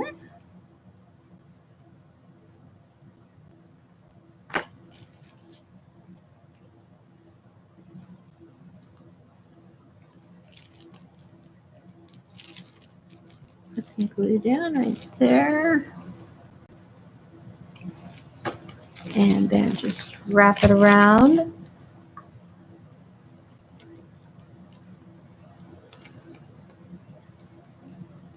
Perfect. Perfect. Clean. Clean your brush, Rosemary. Clean the brush. Clean the brush.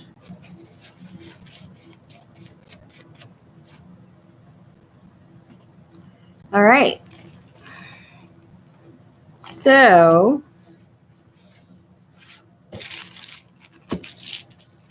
all right. Let's see what we've got done so far. That's pretty dry in there. I think I can remove that. And we got the top and the bottoms done.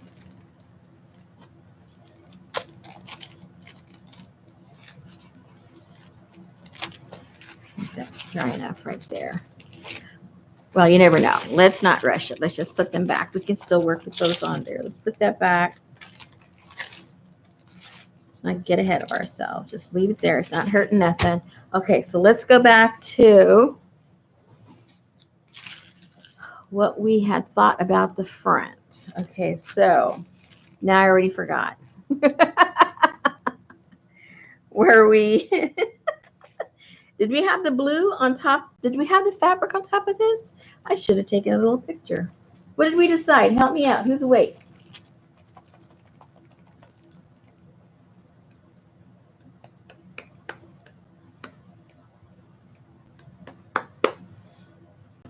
What did we decide? I moved everything. Oh, I think we had some of, did we? Did we not? You guys got to remind me. Okay, I had the blue fabric. And then what?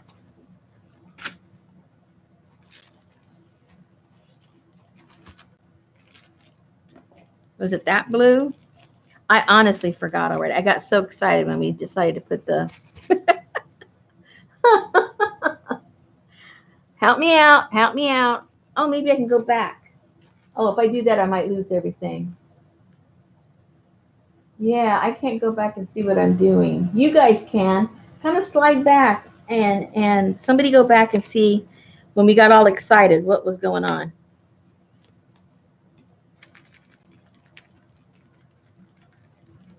Grass cloth paper.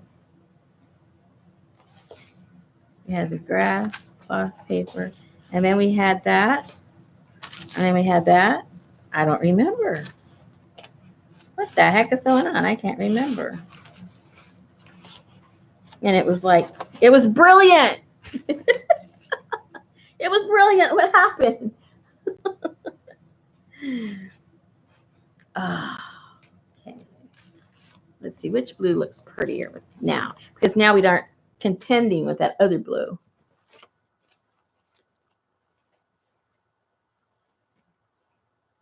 I also had burlap. Oh dear.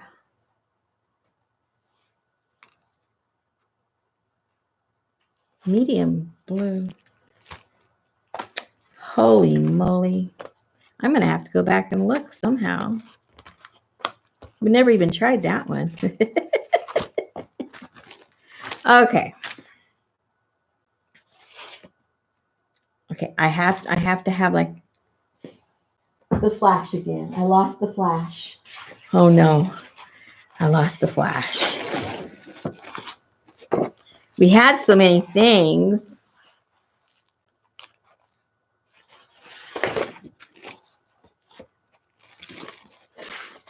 We had too many things going on. Now I forgot. We had too many combos. All I know is it worked.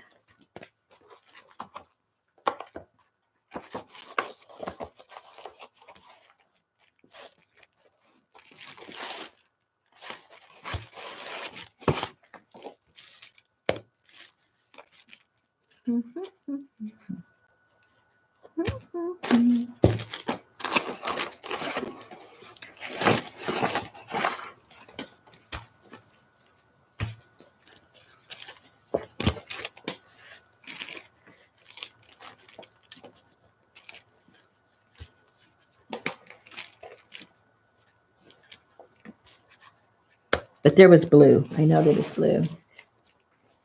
I know there was blue somewhere. We got to find the blue.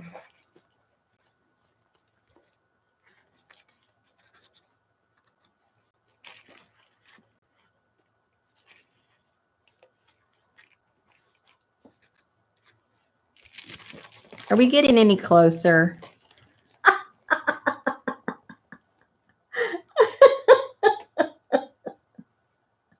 Okay, I had the dark blue fabric. I have the dark blue fabric. Okay. Dark blue fabric. The burlap. Oh, okay. I think we're getting there. I'm getting a little bit of a flash there. And then the card. Oh, yeah. Okay, we're getting there. Thank you, CJ. Yeah, okay. And so now we just got to figure how. Okay, so it's these two for sure, and then we're going to figure how we're going to build up on top of that. So let's get rid of the other stuff before we get any more confused. Because you know I will.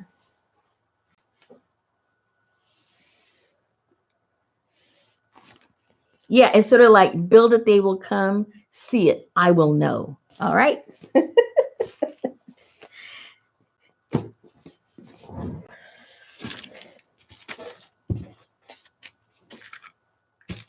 Right, so let's just cut off even if we don't use the whole thing, let's cut off a piece of burlap that will go all the way around, even if we don't end up using it that way. It's just less cumbersome.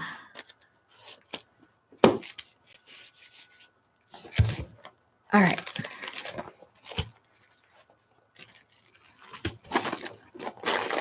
Move, everybody. Move out of the way.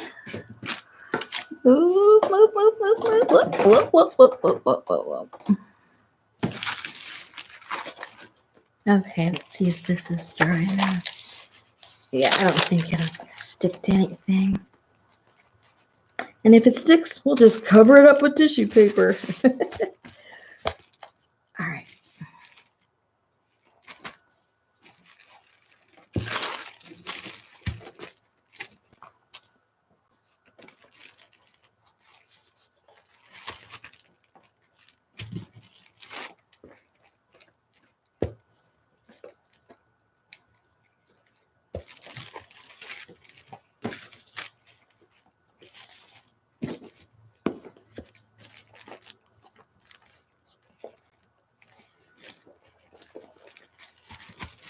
That's looking pretty cool already.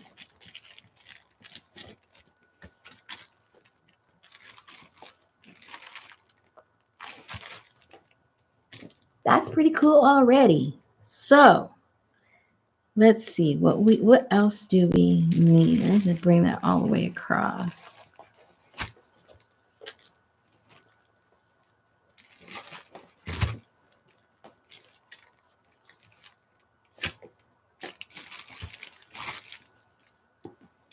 What do you guys think? Should we leave the plaster off?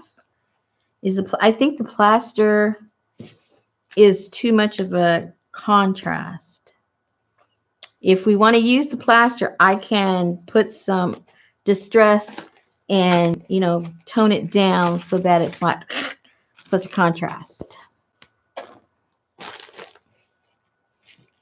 Like if I put some distress ink on it or something.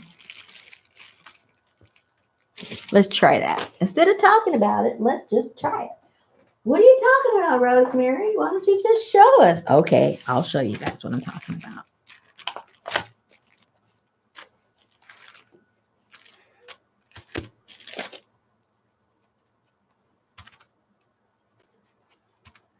We'll just dirty it up a little bit.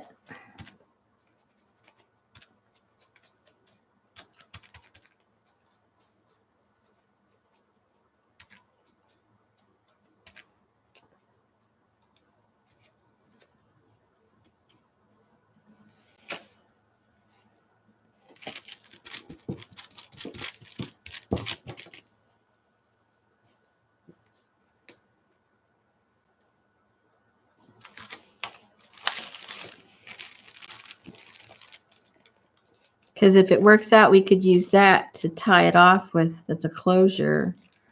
Those little buttons. And if it doesn't work, well, too bad. I can just replaster it if I want it white for some other project. Let's see. We might need some kind of lacy something just to set off all of the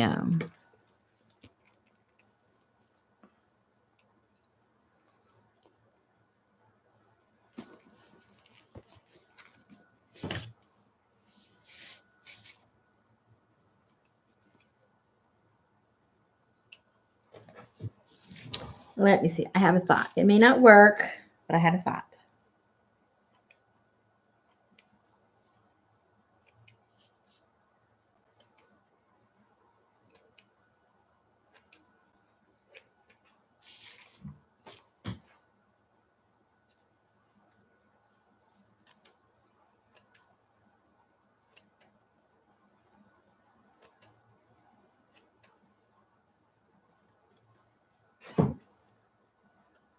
And people wonder why we charge so much for our journals. Because they take forever. Well, compared to other people, I don't charge anything for my journals. Okay.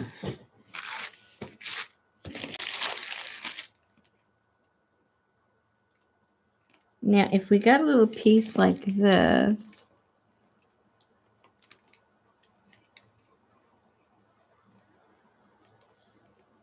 no, I can already tell it's covering up too much. I thought if we got a little piece like this, like to make it look like it's tying it down, you know. But it covers, I think it covers way too much compared to what it adds to the finished product. I think it takes too much away.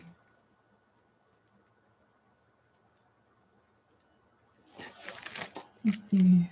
Try cutting the dark stitching off the burlap. Oh, that's a good idea.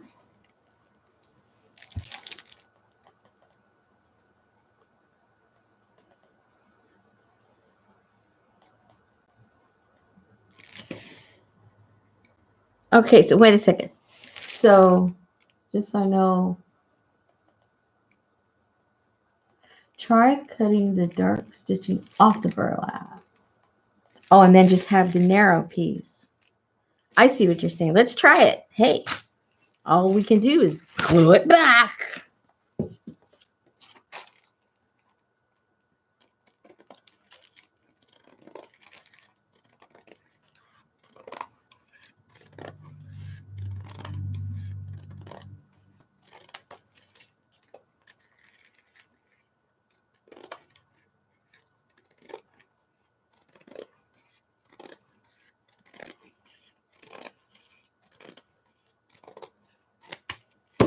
Okay, so now are we using this or are we using this? That wasn't clear to me. Are we using the plain burlap or are we using the striped burlap? Okay, we're using the plain burlap. And we're just going to put it like in the center.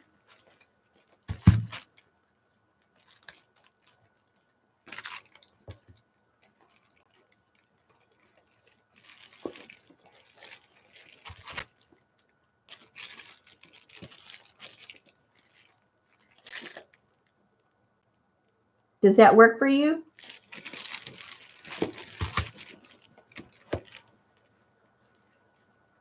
Ah, and then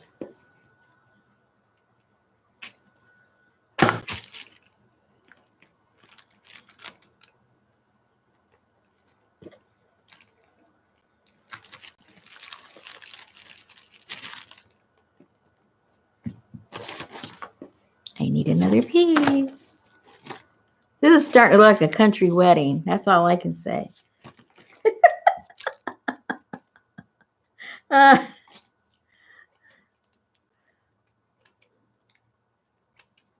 is starting to look like a country wedding.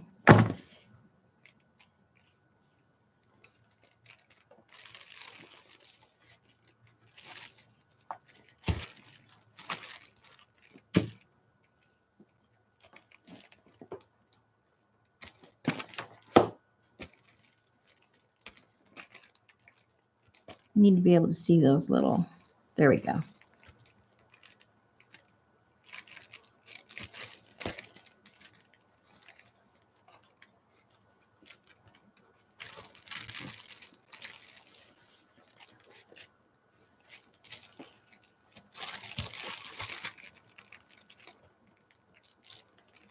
It's not sitting right. It's not sitting right.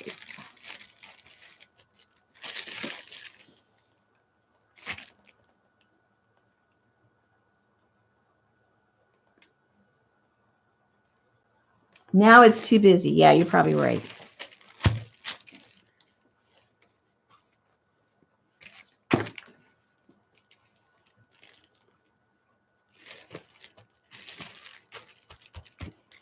Okay, let's be completely rebellious.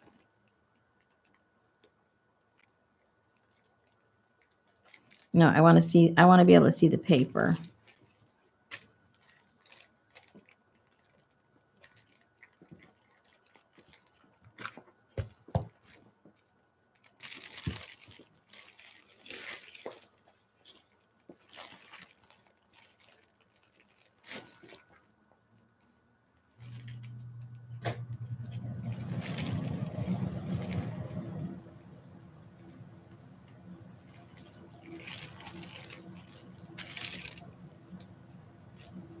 There's just something missing. And I will figure it out.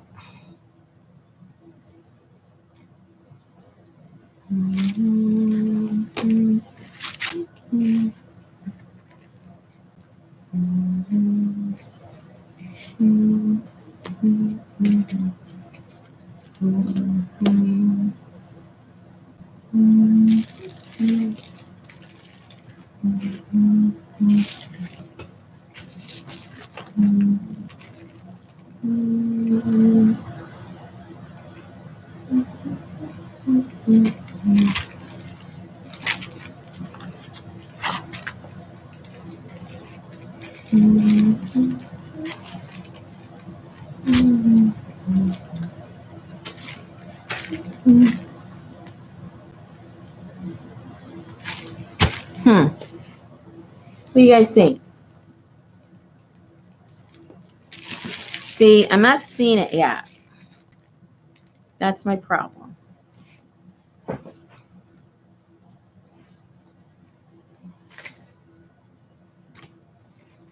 Okay, don't freak out, people.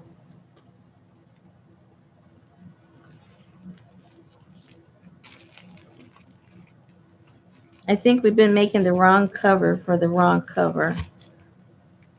I think this is the cover.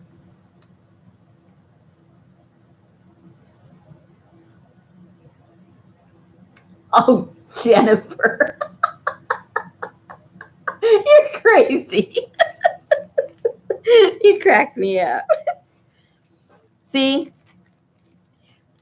Does this happen sometimes? We got all the right elements, but we have the wrong focal point. Everything else was working, but we keep fighting against this for some reason. There's no fight here. It's just done. And one little stripe in there might even work somewhere. You never know.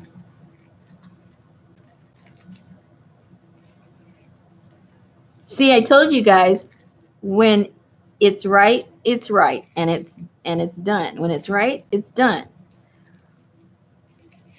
I mean, you can try fiddling around with it, but you know it's done.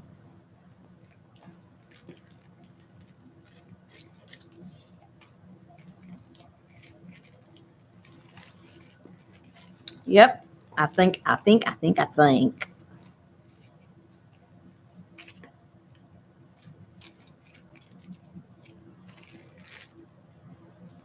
it's done. Now I have to see if I have some kind of little in my little supplies. If I have some kind of doohickey, like to close it with, or oh, but wait, we got to figure out what we're going to do with the back because none of this goes all the way across. So we'll probably have to finish that off right there. And maybe for the stripe people, we'll put that right there as a little finishing touch in the back. There you go. See, it's all working out. I told you guys it works out. Everybody gets happy. All the pieces parts get used. And I know it when I see it. You're going to remember that, right? And now you're going to look at stuff and say, yep, that's it. I know it when I see it. Don't mess with it. It may be the 10th, 20th thing you do, but you will know it. Okay, I got to go see. Let me see. Whoa, watch, almost knocked down on my little burlaps. I've got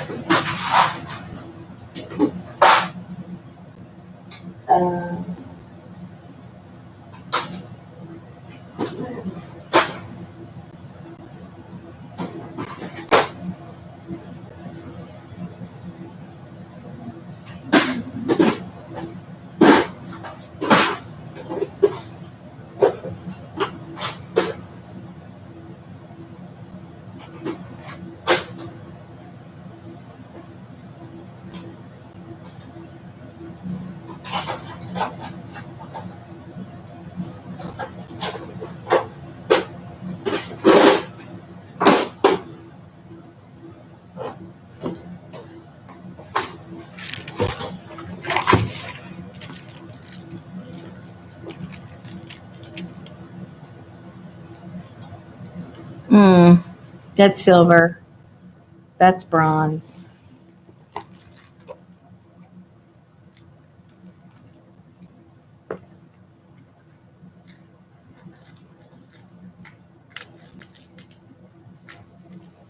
Do what now? Let me see. Hold on.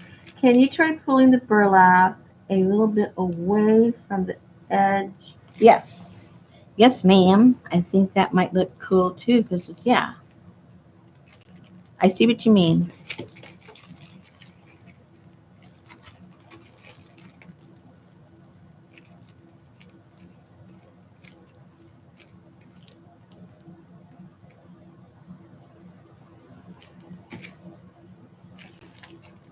Let's see. Well, no, that's not going to work. That's not going to work. I thought it was. In my mind, it was a different color. And then with the white, we're dealing with the whole same thing all over again, even though that is like a pewter color. I wonder if I can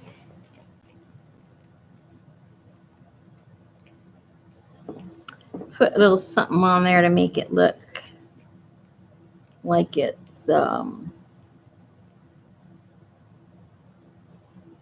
blue nuggets. Say what? Oh, these are they have holes in them to hang dangles from. It's a dangler. It's a dangler, not a Doppler. A dangler.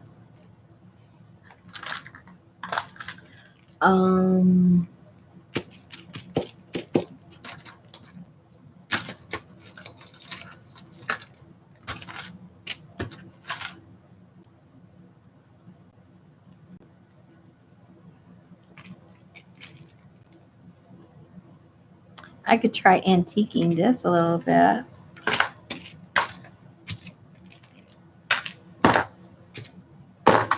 Oops. Or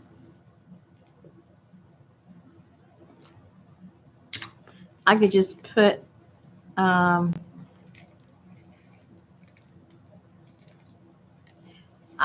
hole or something in here, and I have these little strips of leather, and I could put the leather here and here and tie it with the leather, because this is, you know, getting kind of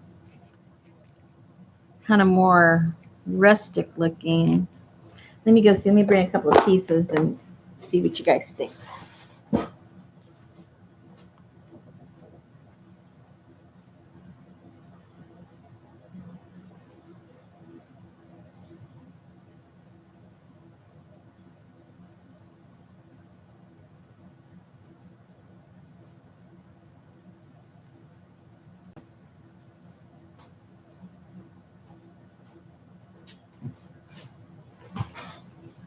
Because if I put an eyelet here and then an eyelet in the back on this, and then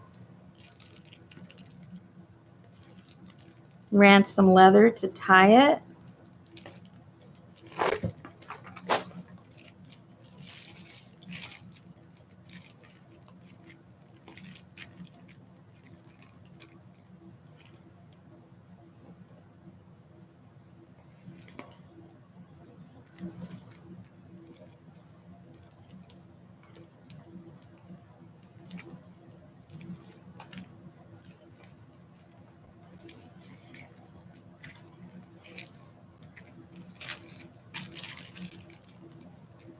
I probably put the grommet there as opposed to going around, but just so you can see how it, whoops.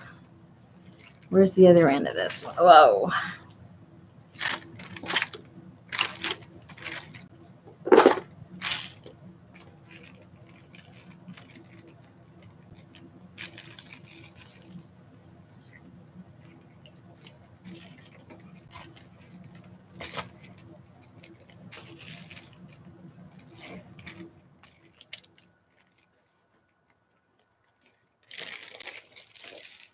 And just have a little tie there somehow. Not sure how yet, but you know what I'm trying to say.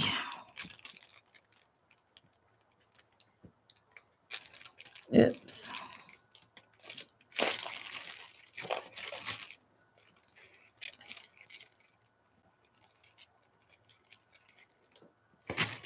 I don't know.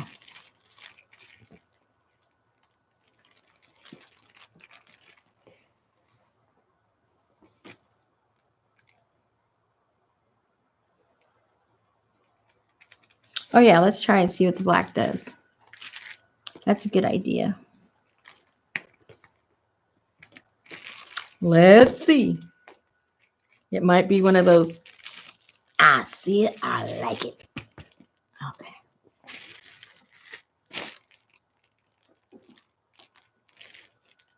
That's kind of a dark brown, but I like it. Okay, it doesn't have to be black.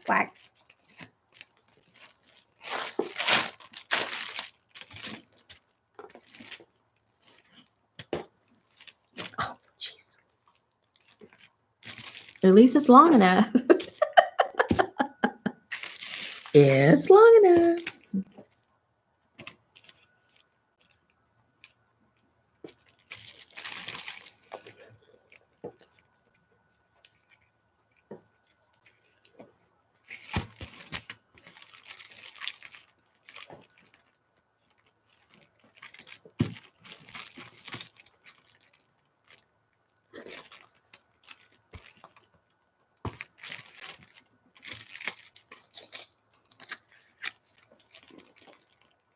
Wow, that one's thick.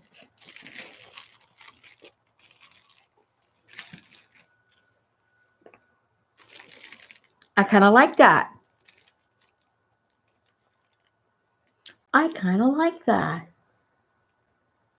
Yep. I saw it and I liked it. Okie dokie. Okay, so far, we're not changing anything so far. Do we need to add anything? Oh, because that's going to close it. We may not have to add anything else. Because if we're going to use this to close it, we're not going to need like a knob or any kind of closure that way. This is going to be kind of wonky though. I'm going to have to put this on something a little more substantial because it's too floppy laying on that. But to put this on some cardboard, which is good. It'll give it some dimension. It'll be nice.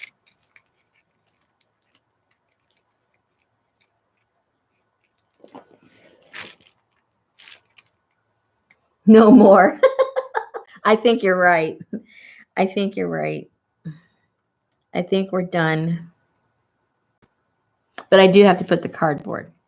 That won't make it busy. They'll just make it sturdy. So I need to put this on some cardboard. I think I have some left over from. In the trash.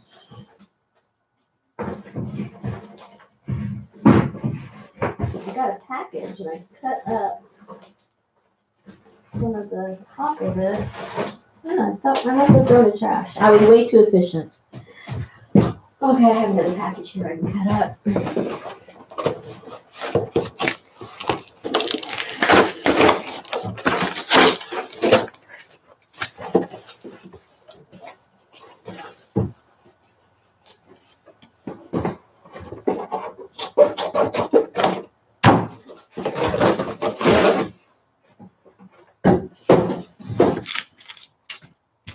Get all the tape off.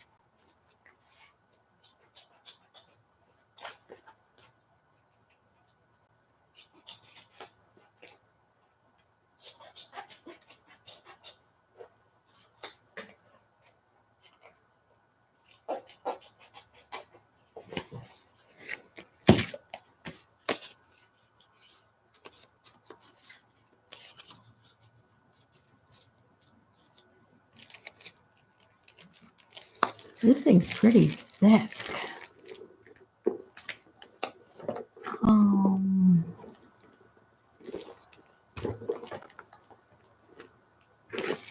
I have another bundle. Let me see if I can find one that's thinner.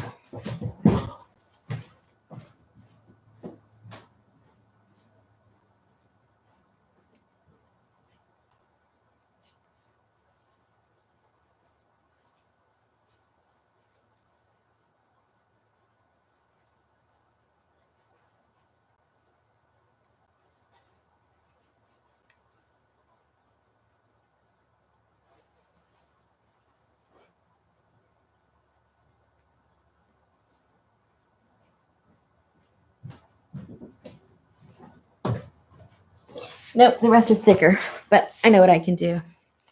All I have to do is cut a piece of this, 2 little small pieces, and put it here and here, and it'll be the same height, and that teeter-totter will be gone. No problem. I fixed it on my way back. I said, wait a minute, we can fix that.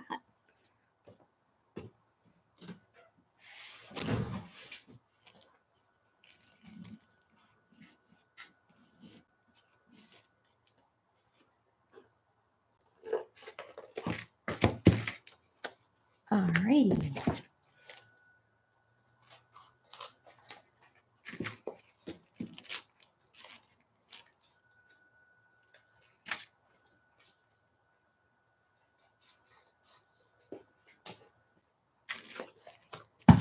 And I'm pretty sure that will work. And so what I'll do, these little cardboards, I'll cover them up with this paper so that when you kind of probably see a little bit underneath, it will at least be a little, you know, cohesive with the colors and stuff.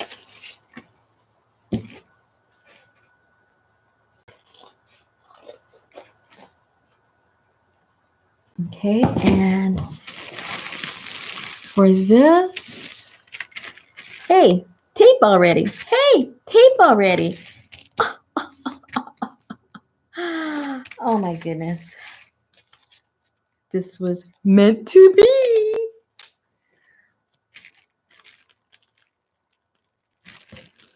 All right, and now, so we don't get this all messy, let's put this over here. We get the glue. And we'll put some of the paper on there.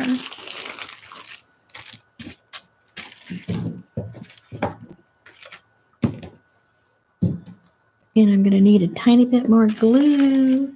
And I know I'm going to get too much. So maybe I won't pour it in there. I'll just contaminate the whole thing. How about that? Let me just contaminate the whole thing. Clean it off.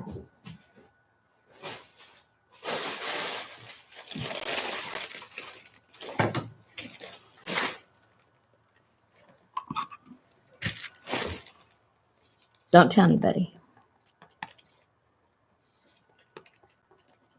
Well, we're not using paint or anything, so I shouldn't be so worried.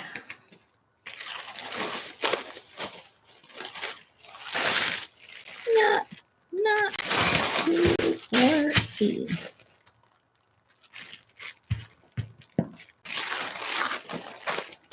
Come on.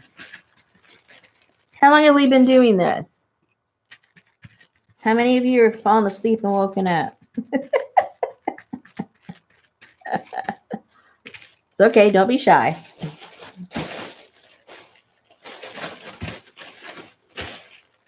If I was watching somebody else, I'd be asleep by now too.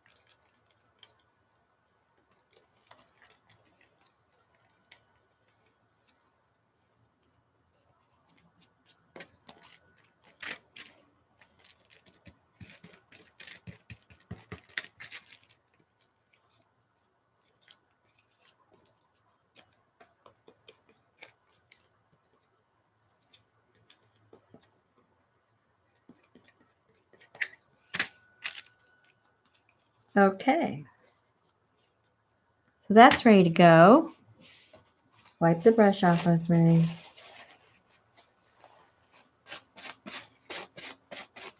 Wipe the brush off. Wipe the brush off. Okay. So how many are we? Wow, we're still 46 people here. This is fantastic.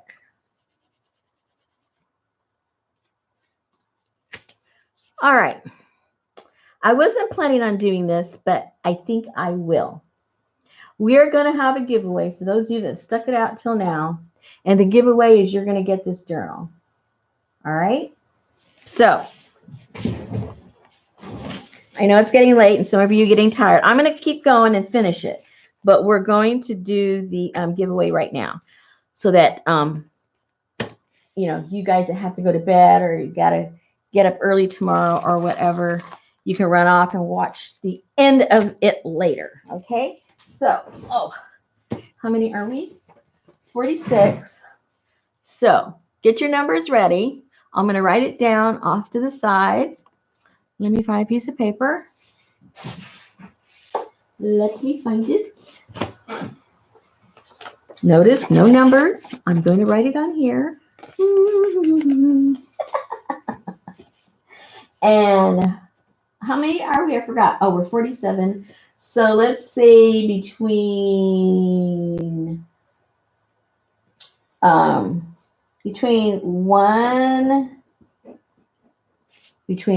and 75, you can only pick one number.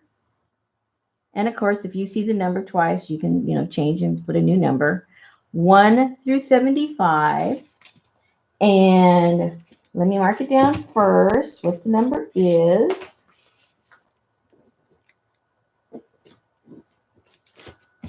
I don't think you can see that in there. Okay, there's the number. I will type in. Hey, what? Linda, come on. I haven't even put a number set to go yet. Take that number out. Hey, everybody, take your numbers out. Your numbers aren't going to count till I type in go. So take your numbers out. There you go. Linda, take your number out. Let me type in one number. 1 through 75.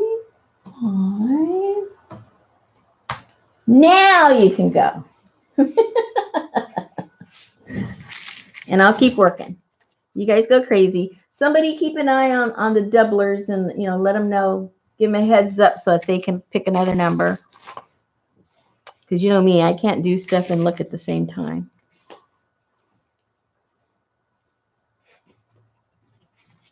Oh, I guess I should be looking. I have to be looking, right? Because I got to see if the number comes up. How stupid. Okay. Or when you guys are all done. Yeah, because somebody might get even closer. Unless you hit it right on. So keep going. Make sure it's just one time, though. But look back and see if you're doing somebody else's number. You can pick a new number.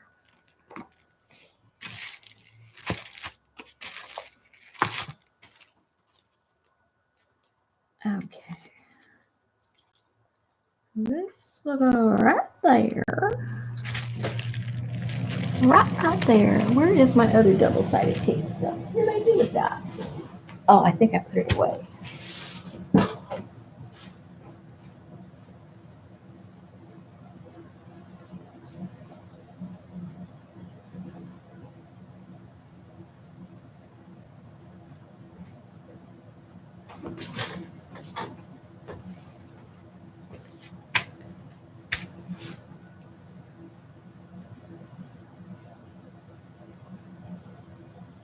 Yeah, go back. It's doubled. Go check and see who did it first. Who's in charge here? Could somebody be in charge?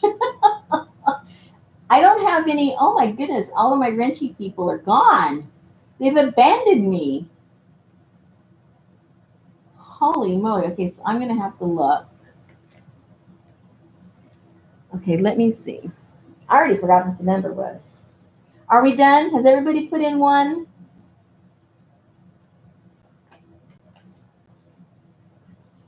Are we done?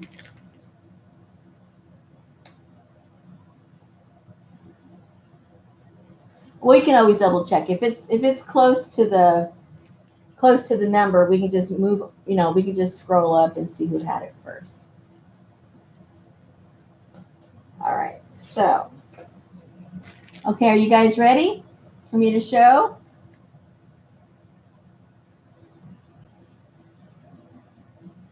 Okay, Doreen, pick another number.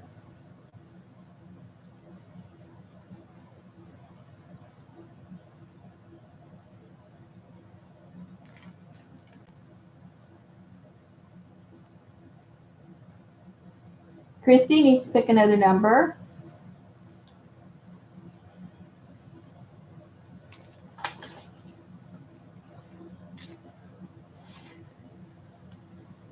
Okay, so if everybody caught up that had doubles?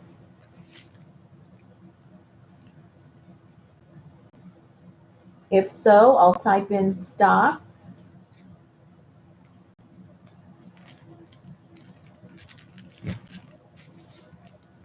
If we find out we had another double, I'll double, well, we'll see if it's over.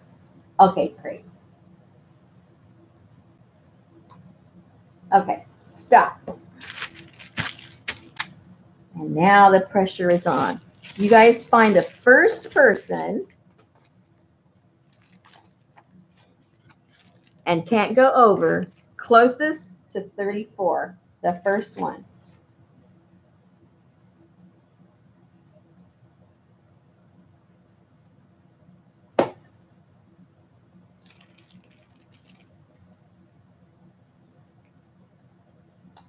Let's see, I see 33. I see 33 twice. Did you guys pick another number? There's 3 for 33. Well, that doesn't work. Well, who's the first one, though? Whoever the first one was. Let me look on my feed. It'll have to be on my feed who the first 33 was. So let me go down. Deb Crafty has 33, and she's way up on the top. And then the second one to do it was Sharon.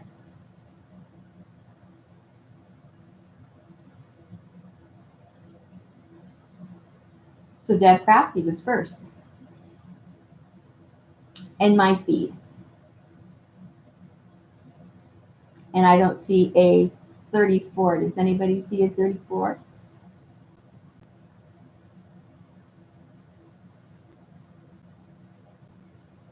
Nope.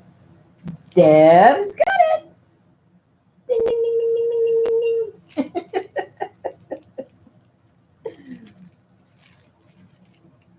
So Deb Crafty, where are you? You need to get me your mailing address. You can contact me through my email or Facebook or Etsy, which is easier for you, and I'll give you that information.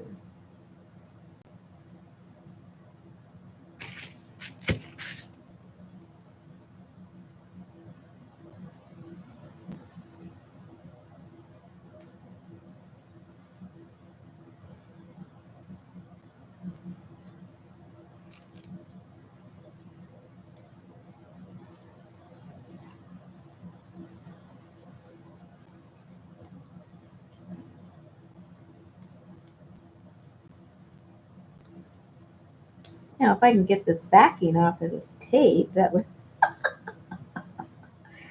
would be fantastic. Now, Deb, I want you to know that you are going to be the owner of my first attempted soldering. So you better be kind to it because it might fall apart. You better be nice to it. Be gentle.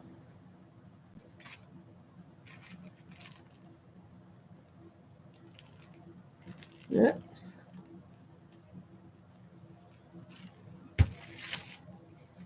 Okay, so that's going to go like that. And then this is going to get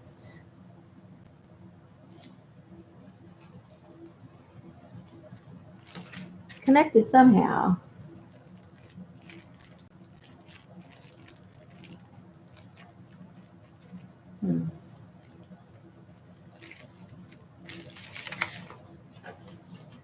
Let's see.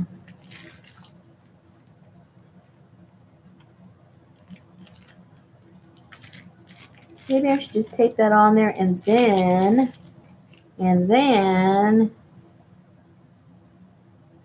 maybe put a little something on there to hold it on there and there. But we'll do the tape first, and then I'll do it more securely. But I'll put it on the tape just so it's not all wonky all over the place.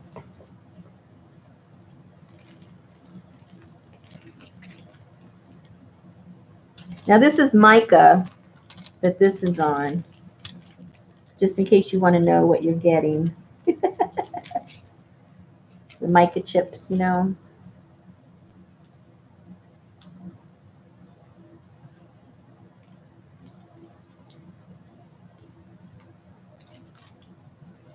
Let me put this down.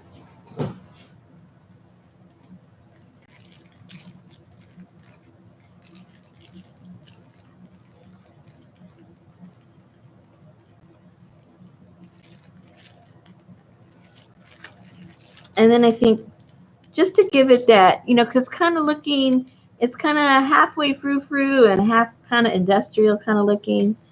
So I think I'll put an eyelet in there. Just, oh no, I know exactly what I'm going to do. Never mind. I know exactly what I'm putting there.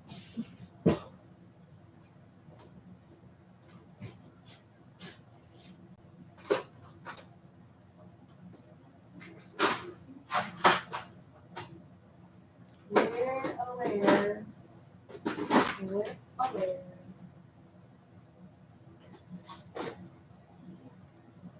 I know what I'm putting, I just don't know where it is. That's a problem. That's a problem. You don't know where it is.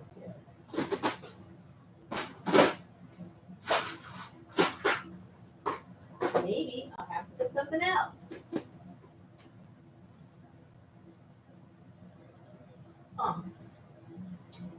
Yep. Maybe I'll just put some of these.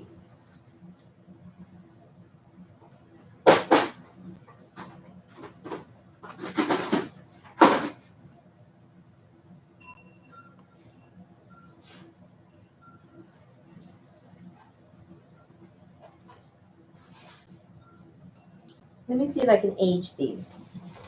There's this chemical. I see. Then I put a hole there, put that on there and there. But I only if I can age it. There's this chemical. This stuff,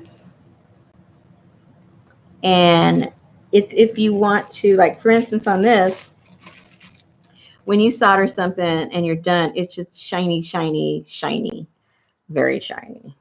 And if you want to kind of like antique it, you put this stuff. So I'm going to see if it will antique the heads to this or not. I don't know. I don't know.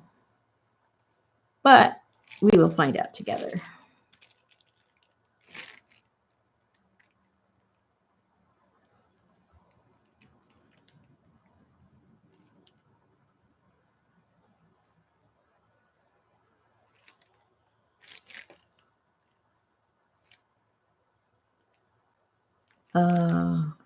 Yeah, it's starting to work.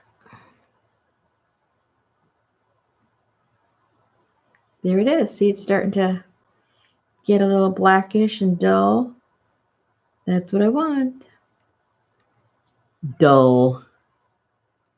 Dullsville. So if you are into, making things kind of look antique-y and old looking, see, look at the difference. Ta-da! You need to get some of this stuff. I got mine through Amazon. I think I've like stopped shopping at regular places because you can't find it, or it's out of stock, or you have to pay all this shipping. It's always something.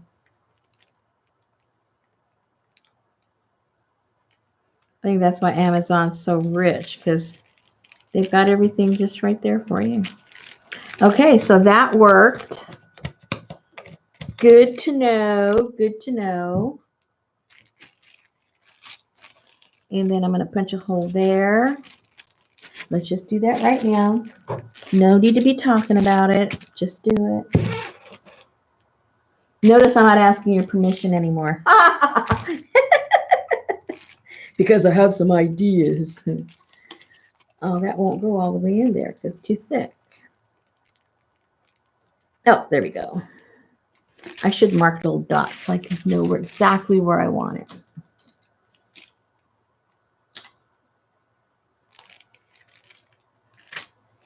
The tissue paper, let me think. I got to think hard where I got this.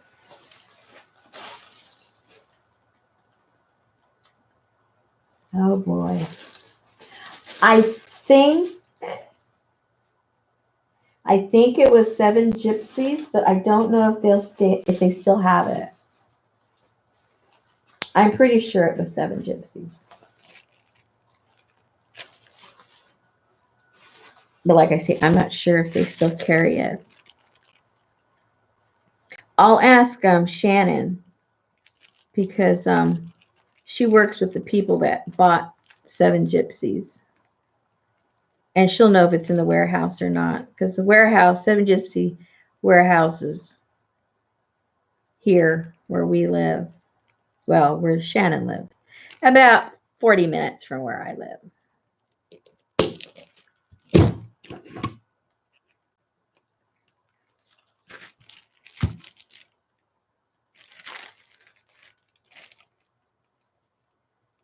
Oh, that looks good.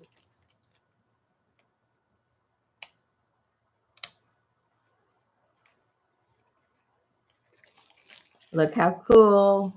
It looks like it was meant to be. All right, so then the other one, let's just offset it. These things do not have to be square in the middle of anything. Maybe off to that side look kind of cool. Kind of cool, kind of cool. Oops, that thing's sticking up there. How am I going to get there? How do you get there from here? Oh, here we go. Like that. Maybe. Oops, that thing's still in the way. Oh.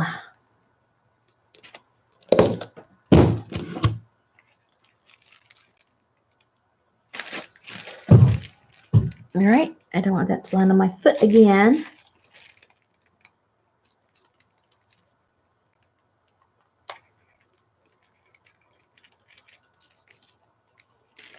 All righty. I'm liking it. Okay, this thing's done. Done, done, done. All right. Put that there. Now, back to the cover.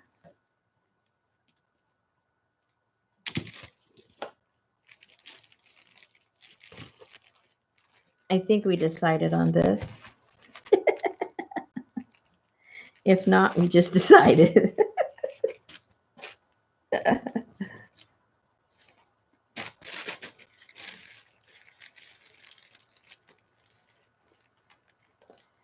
Kind of put it in, kind of sort of in the center. Offset that so we can see a little bit of that. Oh, I still got to put the rivets in there. I mean the rivets. You know what I mean? For this, right? Yeah. I put a hole in there. That's right. And I got to put some little. Oh yeah, I forgot. See, I'm getting way ahead of myself. I got to put a couple of pieces of these so it lands evenly.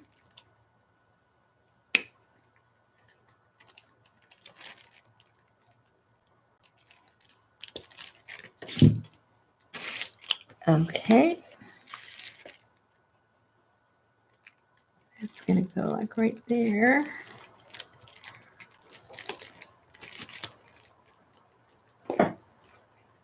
In the back. Whoops.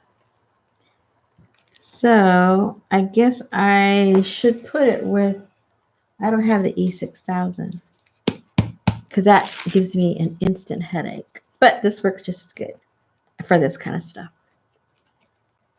It's fabric and paper, so it'll be good. It'll be good.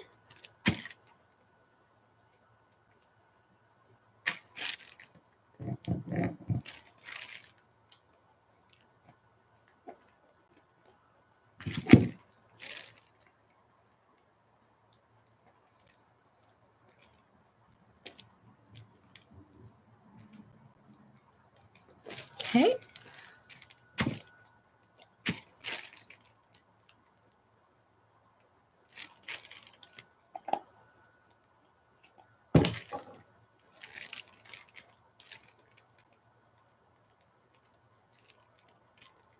All right, let that dry.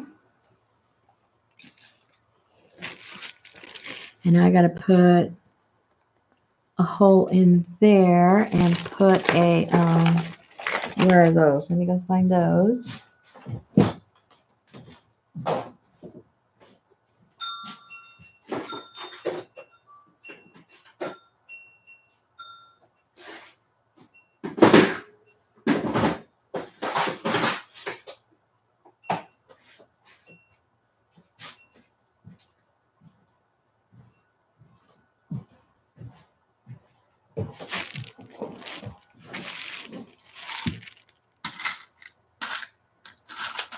Hey, let's see if it darkens these.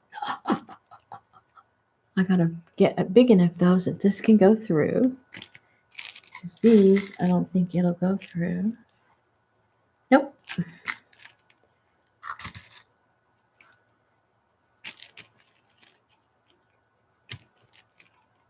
That goes through. They're not as deep as that. That one's better. That's a little too deep.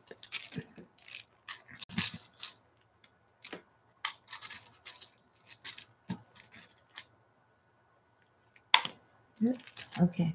Let's see if we can darken those a little bit. See if it works on them. I bet you it will. I bet you it will.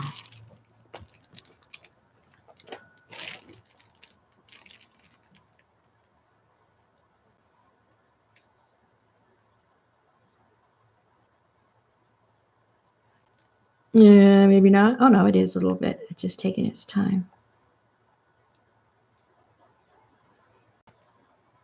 Yeah. Hey. Yep, there it goes. Changing right before your eyes.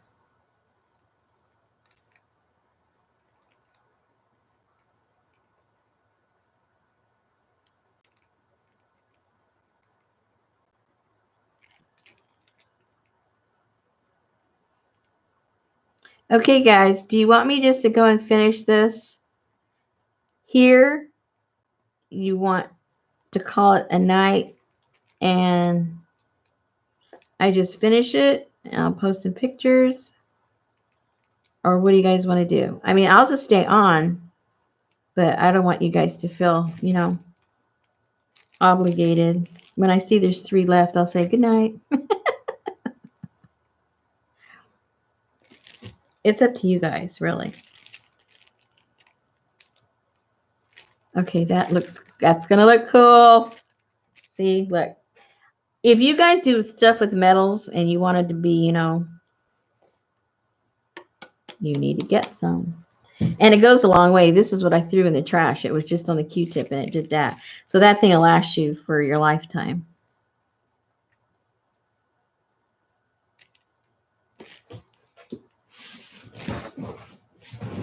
Okay, let me see what's going on. Oh, that's a good point. No, it will not hold up. So,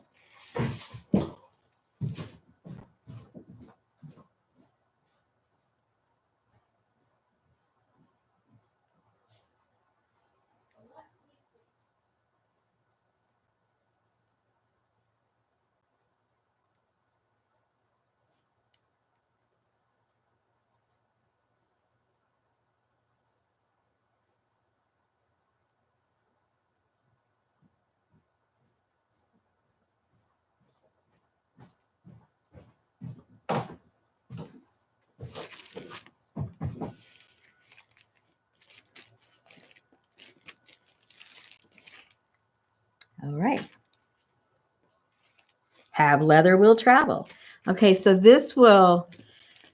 what I'll do real quick is where it doesn't show, where it'll be underneath here, I'm going to go and sew this.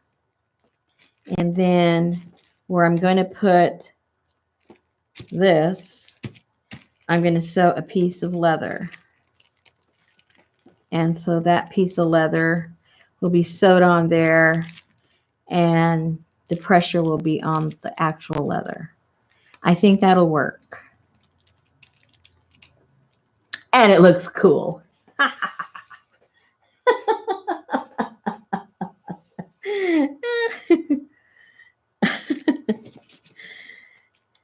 And it looks cool.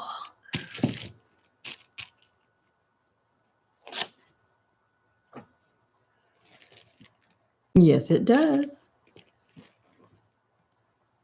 See? It looks cool that way.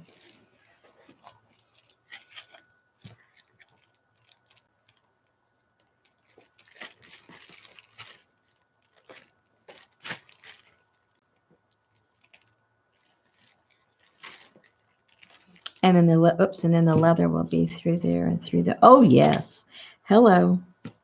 Okay, so let me run over and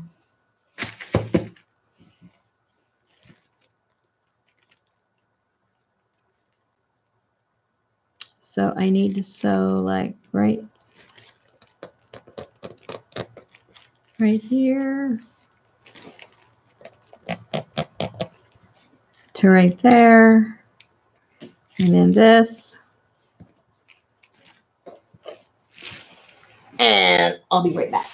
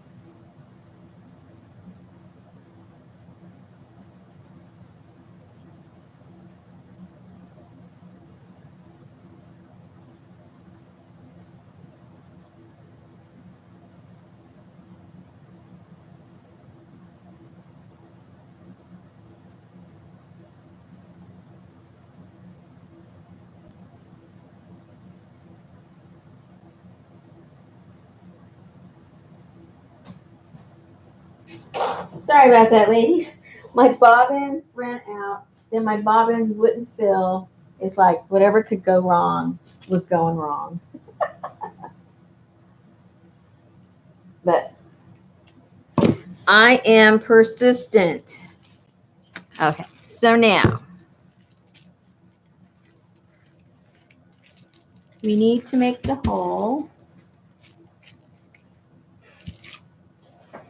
Okay, let me see what you guys talk about.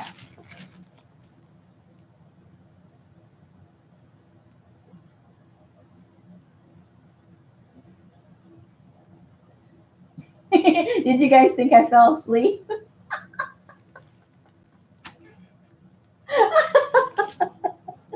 It was like, come on, come on. Oh my goodness.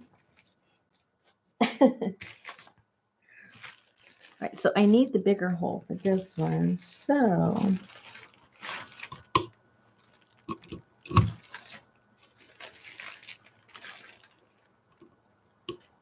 I should have run back and told you what was going on. I kept thinking, it'll work, it'll work. Uh-oh, now I got to stand up, and I hope I can make, after all this, I can make a hole in this. Ah, I can't. Oh, I did. Okay. All right, now let's see if this fits in there.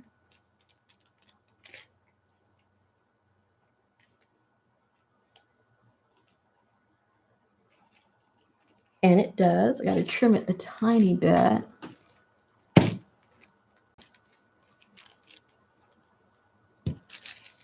Okay, thank you, Debbie. I will check it out on Etsy.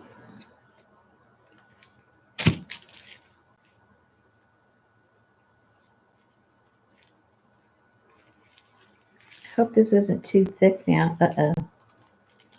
I'm having a lot of uh-oh moments on this little thing here.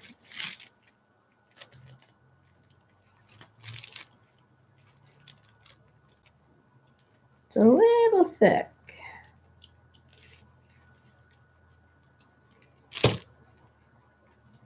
But see, that's what happens when you don't have, like, you know, a real plan and you're spontaneous.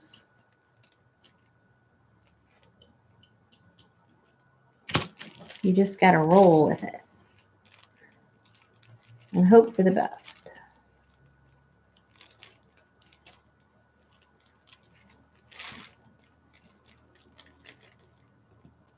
And then if that doesn't work, I don't know. I do have those that are a little bit thicker. I thought they were going to be too thick, but maybe I do need the thick one. Because that looks like it's barely going to do anything. But we'll try it and see what happens. We'll try it. Is it on the right thing? Is it on the right thing?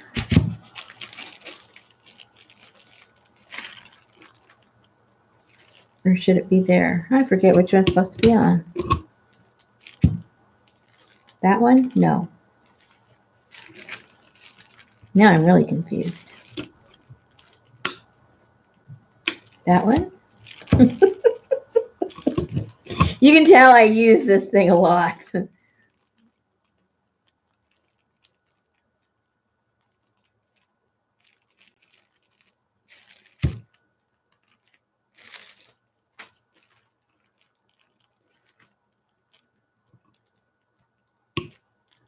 Uh-oh, let's see. Let's see what happens. It doesn't feel good. I might have to get the bigger one. Oh, it did something. Let me see, did it catch all the way? Oh, it looks like it did. Let me just do it another little tug or two.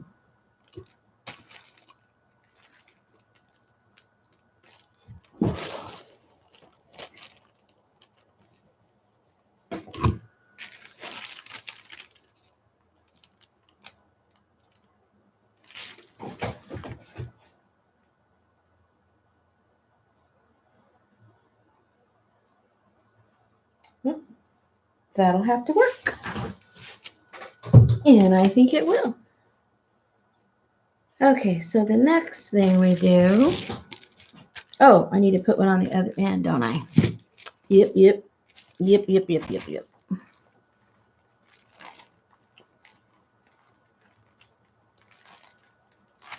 And then the leather will go through there and around.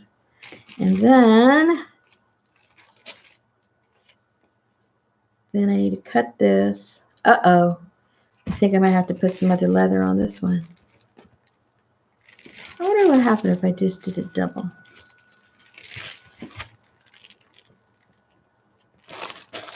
I wonder. We'll let Debbie be the guinea pig. We'll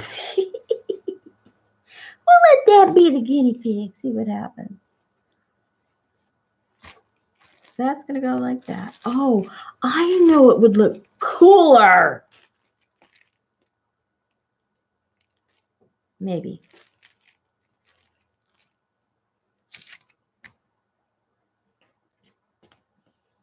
Let me think here.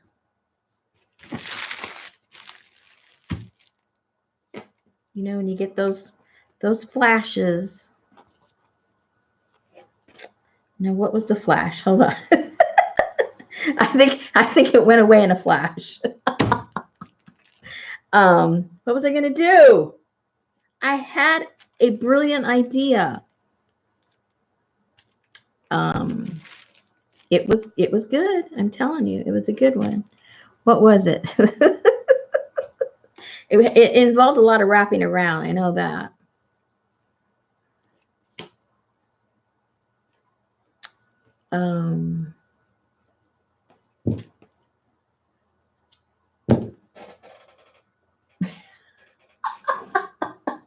Peggy.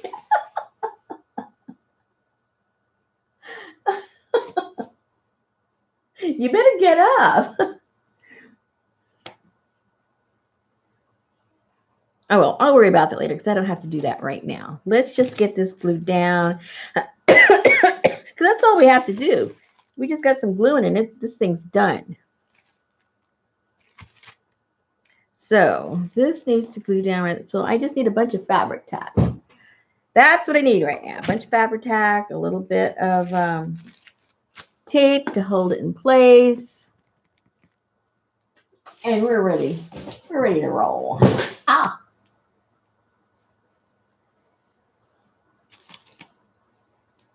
The what? What? Remember, the card was built for the leather. You mean that and that? No, I know that part. And I got to put the leather through. that I remember. But the leather's going to go on top. The leather's going to go on top of this. And then that goes on top of there. Like that. So I need to glue this down first. Then maybe it'll come to the flash of what I was going to do with this. Because this goes on top of that. I got that much figured out. That's as far as I've gotten.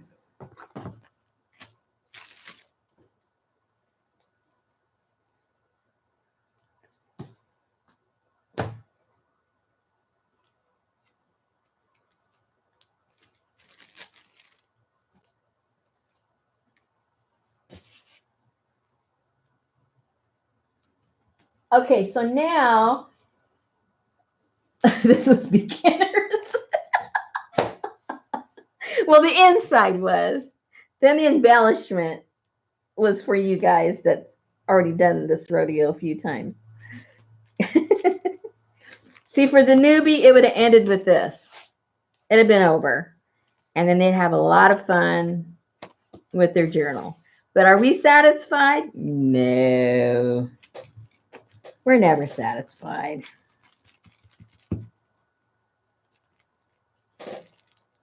Okay, so I think most of you can envision this already done. So if I make any more, which I hardly ever make, well, this is what I do. If I make more than one, I do it at the same time because I don't like to go back and do the same thing over again. I like to do something different. So I won't make one identical to this, obviously, or else I would have, you know, done it all at the same time. But that's how I did my my little what do you call it? My watercolor books. I just made a whole bunch of them. And then when I did my what do you call those books? My glue books that had all my little paintings on them. I did a whole bunch of those too. So I did them all at the same time.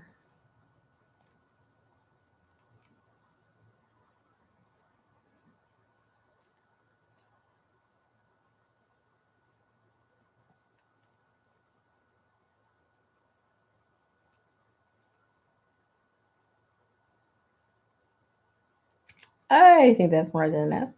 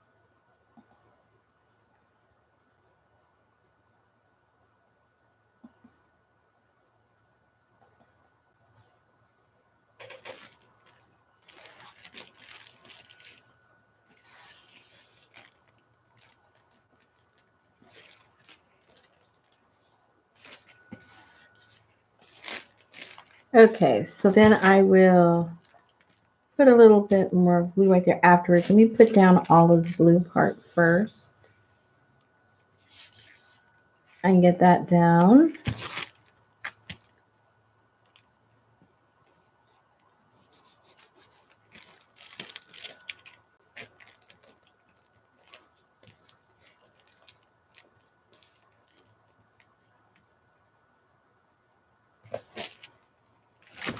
Do what? Uh-oh. Oh, it's going to go in through there. I changed my mind. It's going through this one and not through that because it wasn't connecting real well. So I'm just going to do it through there. I see what you're saying. I forgot to let you guys know I changed my mind. I did that in midstream because I didn't like the way it was tugging. Boy, you guys see everything. That's good. That would have been a mess if I was doing it the other way.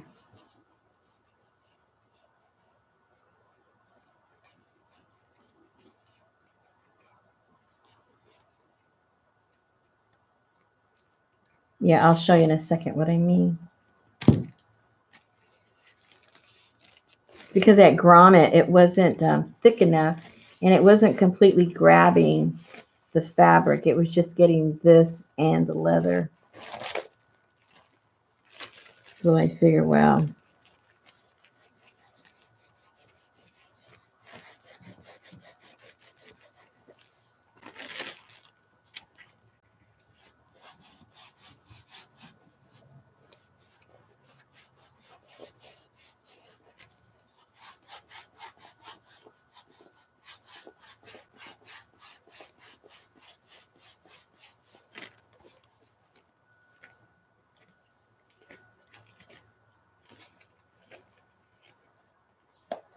now this I do have to figure out what I'm doing with this. I keep going back and forth.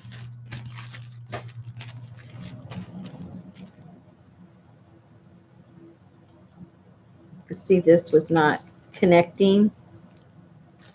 I'll show you. it connected really good with this, but it wasn't connecting down there. So put a shot of glue right there, and then we'll put the leather through that.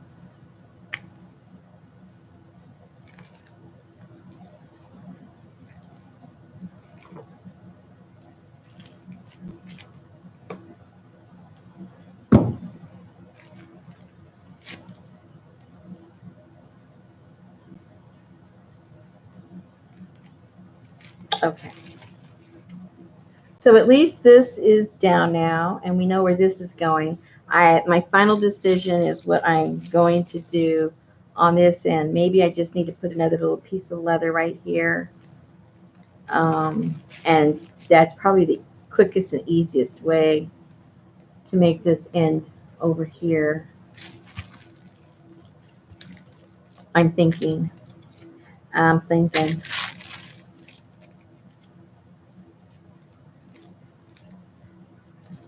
Yeah, I think that's the best way.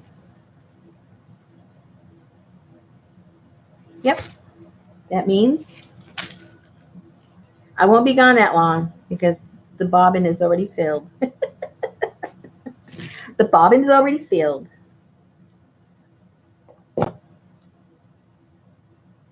Hey, this tore last time. It was super thin, maybe. Oh no, there it goes. I like the tourlet. Okay.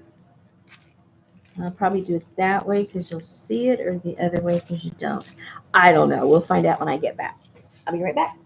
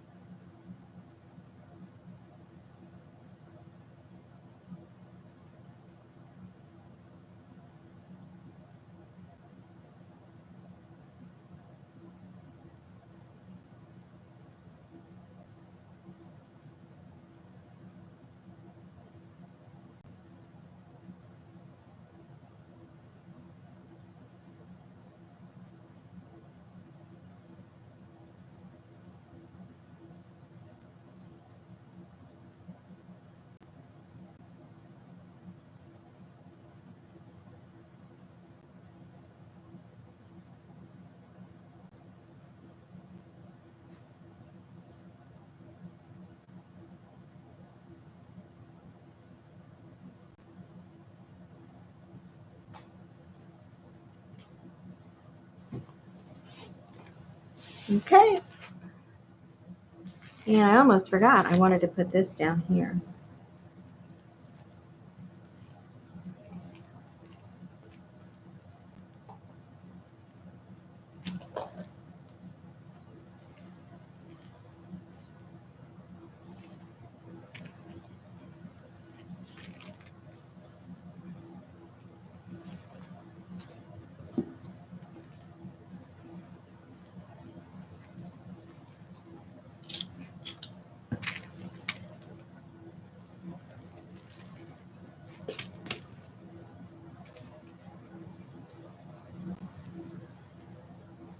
Did you say you were taking a soldering course?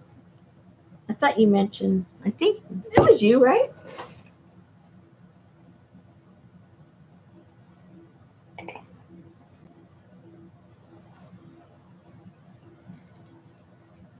I don't have a torch. I just have a gun.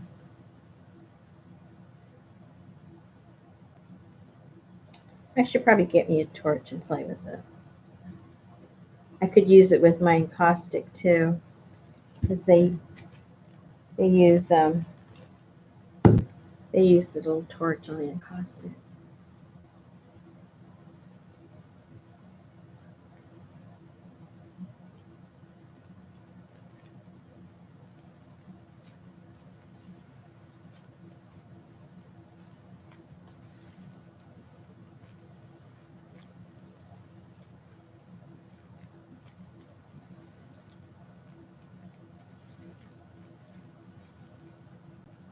Oh yeah, Stephanie Lee. I've seen a couple of advertisements for some classes for her. All right, so now got to put a hole on this one, and we put the leather. And believe it or not, I think we're done. I can't believe it.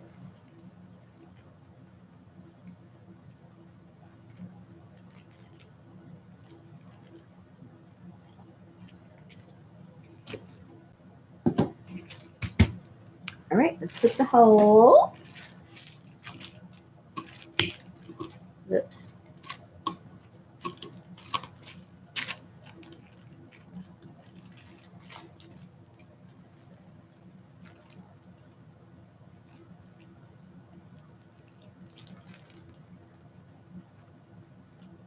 I've never taken a class. I think it would be fun.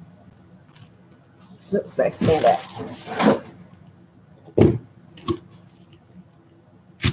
I'm kind of the,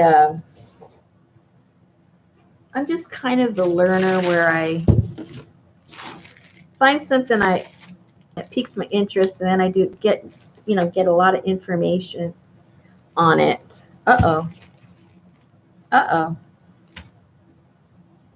You guys just saw what I did, right?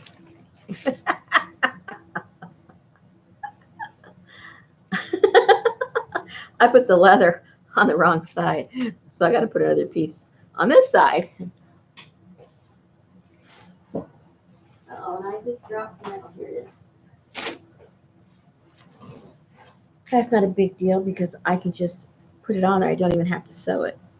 It'll stick on with this thing.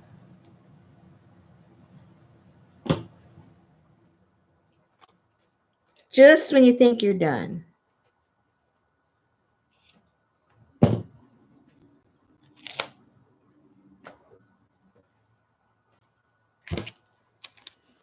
Just when you think you're done.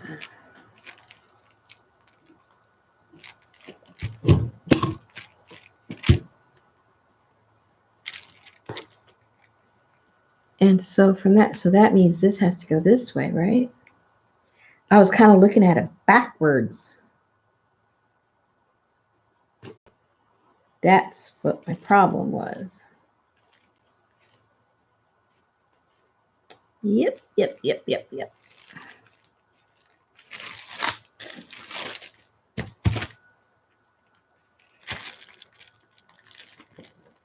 I hope it catches everything.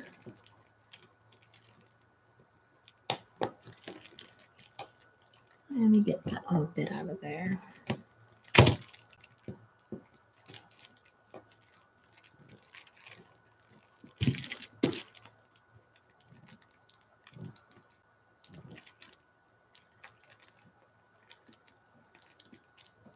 There we go.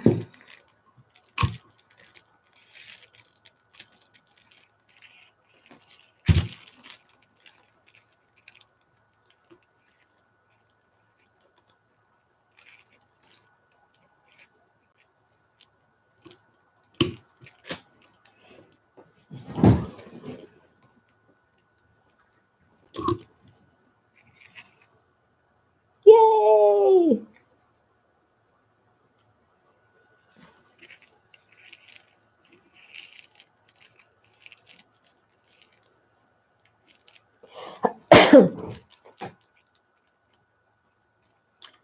just do it a little bit more for emphasis.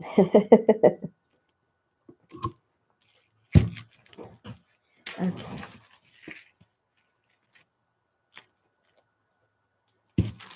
And then we can just cut that off. I'll just leave it. If you want to cut it off, you can cut it off. Well, it might be in the way. It'll wrap around, huh? Maybe I better cut it off. It's going to be in the way. I can already tell. All right. And I'll just put a little bit of glue right here. And we'll just leave this flapping in the wind.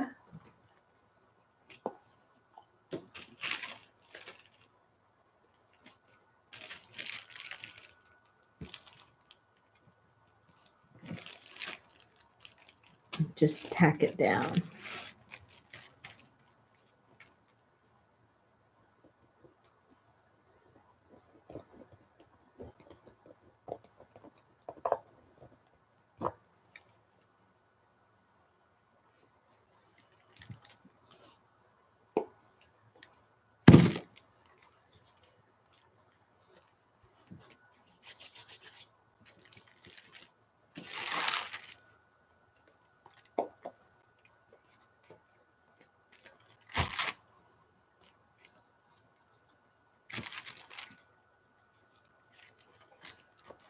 Okay, so now leather time.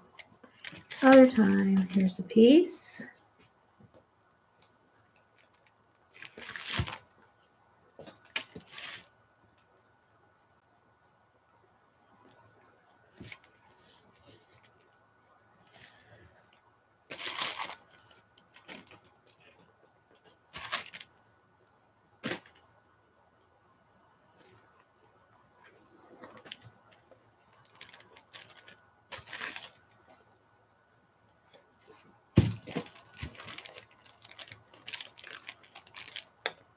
I might need to tack it down there to keep it. I don't know. Oops, glue.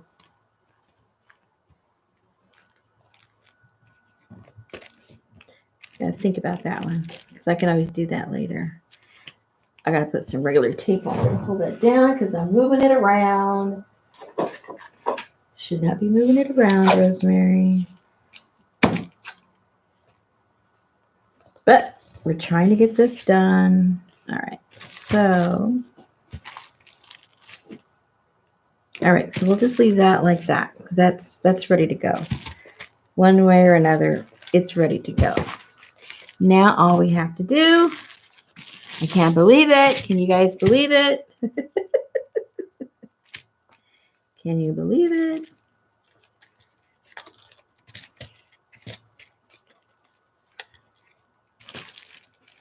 Man, I'm glad this was a simple journal. Okay, so once I put this down and glue it, I'm not going to move it and touch it anymore because it's got to do its thing.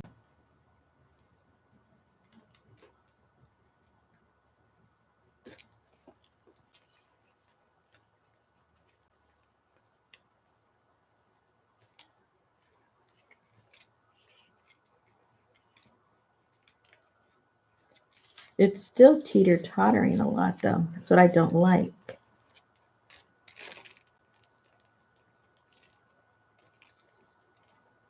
Even though I put those pieces on there, I don't like the teeter-totter.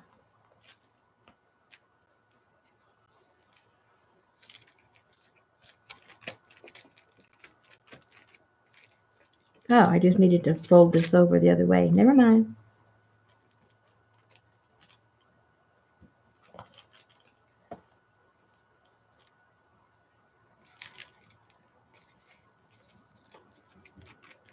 Yeah, it's not doing it anymore.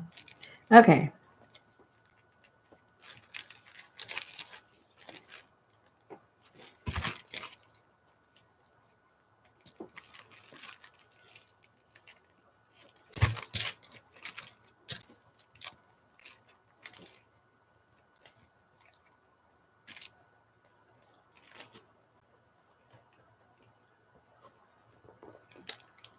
I need to glue that down. All right, so all I'm going to do now is glue that. I wonder if I should even do that with maybe a hot glue gun, so it'd be steady and done. Solid surface, so I can.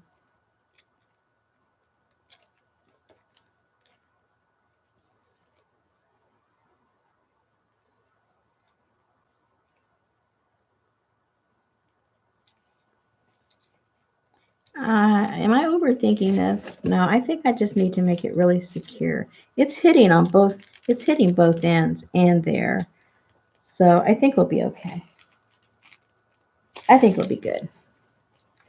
But I do want to secure this down and flat and make it stay. Oh, maybe I just need to put this. I know. I just need to put that goofy tape on there. Hold on. Yes, yes. We just need some goofy tape.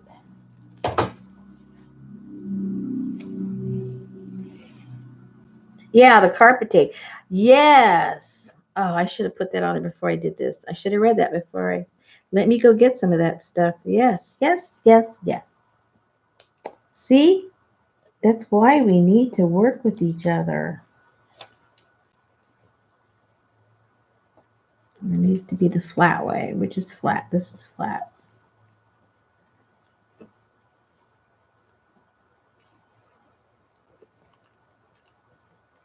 Okay, at least it holds it in place. Now, I'll go get the carpet tape. Yay! Because I'll use carpet tape and glue and everything on here. I'm going to use everything on this. And if it falls off, I don't want to hear about it. I don't want to know about it. You know how it was put together. You can glue it back together. Oh. I think it's the first time someone gets a journal and they know exactly the way it was put together. Yeah, let me go get some of that.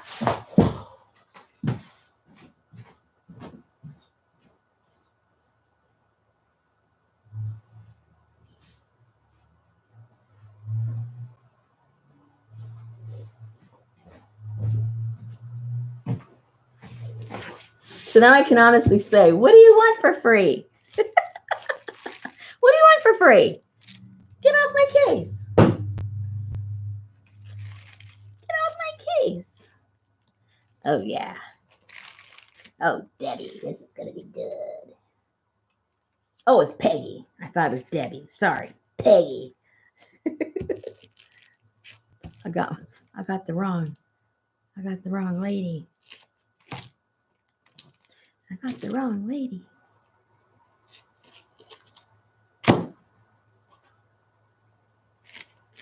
Okay. And I'll do this and glue, and this thing will never come off.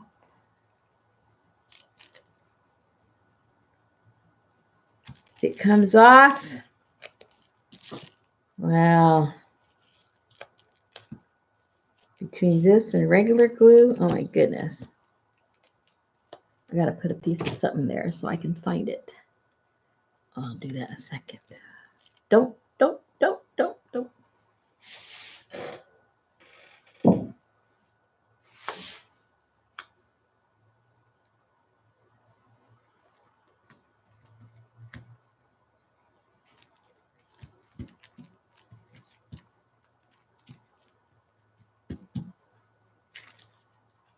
And glue over here.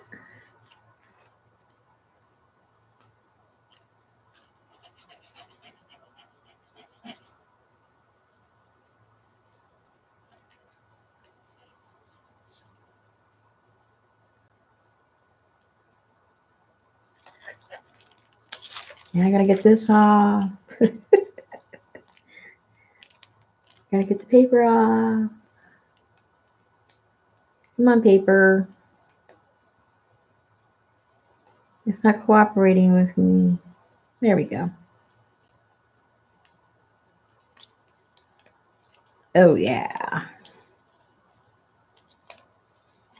Ugh, that stuff is really sticky. That's for sure. Okay, I'll put that, and I'll put some little Fabri-Tac on the corner, on the edge, and that thing is not going anywhere.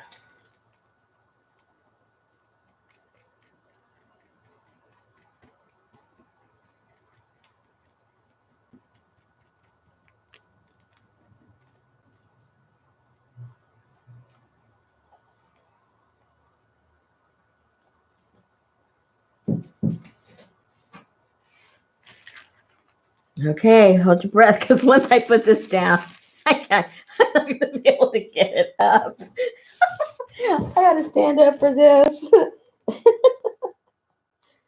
I'm getting nervous. Oh dear. Okay. I don't think you can watch me do this because it's got to be where I can see it.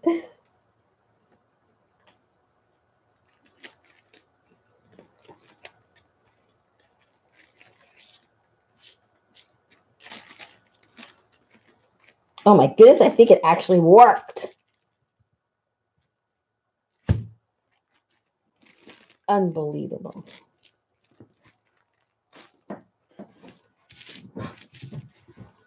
Now let's hope that it's made contact in the important spots. But at least you know how it's supposed to be. If for some reason, uh,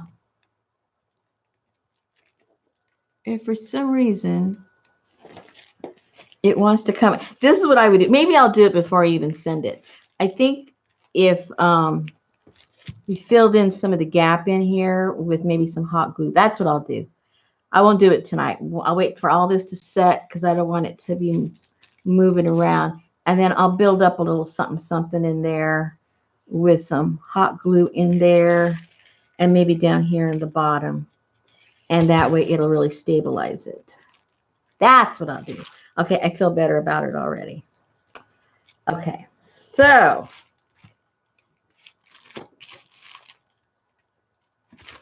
that being said, I think we're done.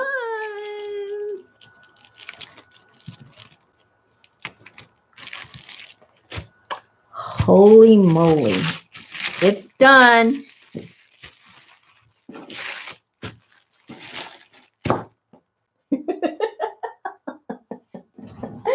Oh my goodness, I can't believe you guys stuck it out with me. Oh.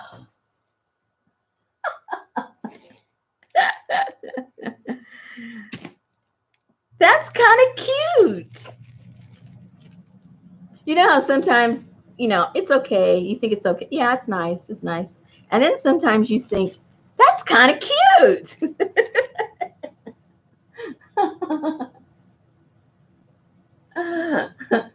Yeah, Deb. I don't know. So, Deb, how are you going to use it? Is it going to be a glue book? And please tell me you're going to use it.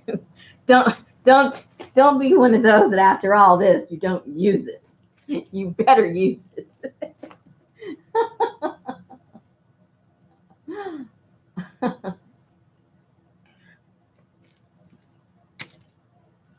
No, don't just, no. I know. I like my books to be used. I like to imagine people in there, putting paint in them and putting glue and, then not liking a page and tearing it out and putting it somewhere else and like having a life. I wanted to have a life.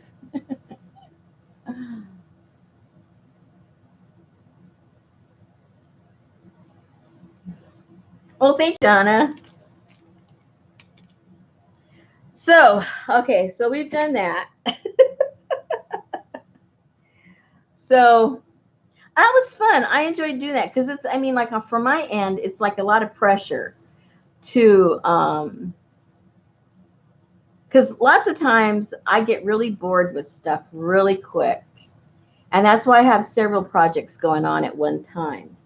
And so when I get bored or I hit a wall or something, I'll leave it and I'll go do something else and then come back and do it. So this was like really, really a challenge for me. But I like challenges, I say all that because I do like challenges.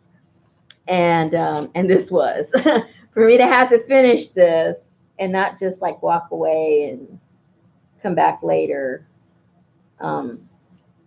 That's hard for me. But it was fun. I'm not complaining.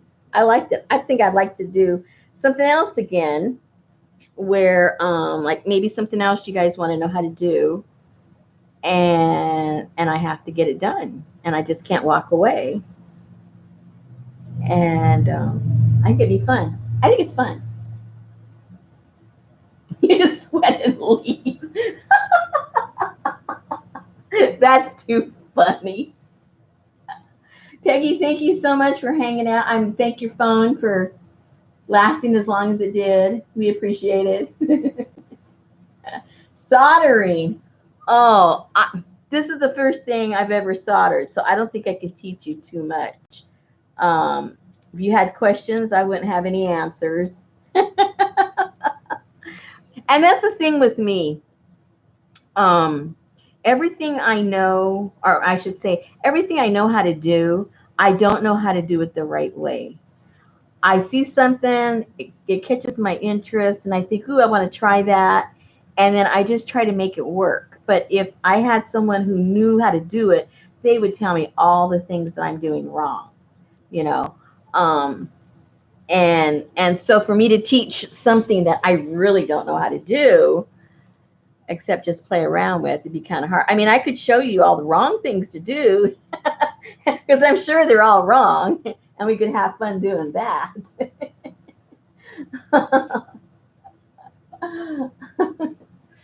So I have